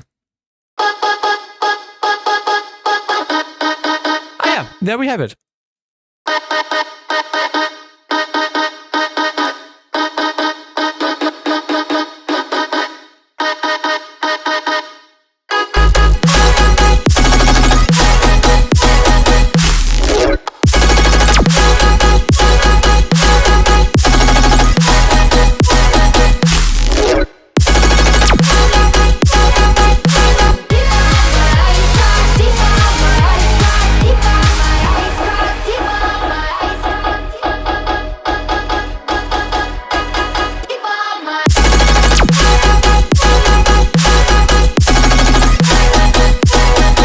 I think I will also change the flow a little bit to make it more movement heavy, so it's not like that pulling and pushing, so it's more like just a pulling to the right, so like a pulling to the progression. And this is, I think, what it's missing right now, and we'll deal with that.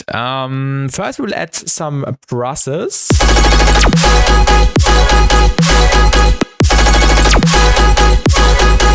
I could see this just going through like 1, 2, 3, 4, but a little bit off each time instead of a 1, 2, 3, 1, 2, 3, rather like a 1, 2, 3, 4, 1, 2, 3, 4, something like that. Also, the square is annoying me right now.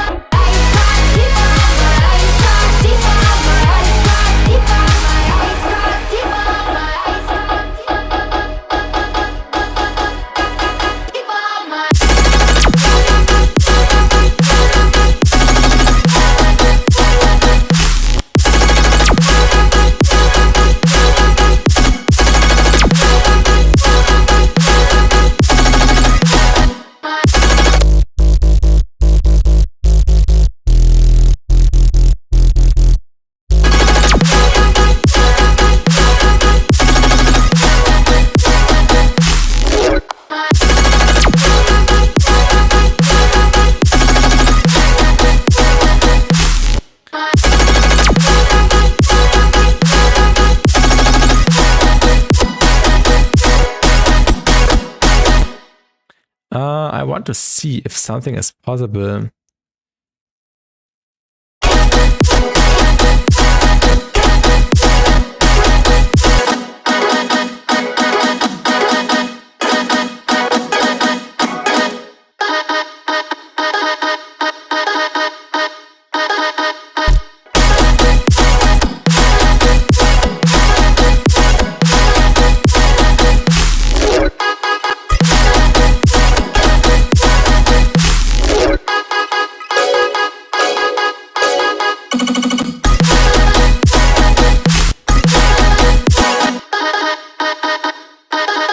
Da da da.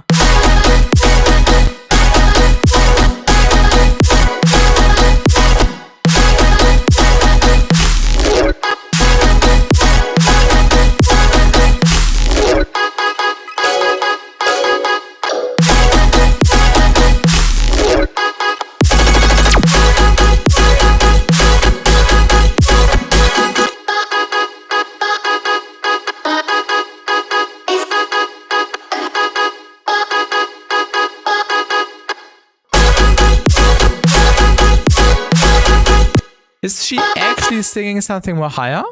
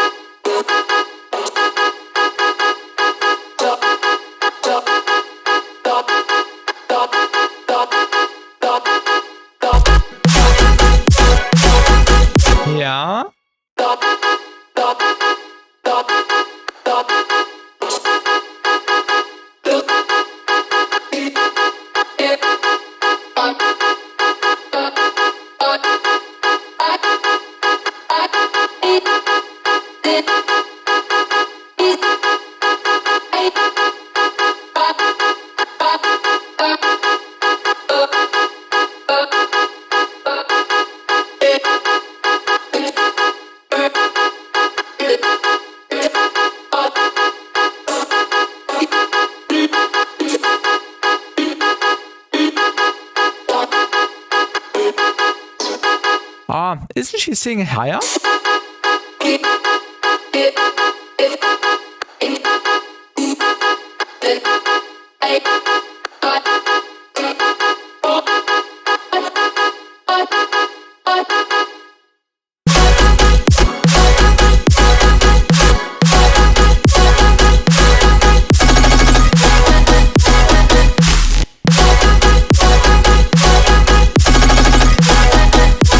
Not the best vocal snippets.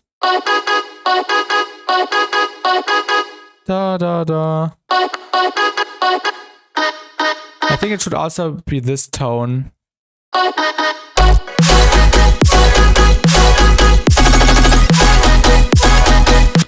Which tone? Da da da. And here we have da da da. Da da da. Actually, it should be the other way around. Let me think. We are going down here, and this is should be the other way around. Yeah, it should start with this phrase, and then we should have this. So this is here now. This is here. Welcome, name. Can you rate my track? It's electronic music. It's a new. And this is not a feedback stream. I'm really sorry. We are doing feedback streams every second Thursday. So the Tuesday, actually, Tuesday. So the next feedback stream is on the coming Tuesday. And feel free to join my Discord, !Discord. And then it will be announced when we start the feedback stream. And then there is a dedicated channel. And I will listen to like 30 submissions. And make sure to be early because the last few streams, there was a high demand, so I will, pretty much close the queue after like 30 minutes, 45 minutes. So I won't be able to stream forever, but the feedback streams are dedicated streams where I just check out other people's music. And feel free to join the Discord, !Discord. And hello, Opatic in the YouTube chat. How long have you been producing for? I got FL in 2020. During COVID, basically. You don't understand the fucking thing. Oh, I'm sorry, X-Name.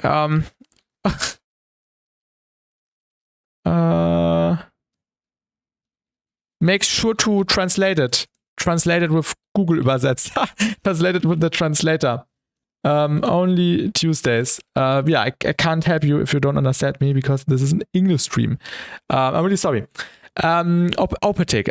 I've got FL in 2020 during COVID, but I did not do much. And then in 2021, I did a little bit more. I still did not understand anything.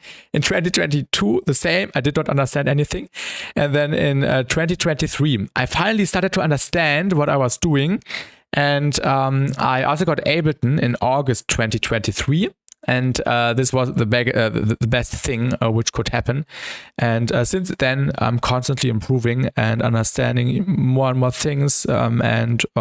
So I would say 5 to 6 years now. But I also played the piano for 10 years from 2008 to 2018. So I already had like a musical background.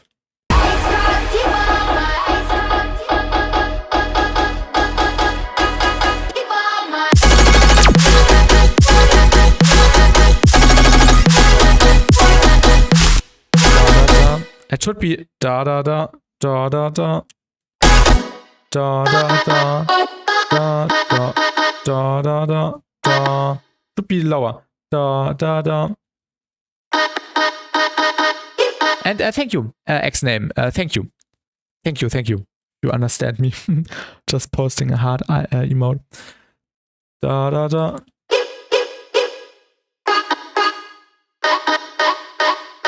Da da da. If we don't get a natural syllable with that pronunciation, I will just pitch it.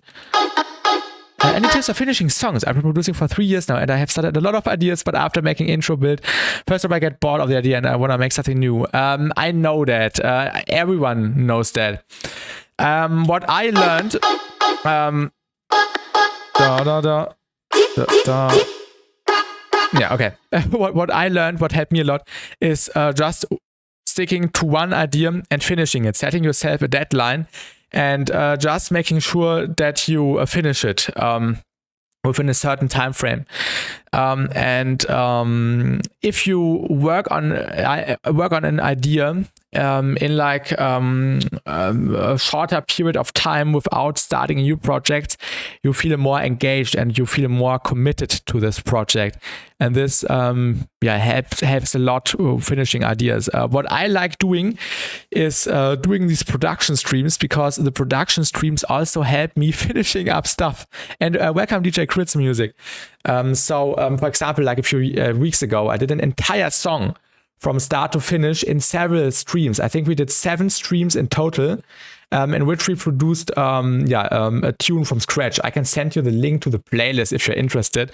So that's basically 30 hours of material where you can see me developing an idea, also finding an idea, making an idea out of a first drop, midsection, outro, everything. So you can see everything in this playlist on my YouTube channel, which includes over 30 hours of material, and basically witness how I was able to do that. And what's also really important is that you don't get distracted. So turn off all the social media stuff when you produce. Don't get distracted by your phone. Try to be logged in and try to be productive. And you're welcome, Opetic. You're welcome. I'm glad. I can help. Da da da da.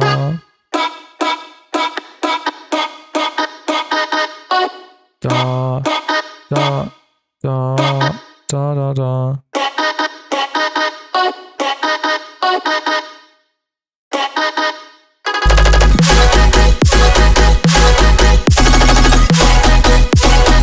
You can't chill.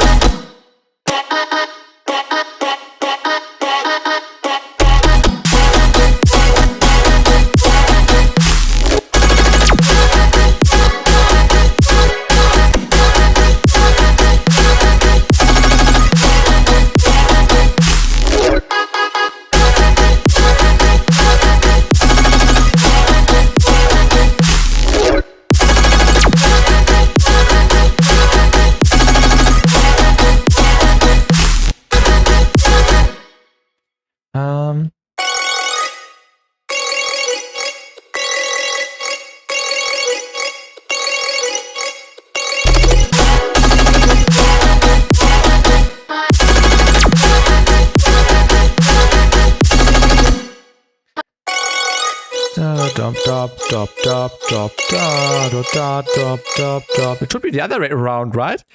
Da da da da da. And here we are. Da da da da da da da da. It should be the other way around. Da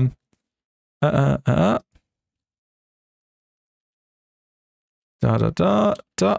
And this goes here.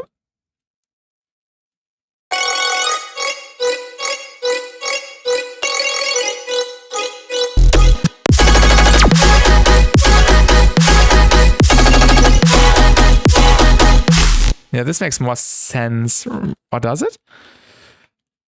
Let's go back.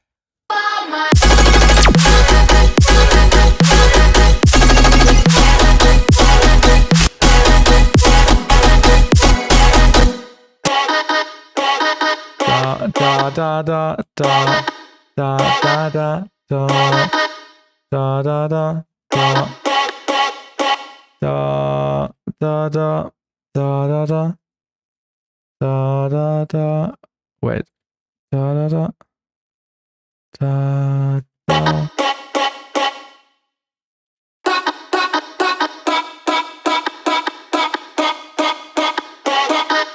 This is better. Oh wait.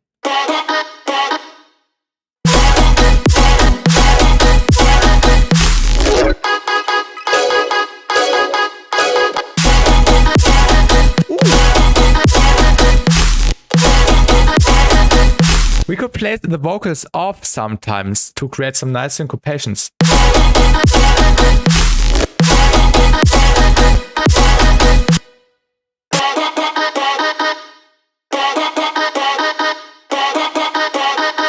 This is cool. Da da da da da da. Da da da da da da.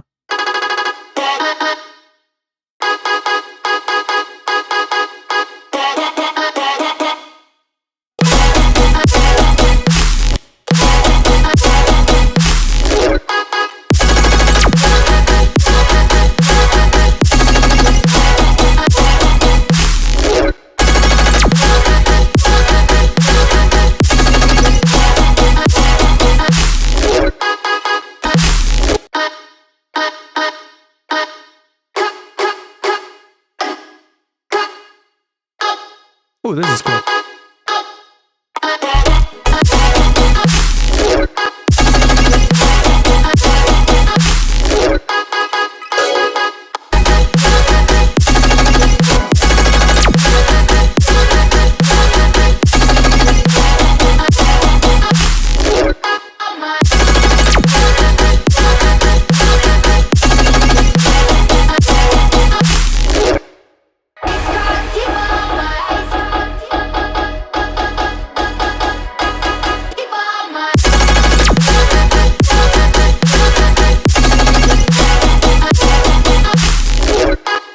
We will definitely do more with the vocal here and creating some cool little moments.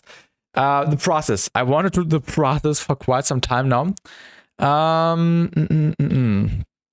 Brass. Let's go to alles. And let's see if there's anything we could use.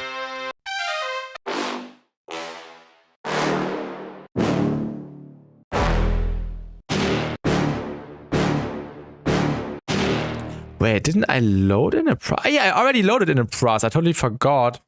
Like I did that shortly after I woke up today, I think.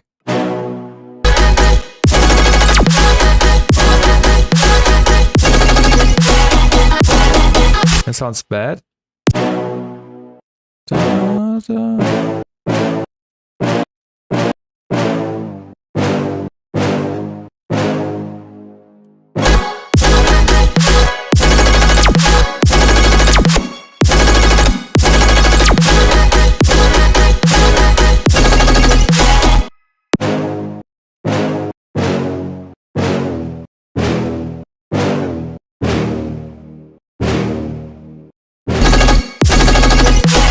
Da, da, da.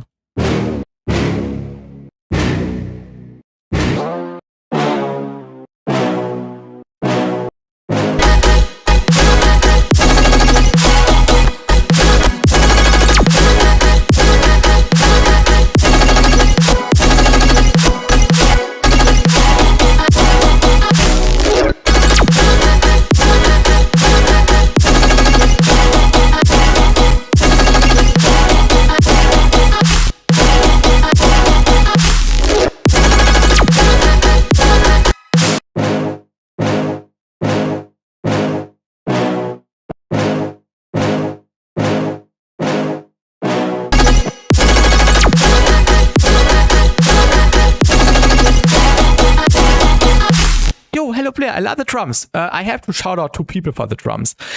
Kerosene. Get the Kerosene dub sample pack final. Wait, I quickly need to show you a cool Kerosene ID. I love this Kerosene ID. Give me a second. Kerosene. Yeah. Aha.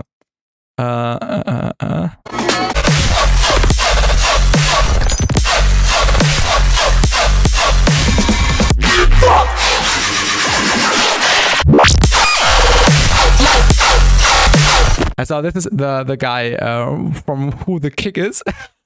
And then we had the snare. And the snare is actually from the other person here, from Surgeon. Also shout out to him. From the Surgeon Surgical Instruments Volume 1 pack. And let me quickly show you my favorite Surgeon sample pack. Surgeon ID. Dub Duels, tracks.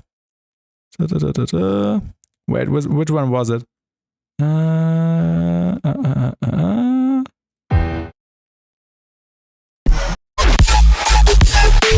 That's my favorite Surgeon ID. Surgeon is absolutely insane.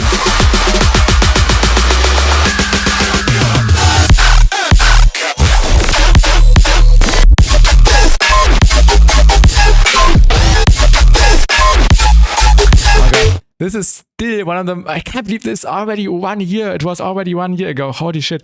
Yeah, Surgeon. The snare is perfect. I also love the snare. I first thought the snare might be too heavy because it's usually for tear out. But it works so well.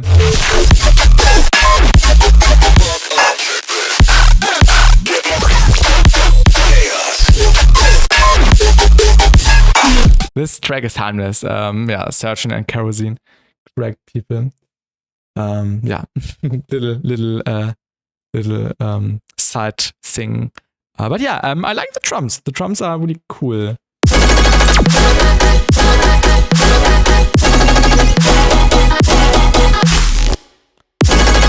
I have some good ideas for the vocal chops.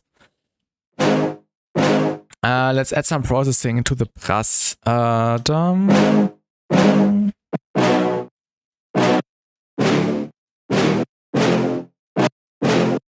Wait, oh, it's a different brass sample. No, it's the same.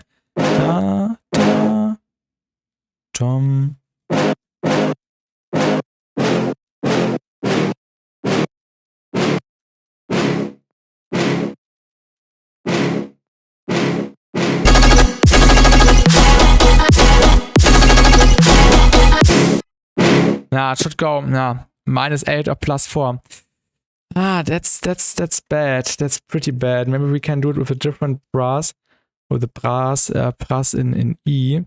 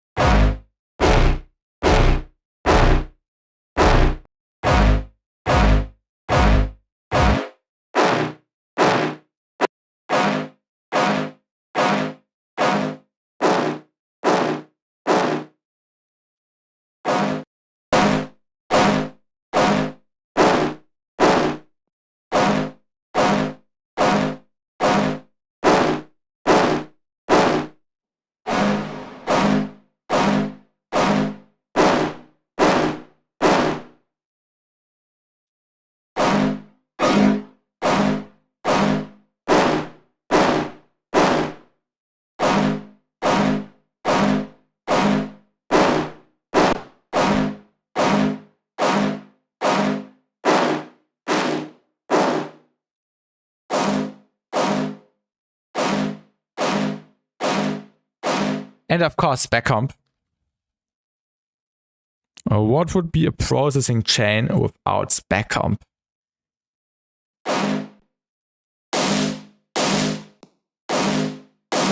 We should do some volume. Envelopes.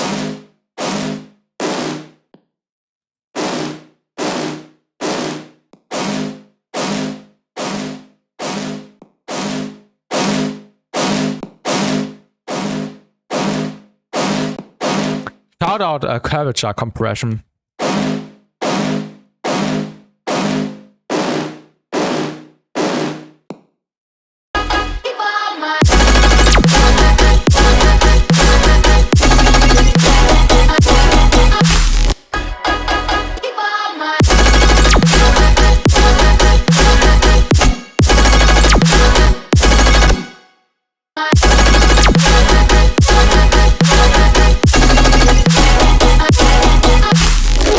Too low.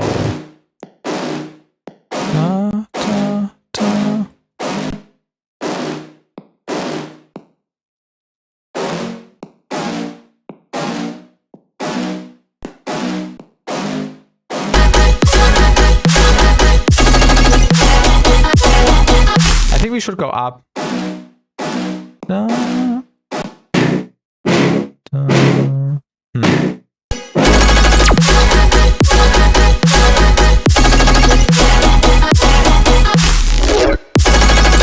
More uplifting if it goes up, although the sub bass is going down.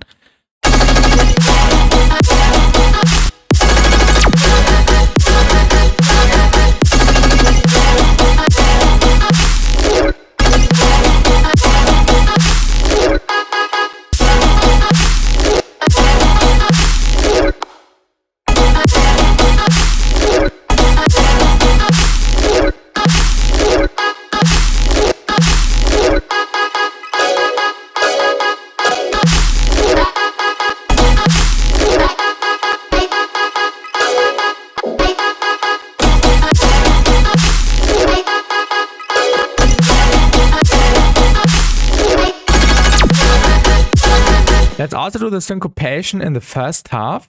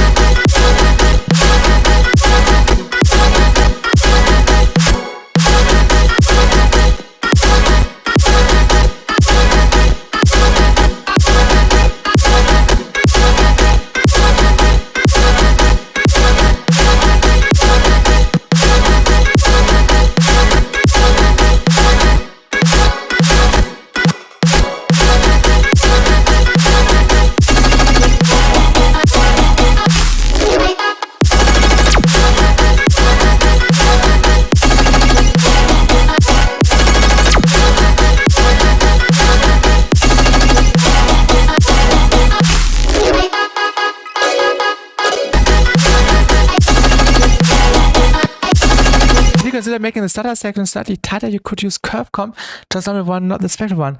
Do you mean tighter in the term of making the individual hits smaller, like making more of the hits in a shorter time?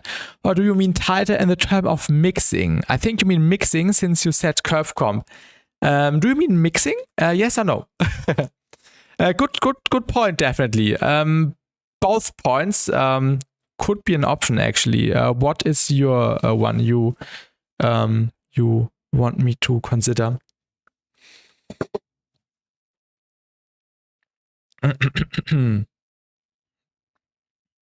Let me know.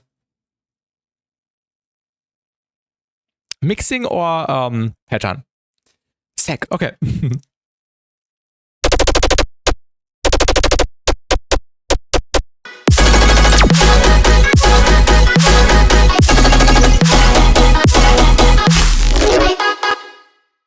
Mixing.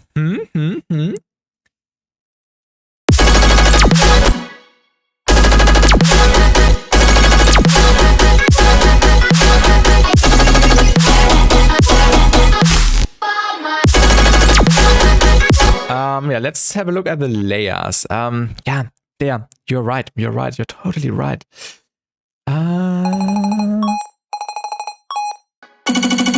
Let's release reverb, yeah. I will just do it with the fades. Oh wait, actually good point with the reverb. You could curve come on the bass. I don't like doing it on the bass. I like doing it before the bass. I want to find. I want to find the issue.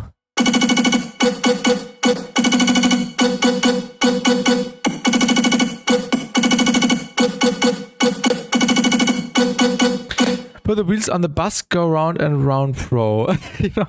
Oh wait, let me figure this out. I have some ideas.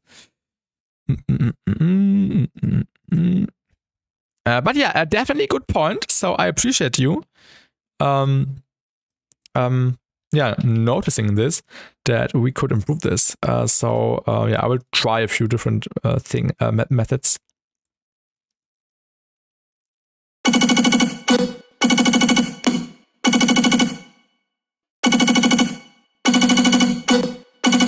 Yeah, this definitely does something already.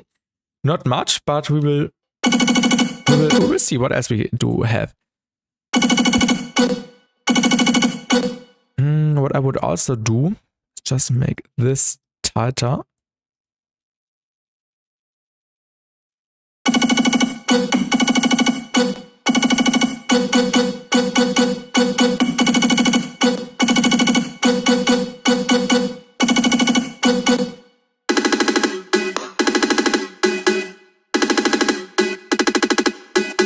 Oh yeah, the Valhalla Supermassive is doing a lot of bullshit. If you can put utility after the chain. Utility after the chain. You mean volume automation? We fast one.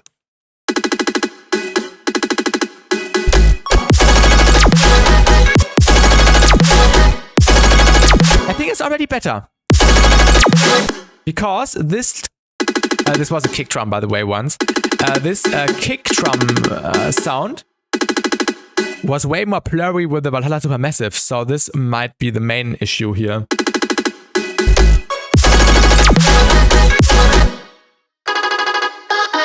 And if you want, I can also remove the reverb on the vocal.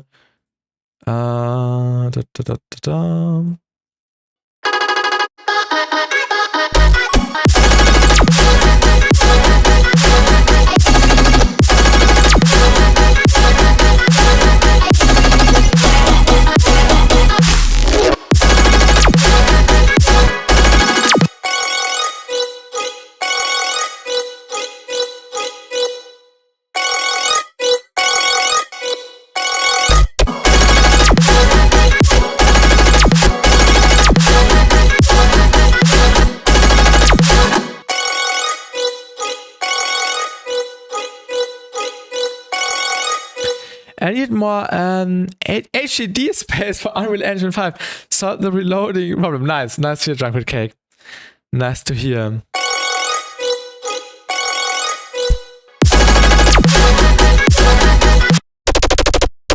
I'm not quite sure about this layer. What was the snap heap doing?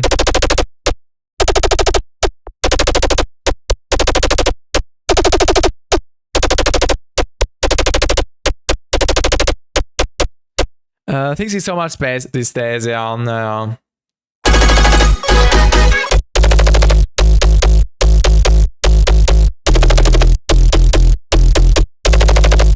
I think long term I will render this out. Yeah, we'll render this out because these are sounding different slightly.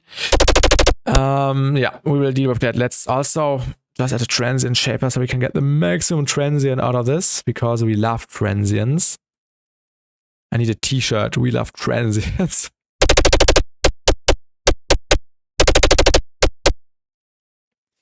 And let's just render this and then place it again. Let's mute this. Und wie läuft's dir so? Sehr gut. Sehr gut. Danke der Nachfrage. It's running really good. We are having nice progression. Really happy with how this track is turning. I think we might also do a stream tomorrow night. Have to see if I don't have to wake up early on Monday. But if not, we also do another stream tomorrow. I think we will now stream for 1 more hour. And then, yeah.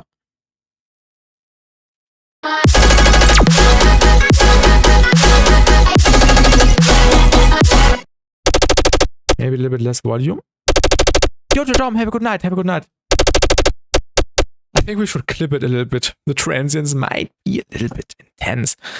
Let's get, oh yeah, also EQ that.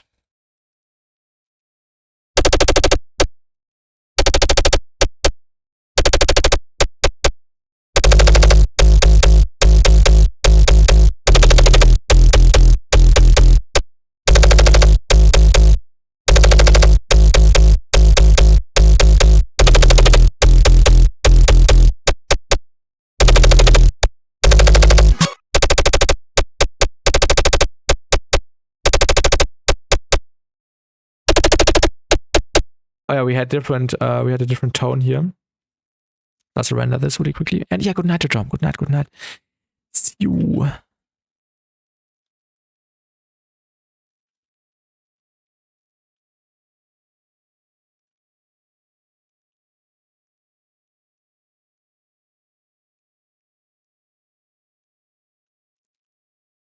All right, let's quickly place these and then let's clip off the transients.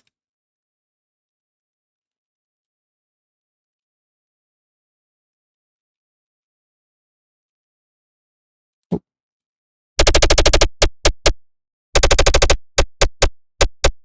Snap heap.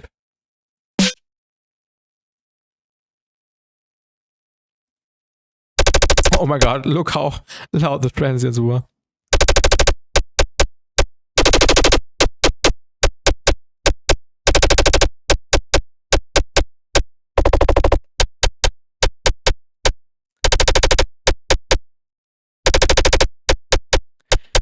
Oh my god, I have a good idea. What if we do the NASCO method?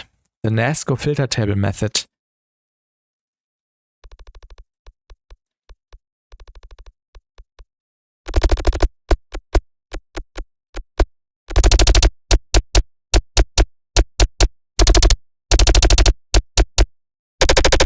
This is actually cool.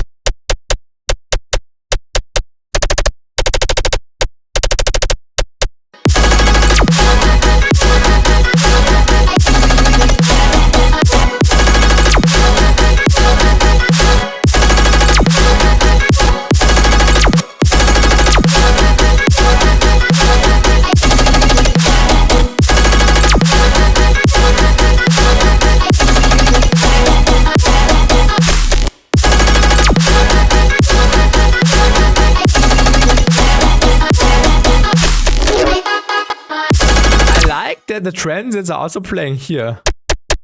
Kinda sounds cool.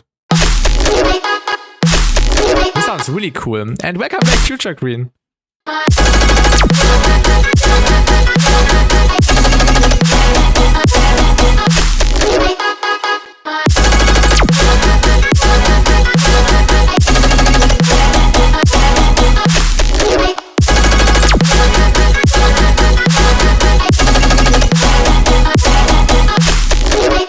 I'm really enjoying this. This is really good. I like that.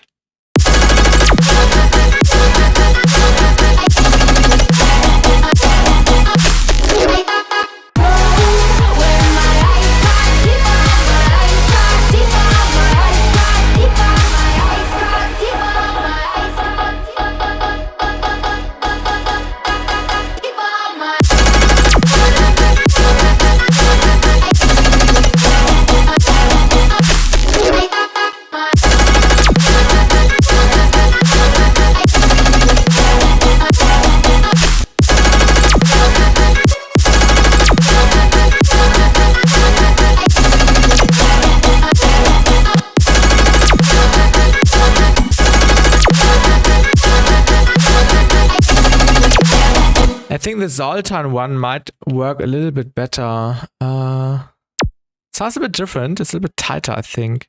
Yeah, I think this fits a bit better. Yeah, let's use this one.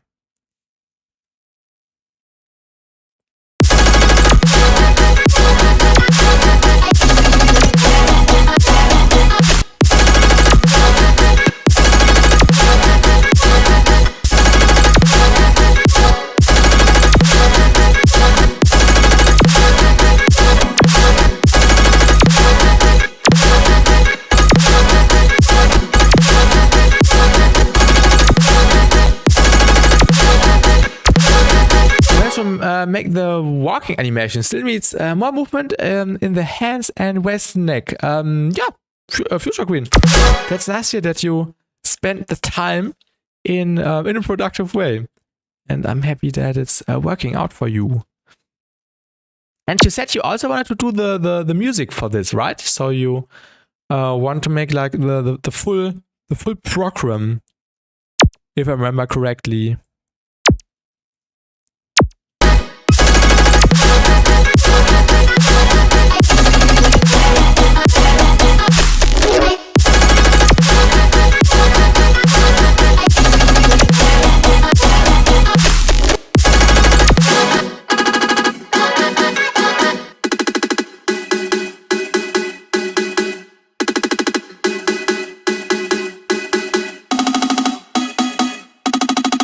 I'll be using half of what I use in the car game. Okay.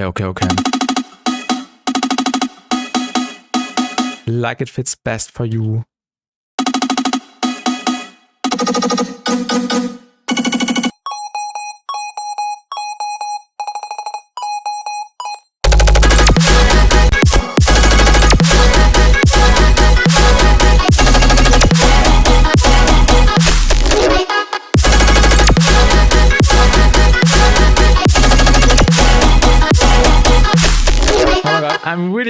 it. I'm really enjoying it.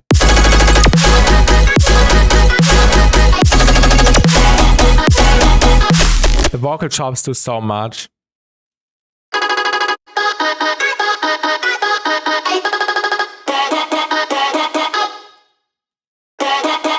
I like it, the low formant. Yo, thank you, Future Queen. Thank you, thank you.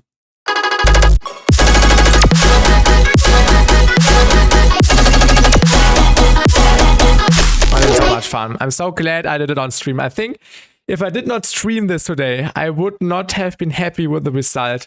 I'm pretty sure. I never know what I will end up making. And yeah, I'm also having this in addition on the stream. So in case I could watch it back and see what I did, it's really, really nice.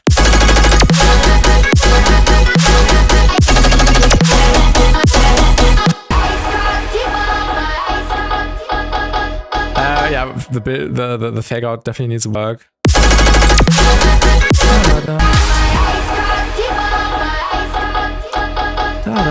It will definitely add some more tonality in the build up.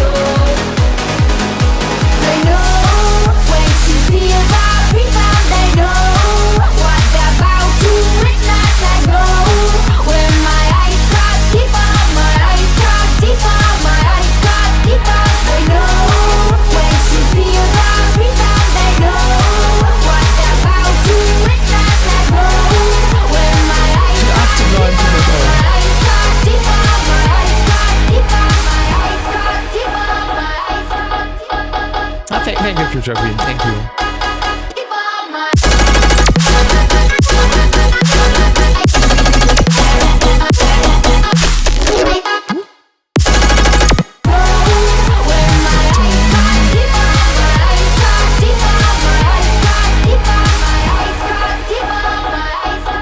Yeah, we definitely need the tonality like a da da da or like a da da da.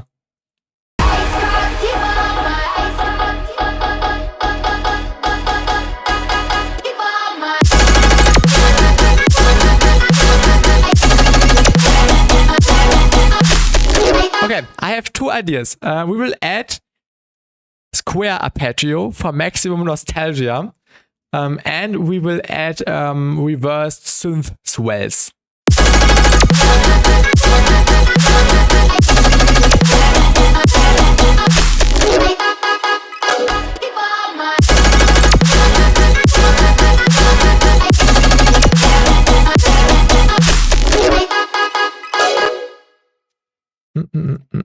All right, let's do nostalgic square arpeggios. 0. Legato. And now, because I'm lazy, we will just do scale. Scale. And set this to G sharp, pentatonic minor. Where is it? What I can also recommend to anyone having or struggling with coming up with ideas, just use a scale, which you usually would not do. So usually in dubstep, we all produce in E minor, D sharp minor, D minor. And especially in melodic stuff, higher scales like G sharp, A, work fantastically, and it's really refreshing. Working in this and also trying to make it work in the common sense of what people usually do nowadays. So it's really nice to work with higher scales as well. Let's get an arpeggio.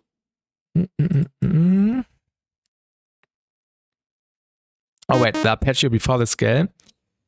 And we need notes. Lots of notes. Actually, let's just try to pick the ones which are already in scale. Maybe we don't even need the scale thing.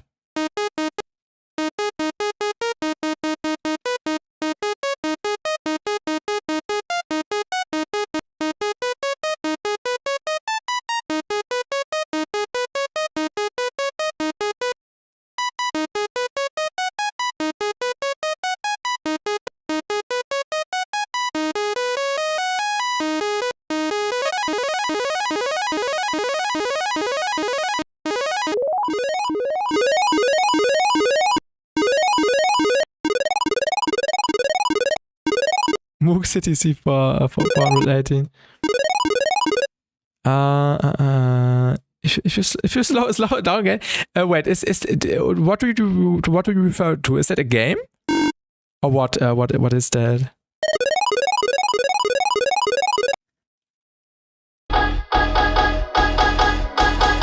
It's Minecraft, okay.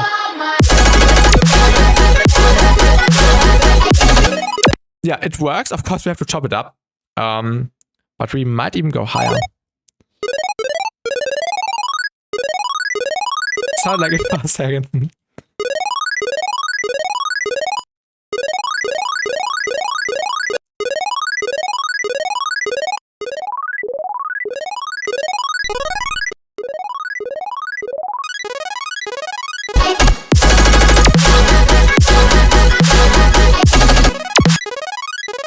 The squares are better because it comes through the mix a little bit better. But I quickly want to try something. Give me my preset, the trance source preset, and I will just replace it with snares because there's also some processing on already, and I just want to see what it sounds like when we replace it with snares with squares.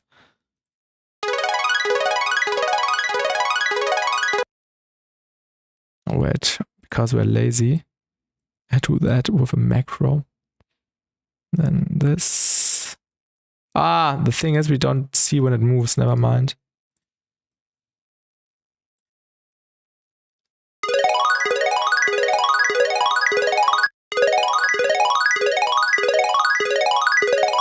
This sounds better actually.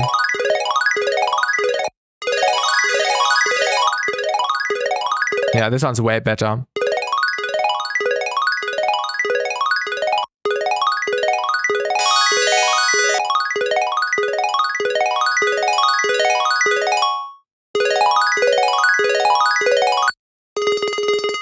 Let's move up the ones which are too low. I think these.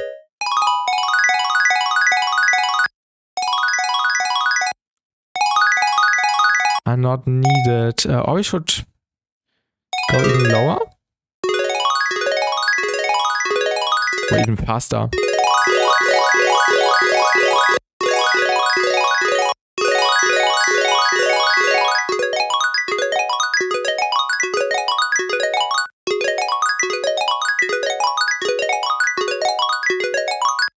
Yeah, let's record that to audio.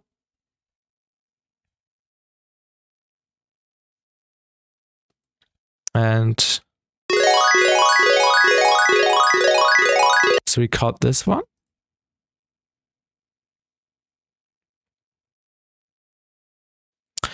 And also a really fast one.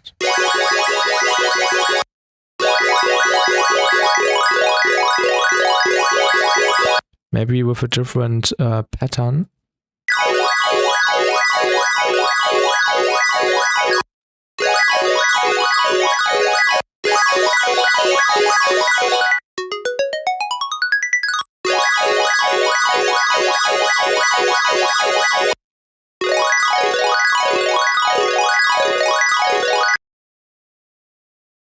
Resample.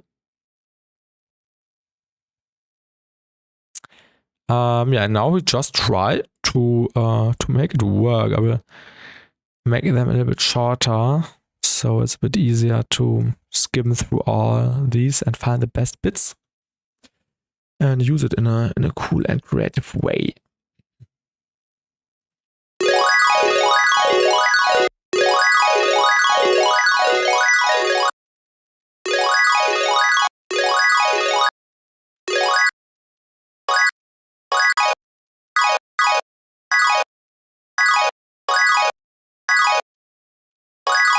This already sounds usable.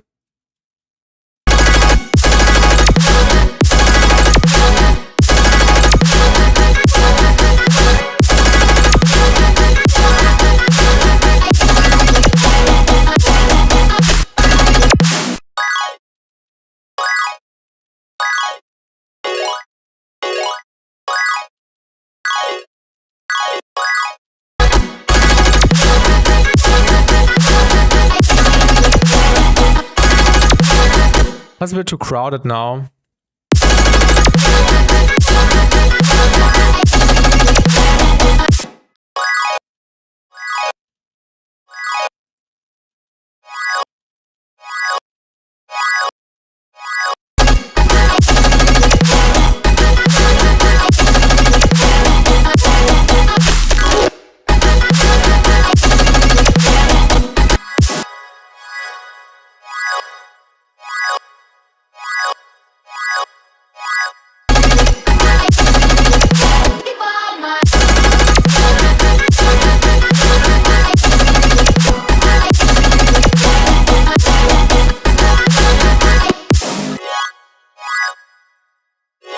This could be just a cool background sound, actually.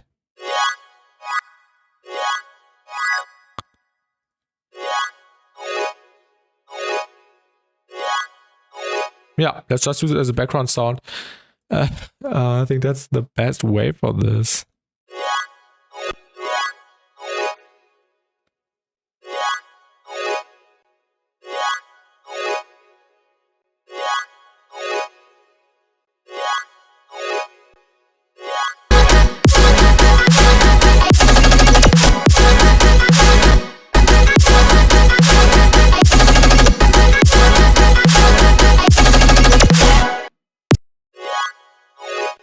Also let's add a short delay for the Pro A.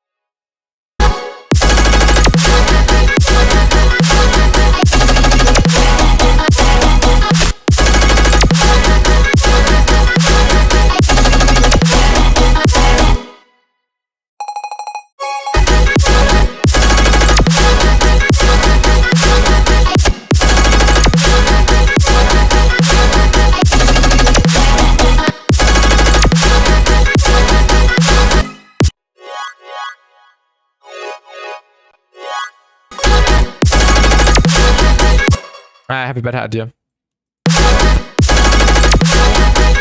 Just do it on the 1 and on the 3, that's best. So it's an additional quarter layer. And we make it more stereo, and we make it more far away, and more clean, and more bright.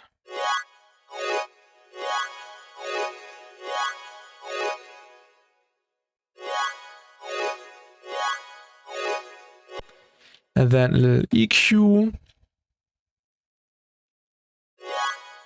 Just get rid of some of the mids and some of the highs, and then boost the very highs.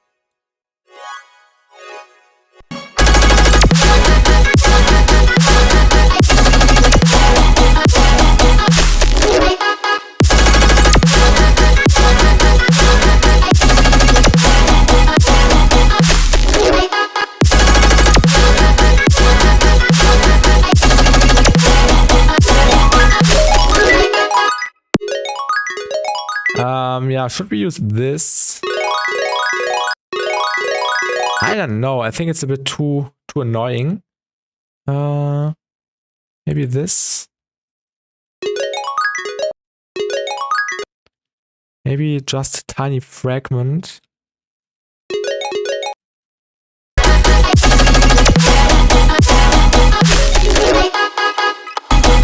Oh, we could align it in the rhythm of the percussive hits. I think that's the best idea.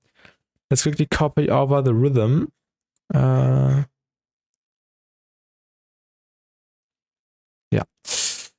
And then let's align it really quickly.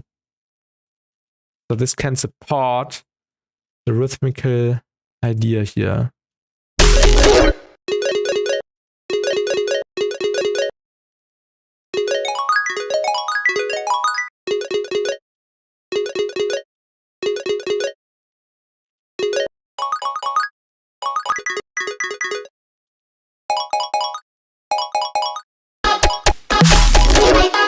That's really nice.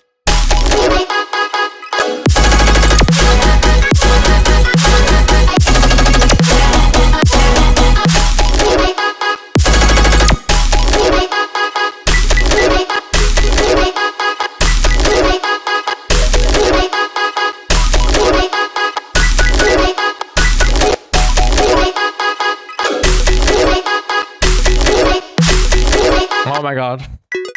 This fits perfect. In Germany you would say it fits like the fist on the eye. Yeah, this works really nice.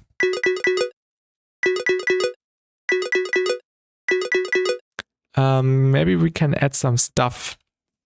Maybe some convolver. Oh no, some disperser. And some formant. Ah, not really. Filter. With a bell. An audio follower. And it moves in the midst. To just emphasize this area a little bit. Yeah. And a little bit of flex chorus. But not much. Maybe 8 voices.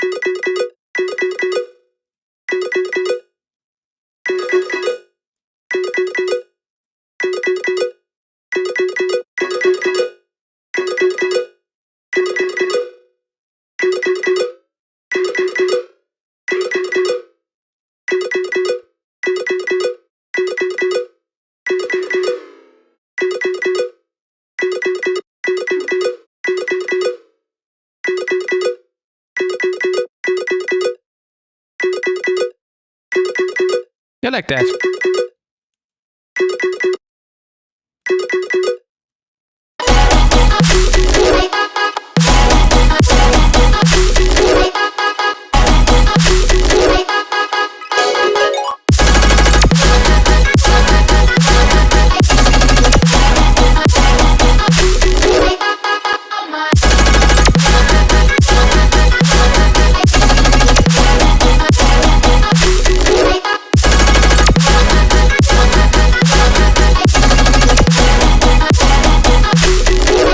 This is nice.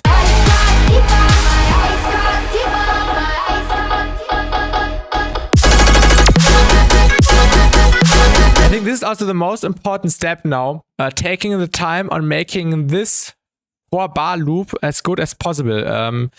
Like basically, we are only working on this section, but I want this to be as good as possible.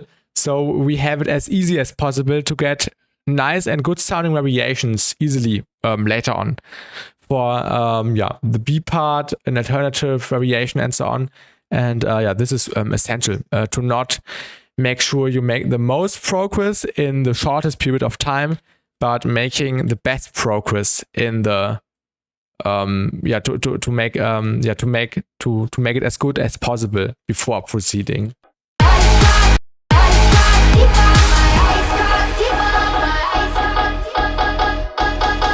Yeah, this section still, yeah, is bad, but I will deal with that tomorrow.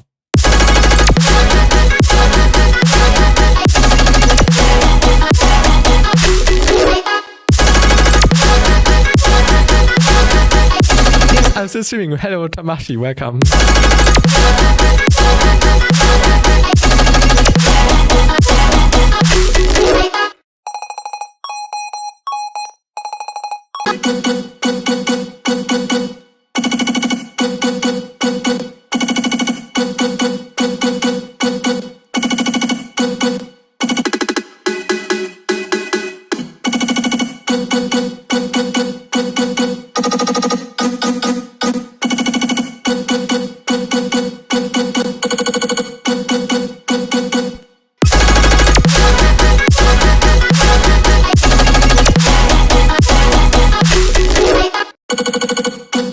We could reduce the mids a little bit. And boost the higher, the higher mids a bit.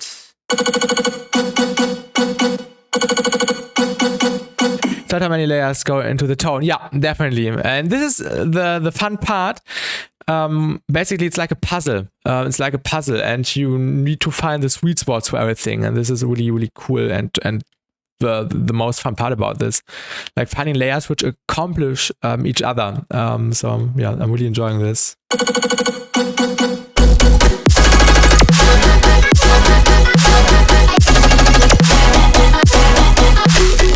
Oh my god, this fill at the end.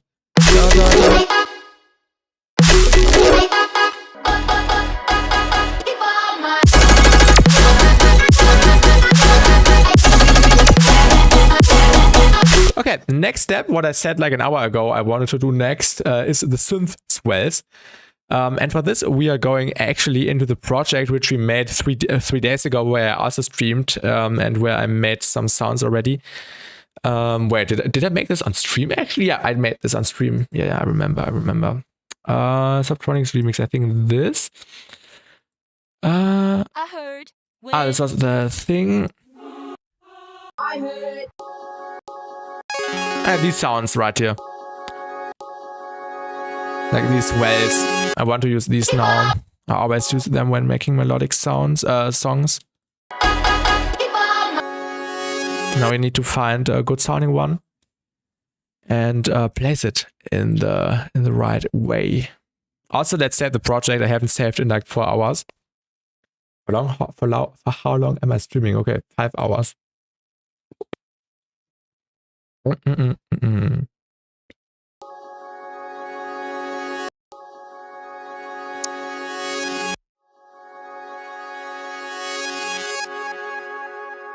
The tails are the best.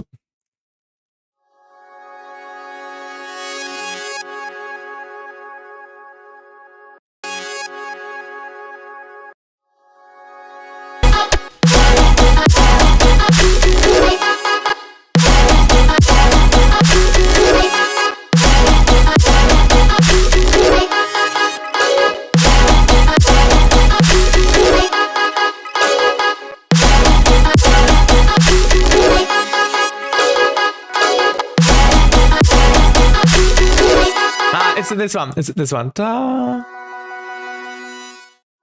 Da.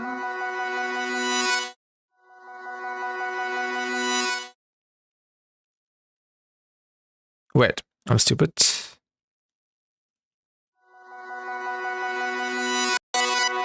I want this. And reverse that. No. No. The other way around, please. No, never mind. Let's go back 2 steps.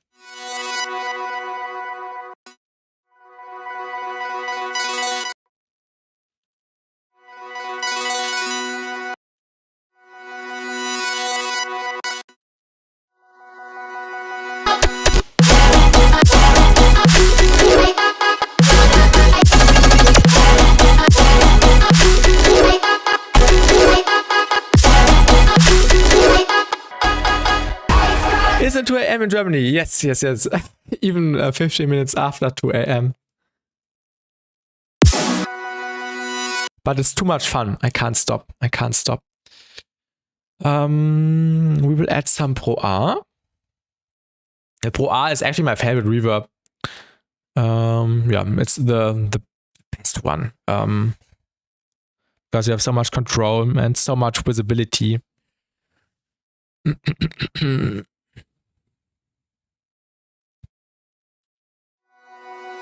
I really need to get the Pro A too. I think I should hit up FabFilter and ask them if they would like to give me a license, because I use it so often. So it's basically free promo for them. And it sounds nice.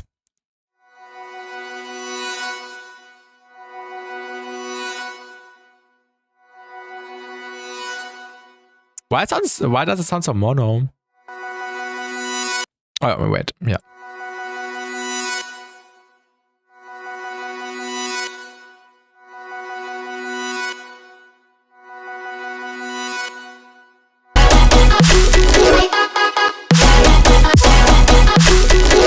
Yeah, that sounds nice, I would say.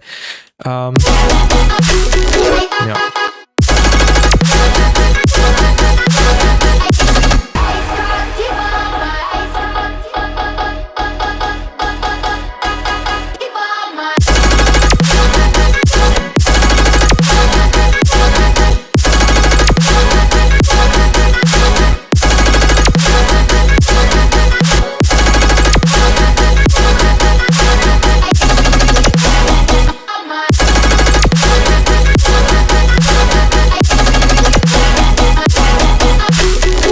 What is better, if the sub bass is more sustained or if the sub bass is shorter?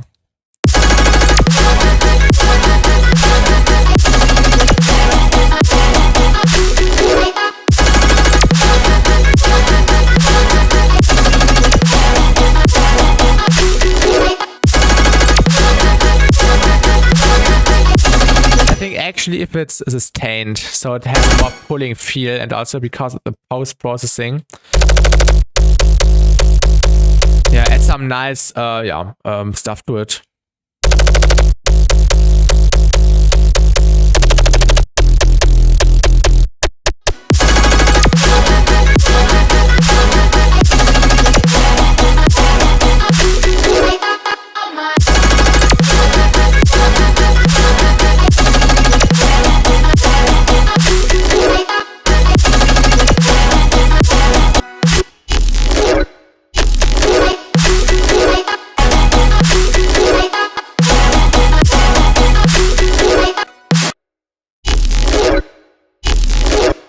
I actually want to add opalize to this.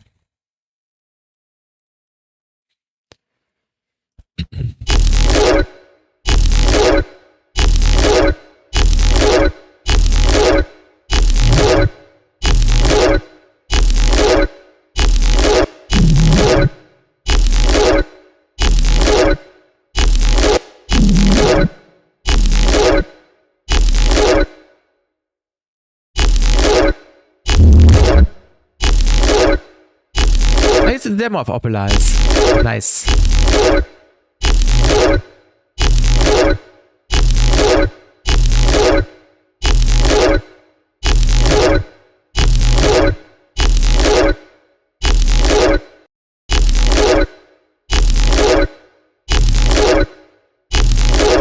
Very interesting what it can do, yeah. What do you need? I think that's the right amount. Maybe a bit less. Yeah.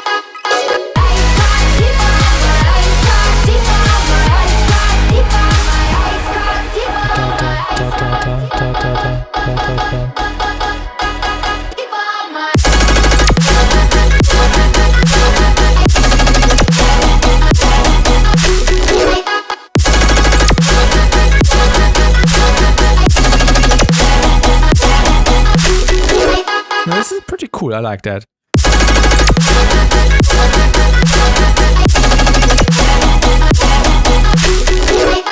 think the vocal chops could have some dimension.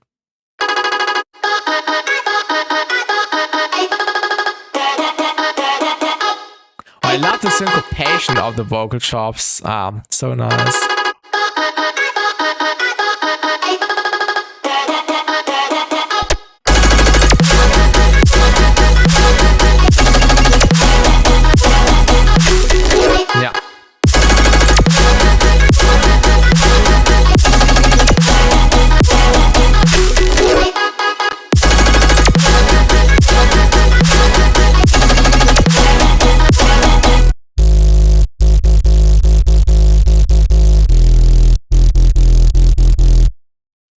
I want to try something.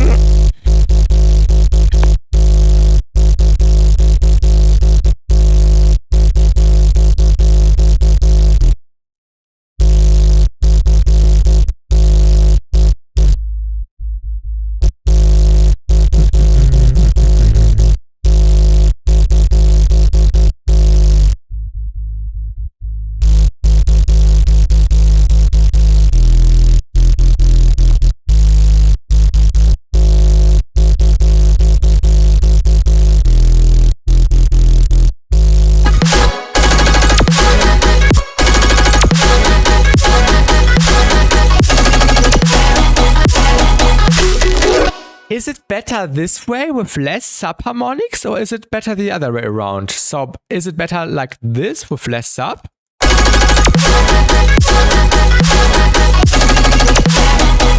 Or is it better with more subharmonics?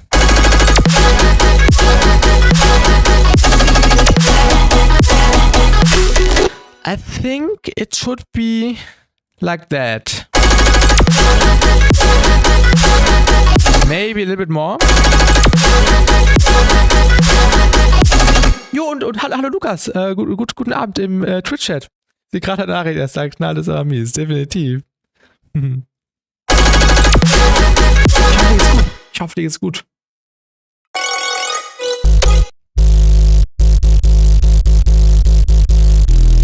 Because the issue is that on the higher sub we have more overtones and it's louder. Aber alles gut, sehr gut. Bei mir auch. Ich kann mich überhaupt nicht beschweren. Also mir geht's blendend. Danke der Nachfrage. I need to finish this last thing, then we're gonna see. Ja, Future Green, it's pretty late already. Make sure to go to bed. Das soll ich zu hören. Ja, auf jeden Fall. Also dieses Jahr noch sehr viel cooler Stuff, der bei mir ansteht. We can it's 1:23 for you. So you are also from the UK, Junk with Cake, right? From Great Britain.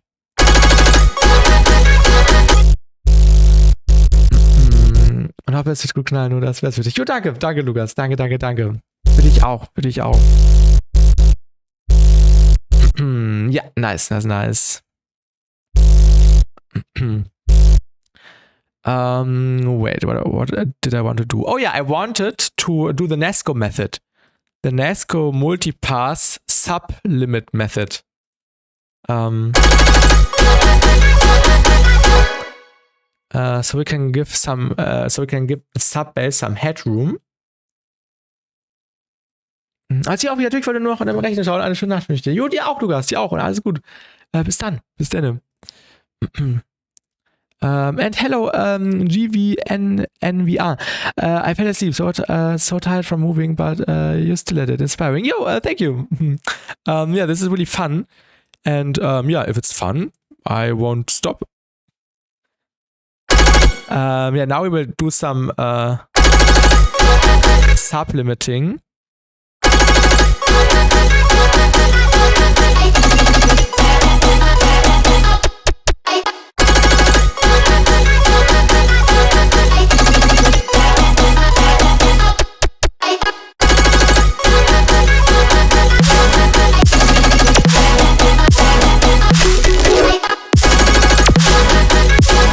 Should do that, yeah. When I also did the first time after Nesco recommended this to me, it also did a lot. It's really underrated.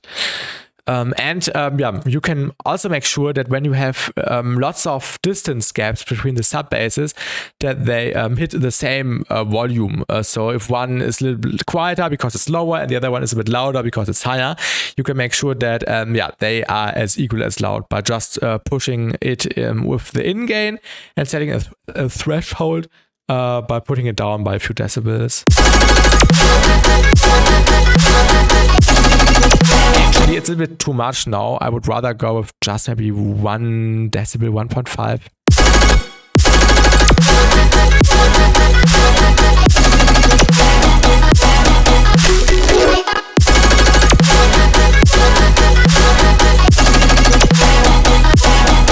Actually, if you use samples with subs already for breaks and things. Also, yeah, definitely.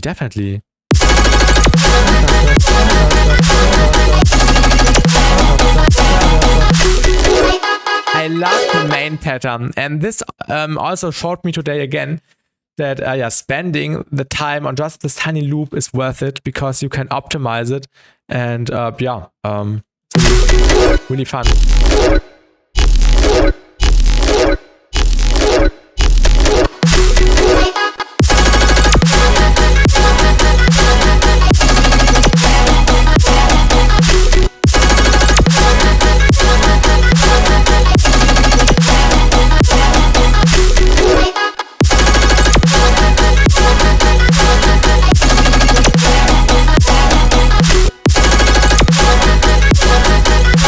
Also glad we removed the tractor. imagine wait, where's the tractor? Oh yeah, here. Imagine we would still have the tractor in here.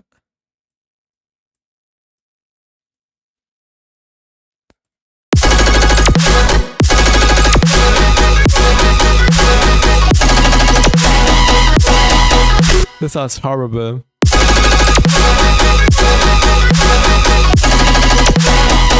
Works better on the lower one. But it's still really weird.